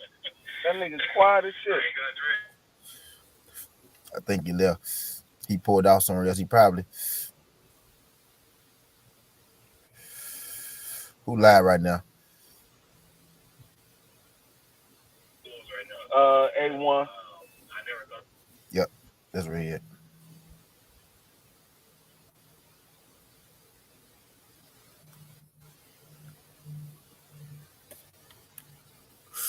Let me slide over there.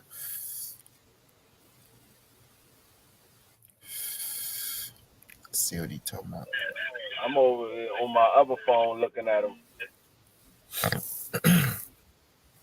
He hit me up on IG. Told me he was going there. Hey, Dwayne, what you think about Yeah, I thought Richard? you was gone. Oh, who me? Mm-hmm. Yeah, I still was listening. Whenever I know it's gonna be like unnecessary noise, I always try to make sure I mute my joint. Yeah. But what you think about Richardson Hitchens talking about Gary Antoine?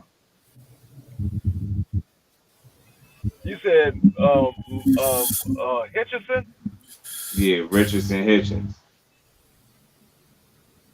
Oh. He said I mean, that's gonna be he the can talk biggest fight about in the division. talk about Antoine is a matter of if you gonna get in the ring with him.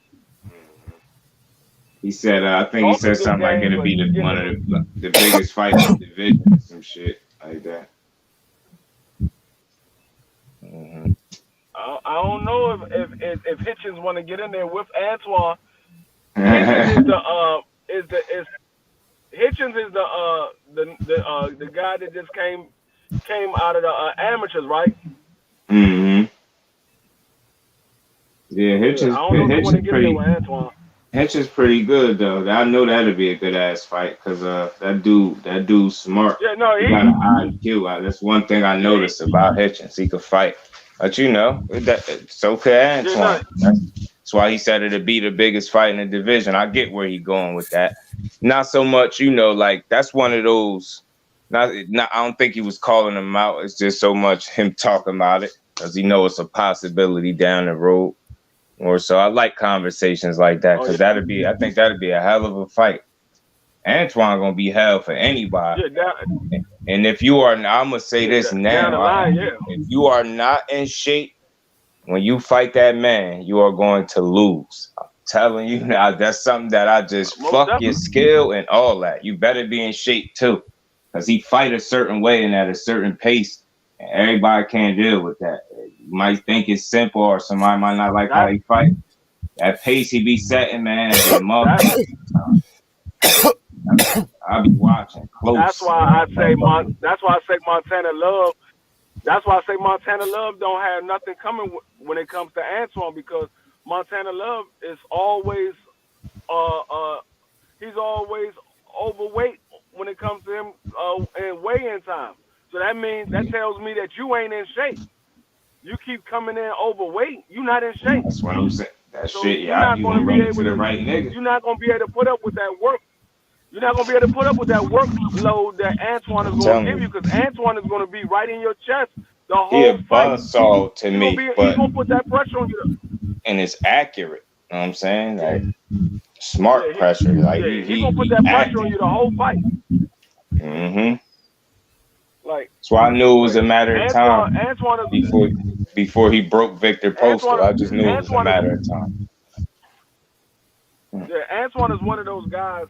If he knows he can beat you just by being right there in your chest, then he's gonna stay right there in your chest, because his work rate is always high. He's always in shape, and he's always ready to go 10 rounds, 12 rounds. He's never in the ring looking to get it, looking for the knockout to be early. He's the type, whenever the knockout comes, but he's going to put that pressure on you to where the knockout is going to come sooner than what you expected, because he's going to be right there in your chest. Or even if when it comes, it's going to come because he set it up the right way, and he going to be breaking you down up until that point. So once it come time for you to get up out of there, he getting you up out of there. It's that's simple and plain. As soon as it's time, he gets you out of there. I just like his approach. I like his attitude, man. It's like I said, I like Jihad Tucker for him to be young. I like his attitude. I like people that really did. Those dudes get in the ring and they come in the fight, and they ain't playing with you. You can say what you want. You can nitpick the little shit you don't like. That's cool. Everybody got room to grow. But motherfucker here, his style is tough to deal with, and his attitude make it worse because he coming to hurt you. Yeah. These niggas like to missing weight and playing games. I'm in shape with him. With a person like Montana, with a person like Montana, they already gonna tell him go to his body, because we know he don't stay in shape. So you gonna break him down quick by going to his body. And that's what people don't realize. When you work a person's body, you break them down going to their body. That power that they will have in round 1, they're not gonna have that power when it comes to round 6, round 7, in the later rounds. They're not gonna have that power no more. That so power is gone because you didn't mix him going to the body with the possibility that nigga might not be in shape on top of that. That's a bad recipe right there. You're gonna be in trouble. That's why That's why when niggas go to somebody's body and you see them in the later rounds taking hits right on the chin, but they ain't going nowhere because they done took all that power away from them. They already broke their body down. That person don't have that power no more. That power is gone. Take that power out them legs. It's over. Right. They can build up for one power shot, but once they build up for that one power shot, if they don't land it, or if they do land it and you don't go nowhere, they spent. They done. Yeah. They don't have nothing else left. Chances are now that power shot iffy. It ain't even sure you gonna land that shit now. And then you tired, you gonna be more tired when you miss. And man, when I always thought and I always said one of the worst ways and reasons to lose a fight is because you not in shape, yo. I've seen it before. That shit look crazy. Or if you like so-called punch yourself out, that shit look crazy when that's the reason you lost. See a nigga gas and he just can't do nothing, like a sitting duck. End up getting knocked out and shit because he ain't got the condition to go to rounds. That shit crazy. If y'all ain't never paid attention to Antoine when I just did. If y'all never paid attention, actually all of them, pay attention to when y'all next time y'all see Antoine fight, pay attention to any one of the wrestlers. Pay attention to them what they do in the corner. Watch how they watch what they do when they in the corner. They constantly looking at the other corner to see how hard the other guy's breathing. That's that shit Floyd do. How hard, especially like Antoine. Antoine constantly looking to see, okay, oh, he getting tired. Oh yeah, okay, I know what I got to do now. He getting tired. Like that's that shit Floyd do. Like especially like when Gary is when Gary is coaching him, he's in the corner, and Gary is coaching him. Gary is telling him a little bit of instruction, and you'll see Gary step to the side so Antoine can see straight past him to the other person, and he'll be looking right at the other dude to see how tired he is. You're gonna test your gas tank, and if you don't got one, and you run on E, you out of there. D-Free, I got a question for you, D-Free. Who do you think beats Gary Antoine? Who I think has a chance to beat Gary Antoine? Yeah, the best chance. At 140? Yep. The only person I see that probably has a chance to beat Antoine at 140, probably Regis Prograis. Yep, I was gonna say that.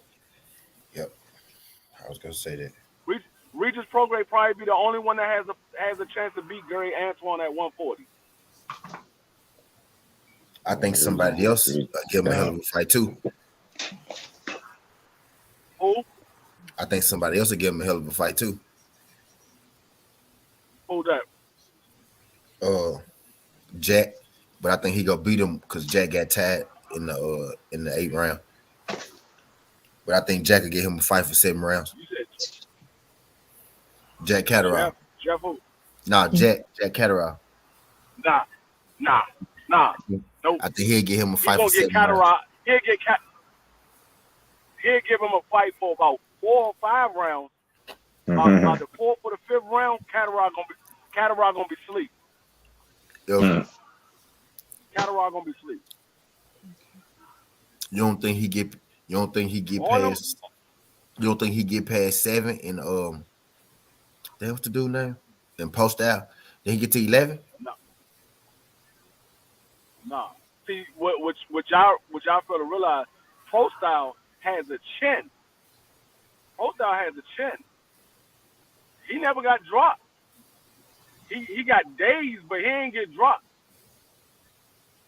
Pro Style got a chin, and Pro Style, he's a veteran. He's not gonna let you just beat up on him. I mean, he couldn't really do too much with Antoine because Antoine just kept coming. Wasn't too much he can do. It's not a lot of people that can deal with that type of pressure. Like I don't think Cataract can deal with that pressure. He can. Yeah. Now, if Antoine He was dealt with Josh Taylor pressure. more of a boxer, he dealt with Josh Taylor pressure. Josh Taylor wasn't putting on no pressure. Josh Taylor He was was. boxing. He was trying to. That's what I'm about he to was say. getting he started walking forward after a while, getting his ass beat up. Yeah, he just was getting his ass kicked. He was. Josh Taylor was walking forward because he knew Cataract didn't have no power. Cataract didn't have no power to get Josh Taylor out of there. Late he did better. That's why he started that's why I walking said forward. He ain't had no power. Good for about. That's why I said he gonna do good for about 7 rounds. At the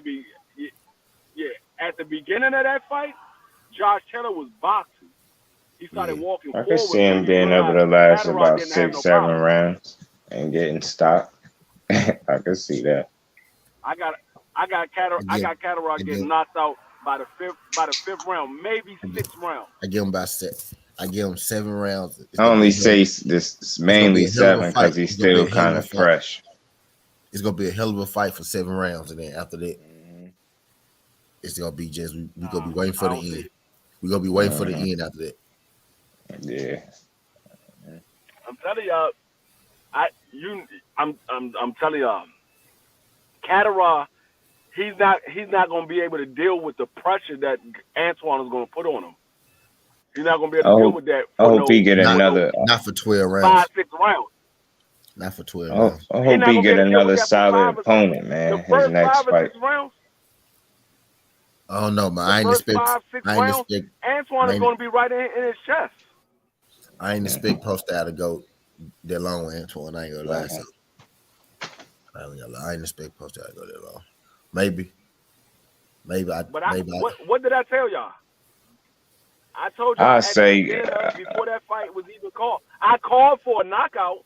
But at first I was like, nah, I think Antoine's gonna win. I'm not gonna call a knockout. I think the best thing. But then when it got closer to the fight, when it got closer to the fight, I called for a knockout. But at first I was like, nah, I don't think Antoine's gonna knock him out. I think Antoine's gonna beat him up and he's gonna win. I was like, I don't really call for knockouts like that. But I felt he could be the first person to stop him. Antoine's gonna knock him out. I think that's what helped him too. The fact that he never been in no real wars like that, and he never been stopped up until that point. So I think that played a factor. I mean, he know how to handle himself in there. That's why he made it 11 rounds. Blue Blood said Terrence Crawford versus Josh Taylor is next. Hold up. No, the fuck he didn't. No, the fuck he did not. That's crazy. Wow. I wouldn't mind saying it. Shit. Wow. If it's a mandatory, okay, but anything other than that, no. But even if it's a mandatory, you still can fight Errol Spence. Yeah. I think he'd beat Josh Taylor up. Yeah, he about to beat Josh Taylor, but what I'm saying is, why you waiting now, and you still can fight Errol Spence because he got the belt. It says WBC confirms Callahan working a deal. The nigga don't got the WBC belt. That's weird, right? Josh Taylor does. At 140 though, but Terrence don't. Earl got 140. Who's to say Terrence ain't gonna go down to one? Ain't gonna go down to 140? Now see, that's different. Now that makes sense.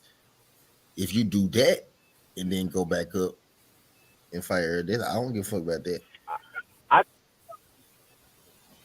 But Taylor going with 47 though. I think that's what Tyler gonna go to 47 and get his head knocked off. You duck boots to fight Josh Taylor? Didn't the motherfucker say he need a break? He needed a rest? My thing is Earl about to fight next month.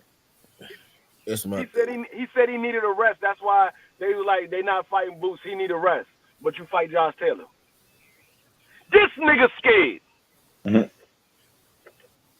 Steelers ain't scared, are you still?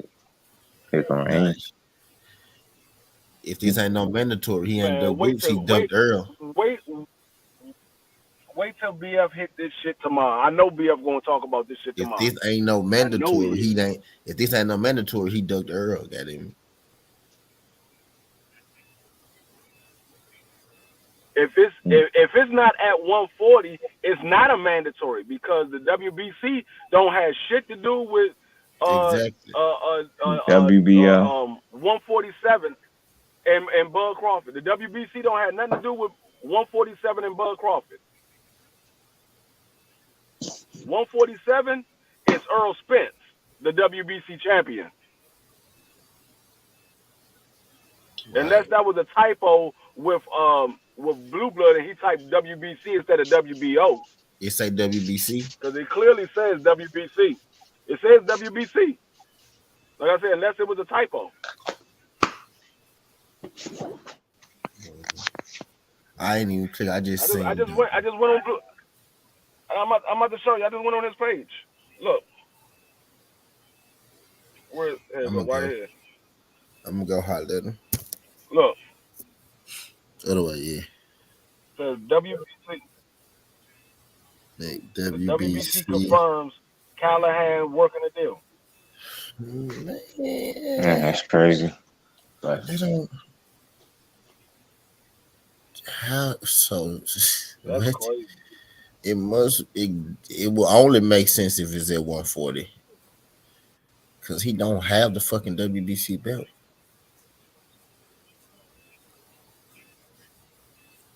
So, like I said, the nigga ducked Boots.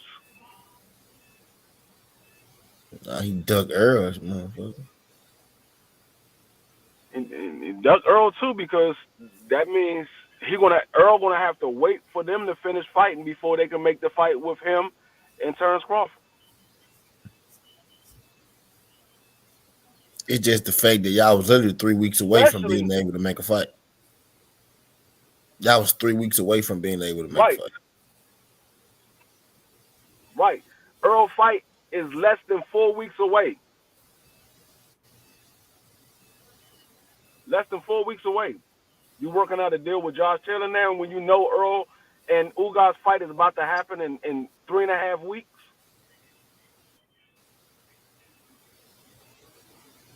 Come on, man. This nigga scared, man. This nigga is scared. This nigga is pussy. Josh Taylor. And I was saying it at first, but bro, if you was gonna do that, why the fuck you ain't do that shit in motherfucking? Bro, y'all already been doing it. What network are they fighting? It's gonna have to be Top Rank. So how you gonna sue Bob and fight on Top Rank? Hell no, that don't even make sense. It ain't gonna be on Top Rank. I'm gonna tell you what that shit is gonna be on. It's gonna be on the same network that fucking Regis Prograde just fought on. Cabela. It's gonna be that fucking app that nobody got access, that nobody know nothing about. Because Regis Prograde is under MT Global too. Yeah. He with Probella. Yeah. They was all just in Dubai together. Yeah, they always in Regis Dubai. Prograde, Terrence Foster. Crawford, and I believe it was who was the other dude that was there with them? I want to say not was it Badu Jack? Probella just signed a lot of brothers. I ain't gonna lie. They just signed a lot of brothers. It might have been Badu Jack. A lot of brothers. For real. I can't even be mad at them folks. This nigga. Once they signed those Shaq and Regis, I said, bro, these folks got their ear to the streets. I said, bro, these folks got their ear tissue. Y'all just went and signed the biggest free agents in the game, damn it. The big, you know what I'm saying? For real. Regis was a free agent. Regis fought on every nigga. Question, when you going nuts? I don't know what he talking about. He said what? Question a private chat. He said, yo, Wayne, you going nuts? That was earlier.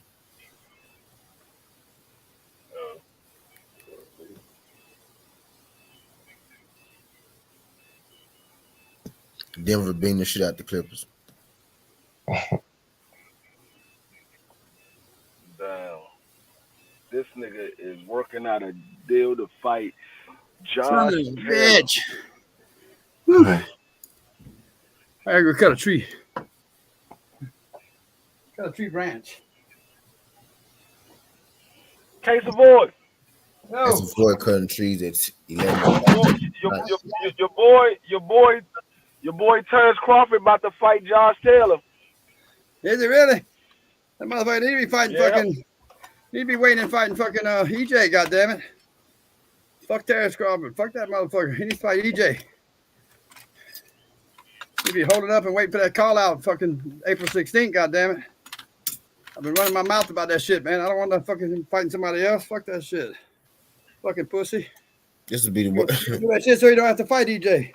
this Yeah, shit. this the worst time ever though, for real. You gonna do that shit just so you don't have to fight him. I'm telling you. That's the way he's moving. Josh Taylor, he talked about Jermell and Earl, and he finna fight Josh Taylor, but I'm nah. gonna start calling that motherfucker Canelo. Just think Y'all see what I'm saying? the way he's moving. He talking about Jermell and Earl, and now it's a rumor he about to fight Josh Taylor. Yeah, that's fucking bullshit. That's bullshit right there. That is fucking bullshit. Yeah. Motherfucker. He shot out. Motherfucker, man. I'm gonna cut a tree branch, man. We got some storms coming in a minute. In a little while. Bad storms.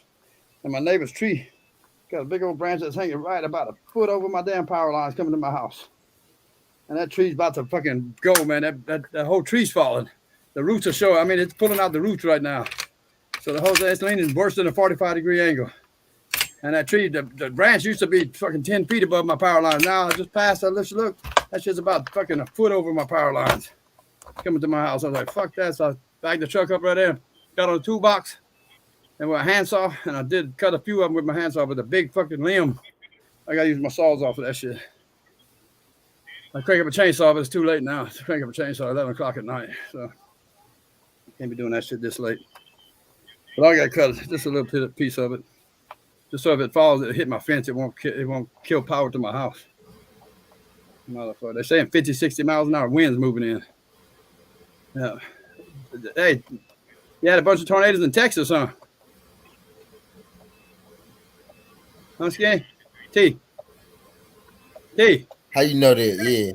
Yeah. The weather been fucked. Texas, a bunch of tornadoes, huh? Yeah, the weather been fucked up. It's been Bunch raining, of them, man. out hard as hell for like about 2-3 days. It's cold as a motherfucker out there today.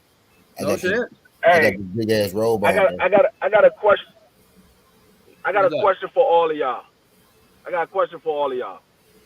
If EJ beats Ugas and Bud Crawford, where he has the best resume of all current fighters? Yes. I think so, man. Mm-hmm. That put him above Canelo. That's for damn sure. Because the best fighter Canelo fought He will be Mayweather, and he lost. He will be the only fighter in his division to clear out a whole division. Yeah. That's The only other fights to be made in that division is upcoming fighters, as in Virgil Ortiz and Jerron Bruce Ennis. Yeah, and that's upcoming fighters, you know. Yeah. You can't really count them because that's upcoming. He beat Kell Brook, Mikey Garcia, Sean Porter, Danny Garcia, Ugas, and Bud Crawford. Yeah, that's a hell of a resume right there now. He cleared out and in the meantime, getting in the car wreck and was getting killed. Yeah, in between that shit.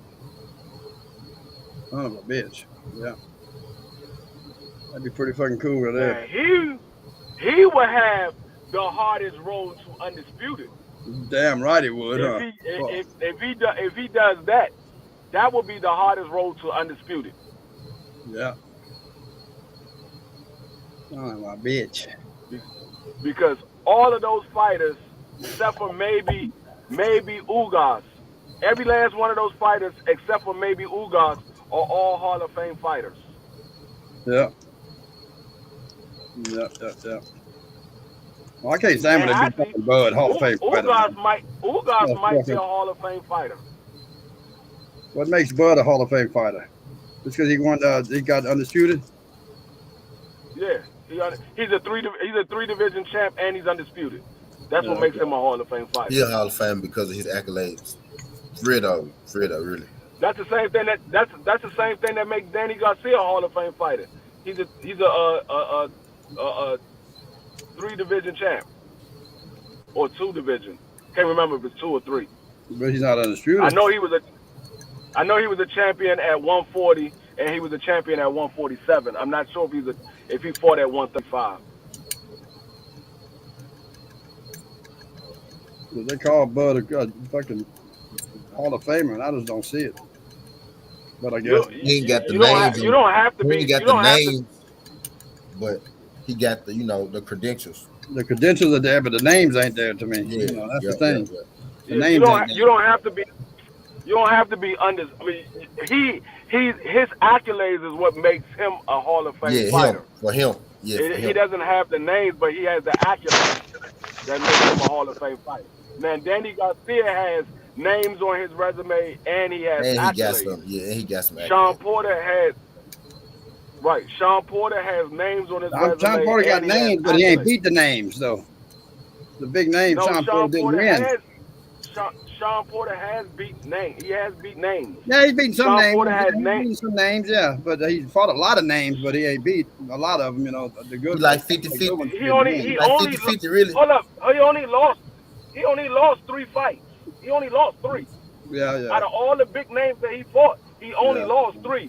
Kell Brook, he lost to not Kell Brook. No, Kell he lost to Kell Brook. Kell Brook, Bud, lost to Bud. The 3 big names. Bud and Spence. Those are the only names. 3 biggest names, though. That's the 3 biggest names. And he beat Danny. No, he lost to Thurman too. Those divisions. He lost to Thurman. He lost to Thurman too. No, it's not. Yeah, he lost to Thurman too. Oh, that's what it was. It wasn't Kell Brook. It was Thurman. He lost to Thurman. He lost to Spence, and he lost to Crawford. Yeah. That's what it was. It wasn't Kell Brook. That's your 3 biggest names, man. Goddamn, man. That's your 2 biggest names right there. He beat Danny Garcia. He beat Jordanis Ugas, right? He beat Manny Pacquiao. And he beat I'm not taking nothing from him. I love him. I love him as a boxer, man. I always liked him. Adrian Broner. Yep, that's the other one. Adrian Broner. I always liked him as a boxer, man. Yeah, Adrian Broner. Yep. So Give me his names. He beat Adrian Broner. He fought a lot of big names. He beat Adrian Broner, Ugas, and Danny Garcia. He fought everybody that went at him. He fought everybody. He beat Adrian Broner, Ugas. What I got to say about him, man, he did not back down against anybody.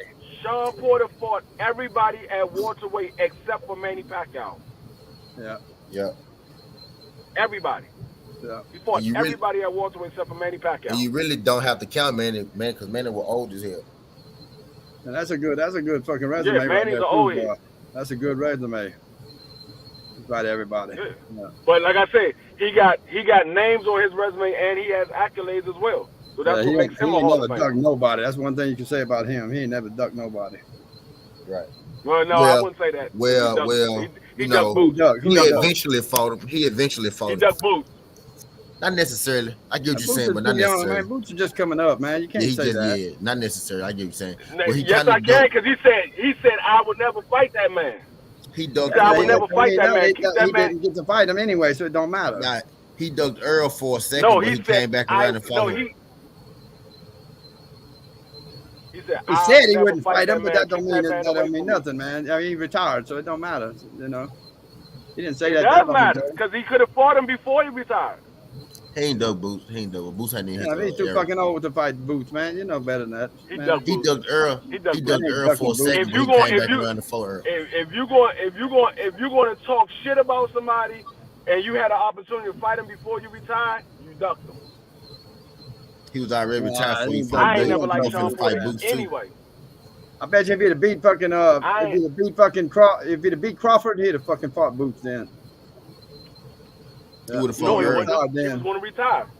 He would have fought Earl. If he'd beat fucking Crawford, He he would have wouldn't fought have Earl retired. again in the rematch. He'd have He felt would like have he was fought king of Earl. the He world, wouldn't man. have fought He fought Earl felt in like the he was king of the rematch. world, dude. If he'd have beat Crawford, man, He would have fought Earl in the He rematch. would have fought Earl. He would not have fought Boots. He would have fought Earl. He wouldn't have fought Boots. He would have fought Earl in the rematch. There's more money. He was not going to fight Boots. Yeah, there's no money there. Yeah, there's no money there. He's not. He's not going to fight Boots. He was never going to fight Boots. Yeah, it's all about the money, man. Boots don't bring enough money. Ain't enough money in the world to pay him to get in there with Boots. They would have had to get Sean I'm ready to Porter. see Boots fight somebody They good. would I'm have had ready to to get see just Sean how Porter good the that boy David is. I want to Benavidez see just how underdog good he fight. is. I'm ready to see somebody good fight Boots. I'm ready to see just how good he really Ain't nobody is. good trying to fight him. The The only prospect. person that's good. Yeah, he's gonna get his chance. He'll get his chance. So he'll get his chance. He'll get a chance to fight somebody It's good. supposed to be one of them prospects. Listen, It's coming. It's coming up. the only person that's good that's willing to fight him is Earl Spence. Nobody else that's good is willing to fight him.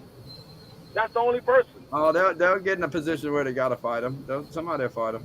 No, they won't. Why not? You don't understand? No, they won't. Why? Because Bud is going to retire. He's going to move out of the division. Yeah. Earl is willing to fight him, but Earl is going to fight him at 154. He's not going to fight him at 47. Well, there might be more motherfuckers at 154 They're going. that might fight him. Virgil Ortiz already said he needs 48 months to fight him. I bet you And fucking. Conor Ben already said.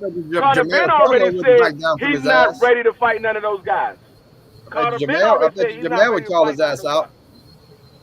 Jamel wants all the smoke. They're not in the same division. I know they're not in the same division. I know they're not. He needs to move his ass on up there for him. He needs to move his ass up there. Jamel can drop down. No, he needs to stay exactly where he at. He needs to stay I just want to see him fight at. somebody good, man. That's all I'm saying. I want to see him fight somebody really good. Yeah. Don't put it on him. Put it on the motherfuckers that's not fighting him. Yeah, I want to see. That's what I'm saying. I want to see somebody fight him good, man. That's all I'm saying. I want to see somebody fight him. Somebody good fight him. Put it on the. Put it on anybody. Yeah, put it on everybody. I want them to fight him. Somebody good to fight him. It's not on everybody. It's not on everybody. It's on whoever's there to fight him that's good. I want him to fight him. That's where the blame is. It's not on him. It's I'm on not the putting people it on that's not him. trying to fight him. He called. I'm not putting it on him. I'm saying I want everybody that's there that's good to fight him. You said you Somebody put it on good everybody. fight his I said ass. the blame is not on him. He called out everybody. He called out everybody. I know he did. That's why I said somebody needs to answer that call. I want somebody to answer the call, man. The only person that answered the call was Earl Spence. And he said, you will get your chance. I'm taking care of something right now. Yeah, he's taking care of something. But maybe if he beats EJ, maybe he'll go after Boots next, man. I don't know. It's gonna be at 154 or 160 or something. Going to 154. Yeah. Probably so. But before now, it got to be Virgil Ortiz. That's who it got to be. Virgil Ortiz. That's who it got to be. Yeah, that's the only person I could challenge him right now. No, that's who's supposed to challenge him. That's the other prospect. Him, Conor Ben, David Avenesia. Conor Ben ain't got a chance against him, man. Sindor Martin. He young. That's not an old dude. Sindor Martin, not an old dude. That nigga they got some young prospects coming up that's good, man. They got some good guys. I'm saying now, coming up. I'm naming people who could, who could potentially fight him. Speedy Rashidi. It's some 147. Oh yeah, they got some people that can fight him. Yeah, hang in there with him. I will say Brian Norman, but they're on the same team. So I ain't seen. I seen him fight a bunch of nobody so far. He kick ass, man. But that's like everybody. Vito. We're just talking about that. He didn't fight a bunch of nobodies. Vito Malinaki can fight him. He fought people that had names in the division. I'm naming some fights for him. Thomas Delome is a former champion. Yeah, he's a former champion. Thomas Delome is a former champion. He just got finished beating Mean Machine. Mean Yeah, Machine is the same person that he's dropped about washed Bud washed Crawford. out him though. I don't know, man. I just want him to fight He somebody didn't fight good. him. Yeah, I'm he's a ready to see fighter. him He's in a the good ring. I'm fighter, ready to man. see He's him in the damn ring with good, somebody man. too, though. I ain't gonna lie. I'm ready to see him fight. I just want somebody to fight him that's good, to see just how really good the dude is. You know, how really, I really, know how truly how good good he he is. is. I just want to see somebody test him. Yeah, me too. That's what I'm saying. I want to see somebody test him to see just how fucking good he is, man. I know he's good. He's fucking down. He's excellent. You know, I don't see nobody beating him, but I want to see somebody get in there with him that could hang with him a little bit. You know, see. I see somebody beating him. I see Earl Spence beating him. Well, yeah, if Errol Spence fights him, Now, there's gonna be That's two the only person I later see on beating him is down the Earl road. Spence. that'd be late on down the road, and Spence will be too old by It's then. people right now. I just named y'all some folks. I just named them. Who gotta fight him. It's on them. It ain't on none of the older guys. It's on the people that's around him. Yeah, So, he's young, and that's what he's supposed to do. He's supposed to call out the older guys in the division, the champions. That's what he's supposed to do. No, You know? no, he ain't supposed to call out the older they're guys. He's supposed to call they're out the supposed to top fight guys. each other.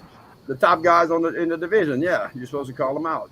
Yeah. You know, when you're young and coming up and you fucking undefeated, man, you coming in there. Yeah, you want the top guys. You Gotta know knock. you do. You're supposed to knock off the people coming up with you. Yeah, you're supposed to knock off the people coming up with you too. Yeah, and he's got a few of them coming up with him, so yeah, he could fucking get them going. It's their fault. Ain't none of them fighting each Yeah, other. kind of Ben and all them. Yeah, I see somebody else beating him too. who's that? Gary Antoine. I don't know about that, dude. Gary Antoine already beat him 3 times. Yeah, but I don't know about now though. Yeah, on time would have to put up a better fight than he did last time. This last fight, put it that way. Yeah. You say what? He'd have to put up a better fight than what he did his last fight. That's how he fought. That's how he fought Boots and beat Boots 3 times. He fought Boots the same way he fought Victor Pro style and beat Boots 3 times. Just saying, man, he did good, but I was expecting a little more out of him. The way you beat Boots is you keep constant pressure on Boots. That's the way you beat Boots. Yeah. You don't let him sit back and box you. You right, keep give me constant 2 minutes, pressure man. on Give him. me 2 minutes. Let me go cut this branch. I'll be right back. Right. That's how you beat Boots. You keep constant pressure on him. That's why I say Earl will beat Boots because Earl's going to keep constant pressure on Boots, and Boots is not going to be able to do everything that y'all see him do now. He's not going to be able to do that. You got pressure on him, he's not going to be able to do that.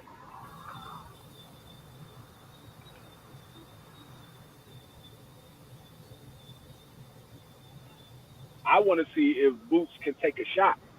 That's what I want to see. He took some from Delorme, but I say the same thing. He ain't been in there with nobody that's a puncher. Like Thomas Delorme, he's older now.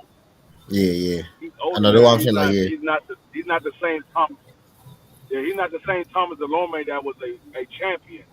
I don't think Boots lack a chin, but I know what you're saying. You want to see him there though. I know what you're saying. Yeah, I ain't saying he don't have a shot. I just want to see if he could take a shot. Like when we did the rating on him. We can't really grade his chin because we haven't seen him take a shot yet.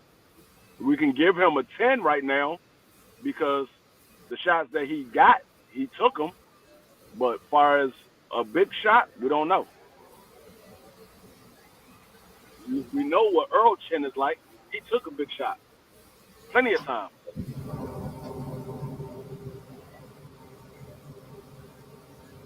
We know what Bud chin is like. He been rocked by Gamboa. He been dropped by Mean Machine. We know what his chin is like.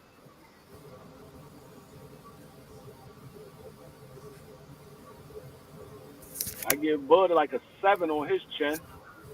Yeah, that's why I give him 2. 7 at 140. Well, actually, he got dropped at lower weight class too. Yeah.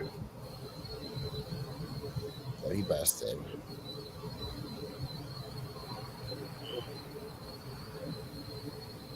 Yeah.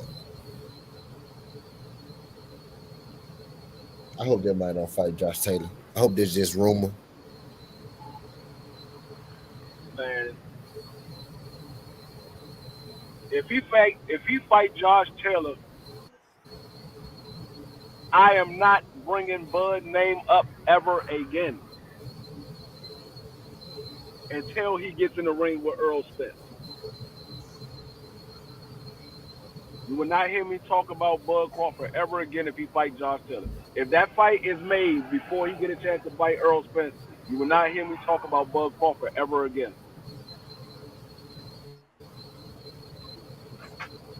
And I'm gonna tell you right now, my rating on him is gonna be a 3 on everything. I'm gonna give him a 3 on everything whenever we rate him. They're gonna like his boxing ability 3. Yes. Dwayne, you want to elaborate? Nope. Bitch. He's a 3. God damn it, man. His IQ 3. You want to elaborate? Nope. He's a duck. He's gonna get a 3 on everything. Ay, ay, ay.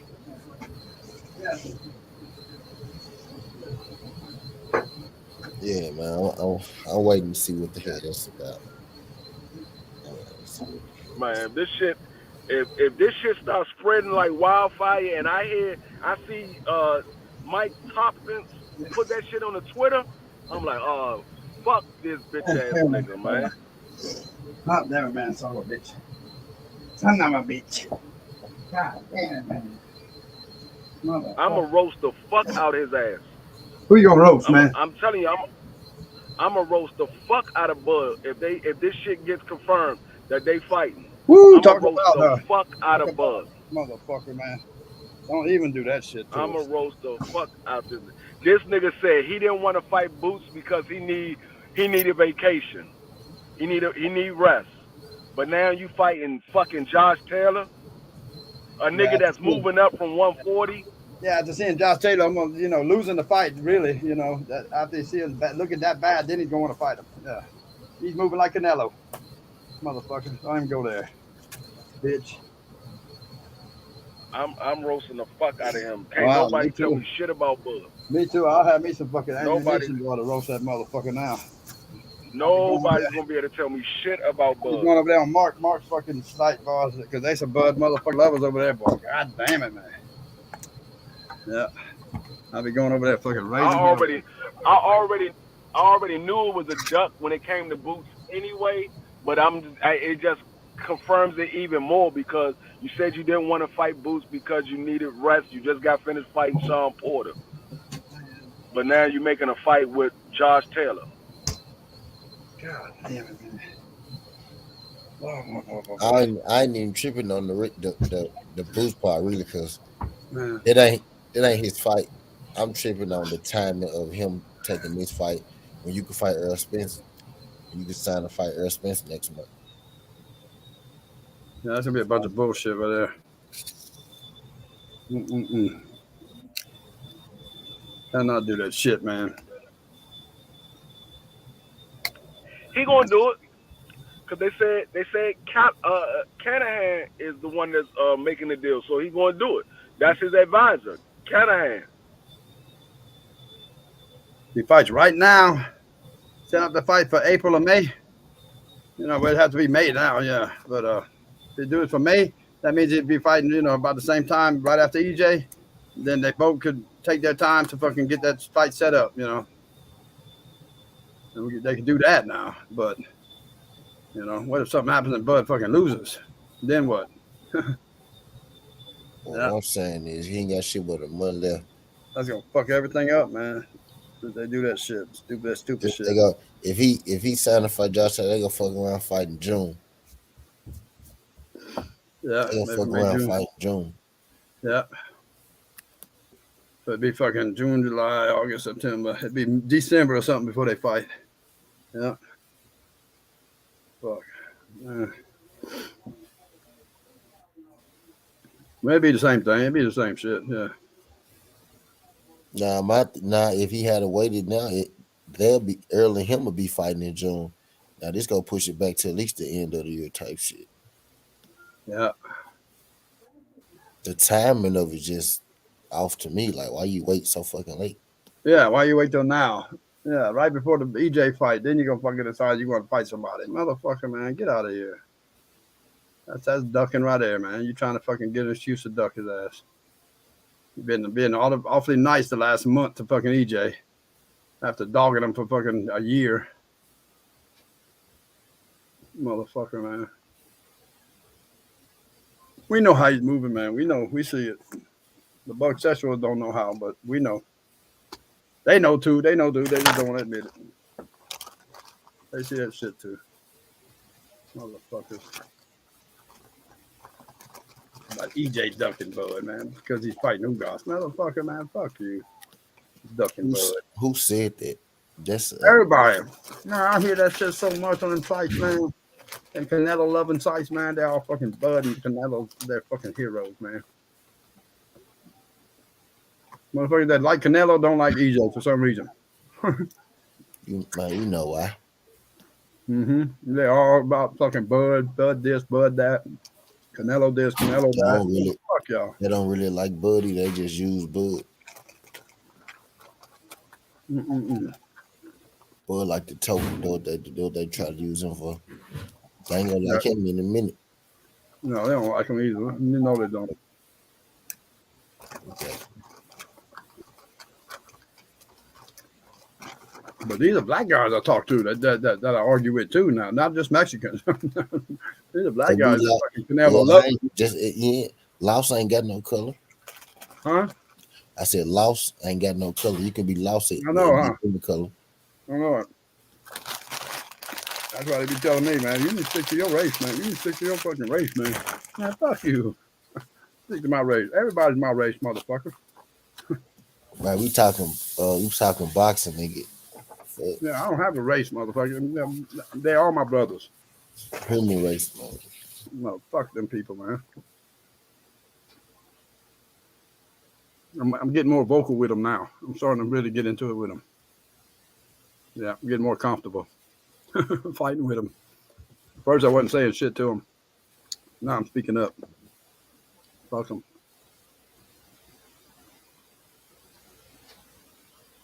Yeah.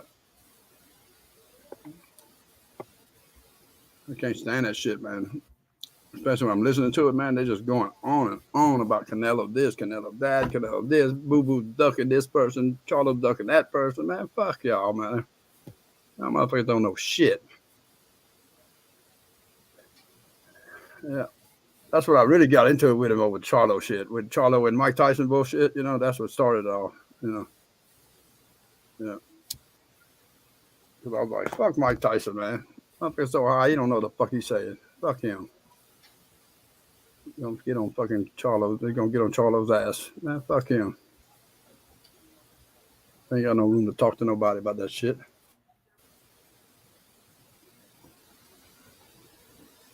Ain't nobody scared of Mike Tyson no more, man. The old man now, man. Fuck him. Well, you seen that fucking they got some shit going on with fucking what's his name and fucking Roy Jones Jr. though, boy. Woo. That's just gonna come to blows, man. What's that basketball player? What's his name? Paul Pierce. Paul Pierce, yeah, for the Celtics. Yeah. Well, Paul Pierce, man, he was talking some shit, man. He was telling he told Mike Tyson, he said, well, you in that fight, man, that fight you and Roy Jones Jr. had, don't they still owe you a bunch of money? It's the promoter that owes the money, you know. And Mike was like, yeah, I'm still owed a bunch of money. He said, well, let's go get him. And Mike was like, nah, we ain't going there, man. We ain't gonna go that way, you know. It's the promoters that owe me the money, not him. He was like, bullshit. He said, I get my boys to go over there to his house and get him. Roy Jones answered that fucking call. Roy Jones had an interview. He told him, he said, I got my boys too. He said, don't worry about that shit. He said, you want to come see me? You know where I fucking live. Come see me. Yeah. He said, I don't owe nobody no fucking money. He said, matter of fact, Mike's the one that put on the fight. Mike and his promoters. I didn't have nothing to do with it. He said, so if anybody owes anybody money, they owe me money too. You know, and they do. They owe both of them money. The promoting company owes them both money. But he said, I ain't got no beef with Mike. You know, me and him talked about it. We know who owes us the money, you know. And he said, Paul Pierce, he said, I don't know what the fuck you doing in it. You know, you just need to keep your ass out of this shit. You know, this ain't got nothing to do with your ass. That's Mike Tyson's new fucking partner over there. His co-host, Paul Pierce. Co-hosting the show with him. Motherfucker. Gonna call out Roy Jones, man. Tell him I'll send my boys over there, man. That's a threat right there, man. That's a big threat too. You know, send your boys over there to fuck him up. Shit. That you know Roy Jones Jr. ain't gonna take that lightly. You know that. I knew that wasn't gonna happen. And like Roy Jones Jr. wasn't gonna say shit about it. Fuck that. He answered that shit right away. He's the one that called for an interview so he could be on the fucking podcast to make sure he heard his ass. He said, "You want to bring a break? Come on, you and your boys, come on. Y'all know where I fucking live. Come on. I'm waiting on y'all." Shit. Motherfucker, boy. So there gonna be some blows going. I don't know what's gonna happen with that shit. Maybe nothing. Hopefully nothing, but you never know. Mike Tyson gonna tell Paul Pierce he better fucking straighten his ass up, motherfucker. It ain't something that ain't your business. You need to stay your ass out of it. Mike tried to tell him a few times during the podcast, man. He kept telling him, man, leave it alone, man. You know, I ain't got nothing to do with you. They ain't got nothing to do with Roy Jones. Leave it alone. And he was like, "Oh no, fuck that. I ain't leaving it alone. Hell no. He owed you money, man. Fuck that. We're gonna get it. We're gonna get that money." Paul all talking all bad. They gonna get his boys. Damn it, man. That's a threat, dude. That's a big threat right there. Yeah. Damn it, man. Man, we got tornadoes that rip through fucking Texas, Louisiana, fucking Mississippi, Alabama, and it's knocking on our door right now. Still active tornado warnings right through Alabama, right on the other side of the line, coming this way. Hopefully it dies down by the time it gets here. It's in mountains, man. It'll chill out a little bit. Son of a bitch. Not that much rain, though. Well, 2 p.m. Wednesday. That's tomorrow evening. An inch, half an inch to an inch. That ain't much rain, so it's going to move through quick. Yeah, that's cool. Damn, the wind gusts. 50 miles an hour, man, at 6 a.m. in the morning. Damn it, man. I got a bunch of fucking trees on this house, man. Bunch of fucking trees.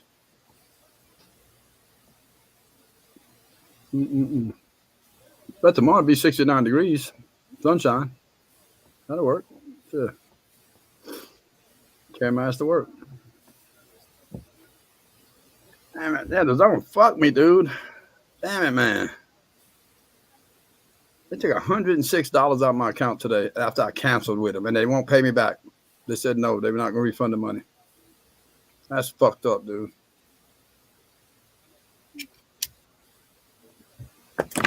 Yeah, that is fucked up. I canceled that shit last week, man. That's fucked up.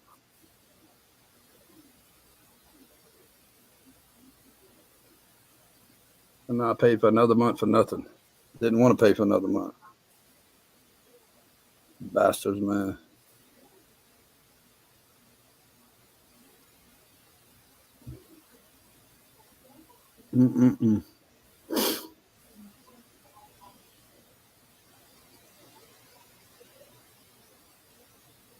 Yeah, man. 2 games fucked me tonight, huh? Yep.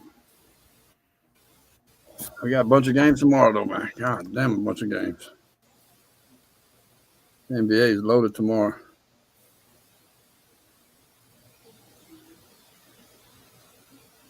You know, it's only 4 tonight. They're going to be loaded tomorrow.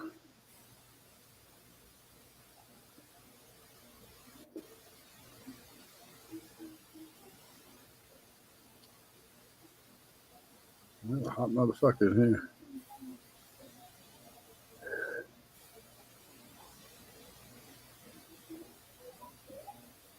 What we got tomorrow, man? Come on, bitch.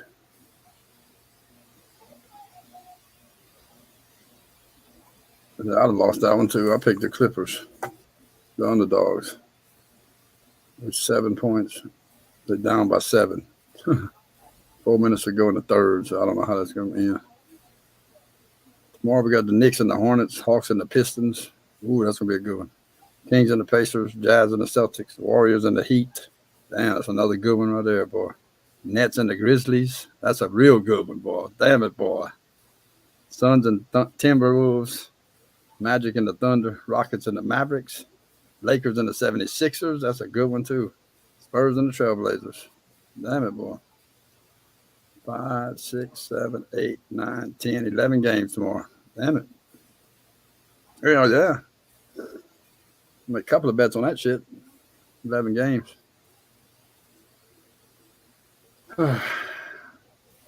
Mm-mm-mm.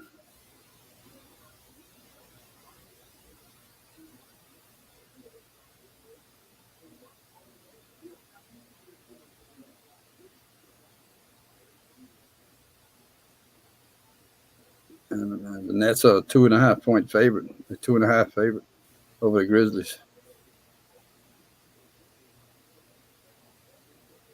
Miami -6 over the Warriors. They got dead even too, 47-25. Their record. Dead even. Mm-mm-mm. Fucking Suns, 58 wins, man. Damn. Yeah, 11 wins over second place. Son of a bitch.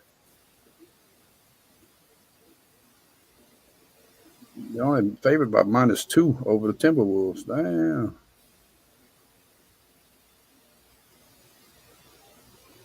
Philly -7.5 over fucking the Lakers. Huh. Well, damn it, man. I'll deal with that shit tomorrow. Deal with that shit tomorrow, man. Deal with that shit tomorrow. That shit.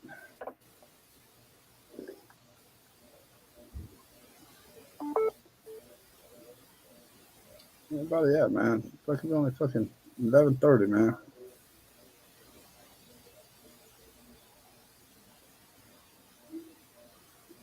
Oh, I miss A1, man. Who's on, man? Shit.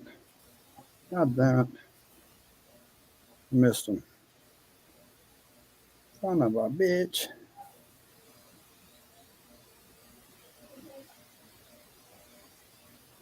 Damn, man. That sucked.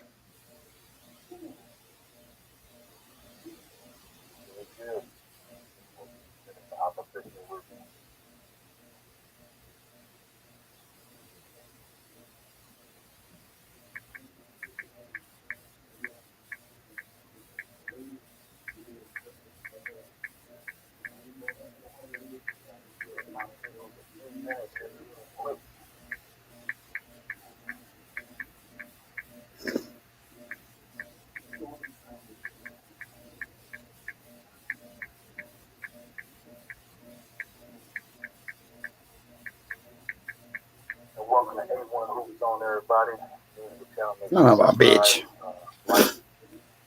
Man, I missed this shit.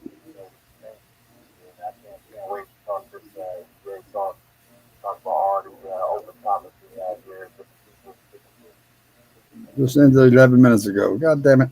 Son of a bitch.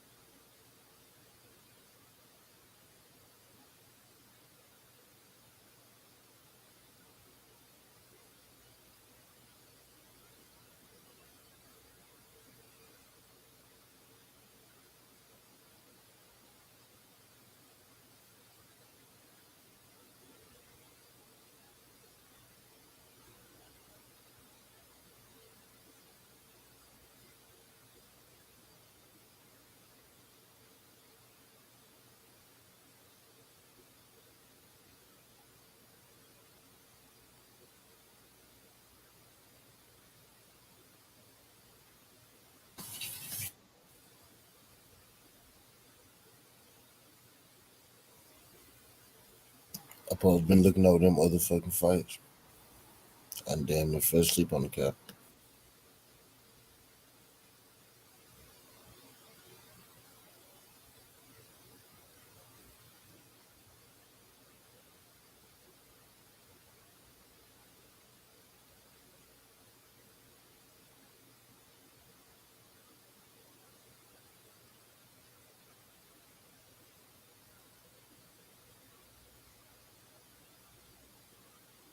I'm finna finish going over these fights and say,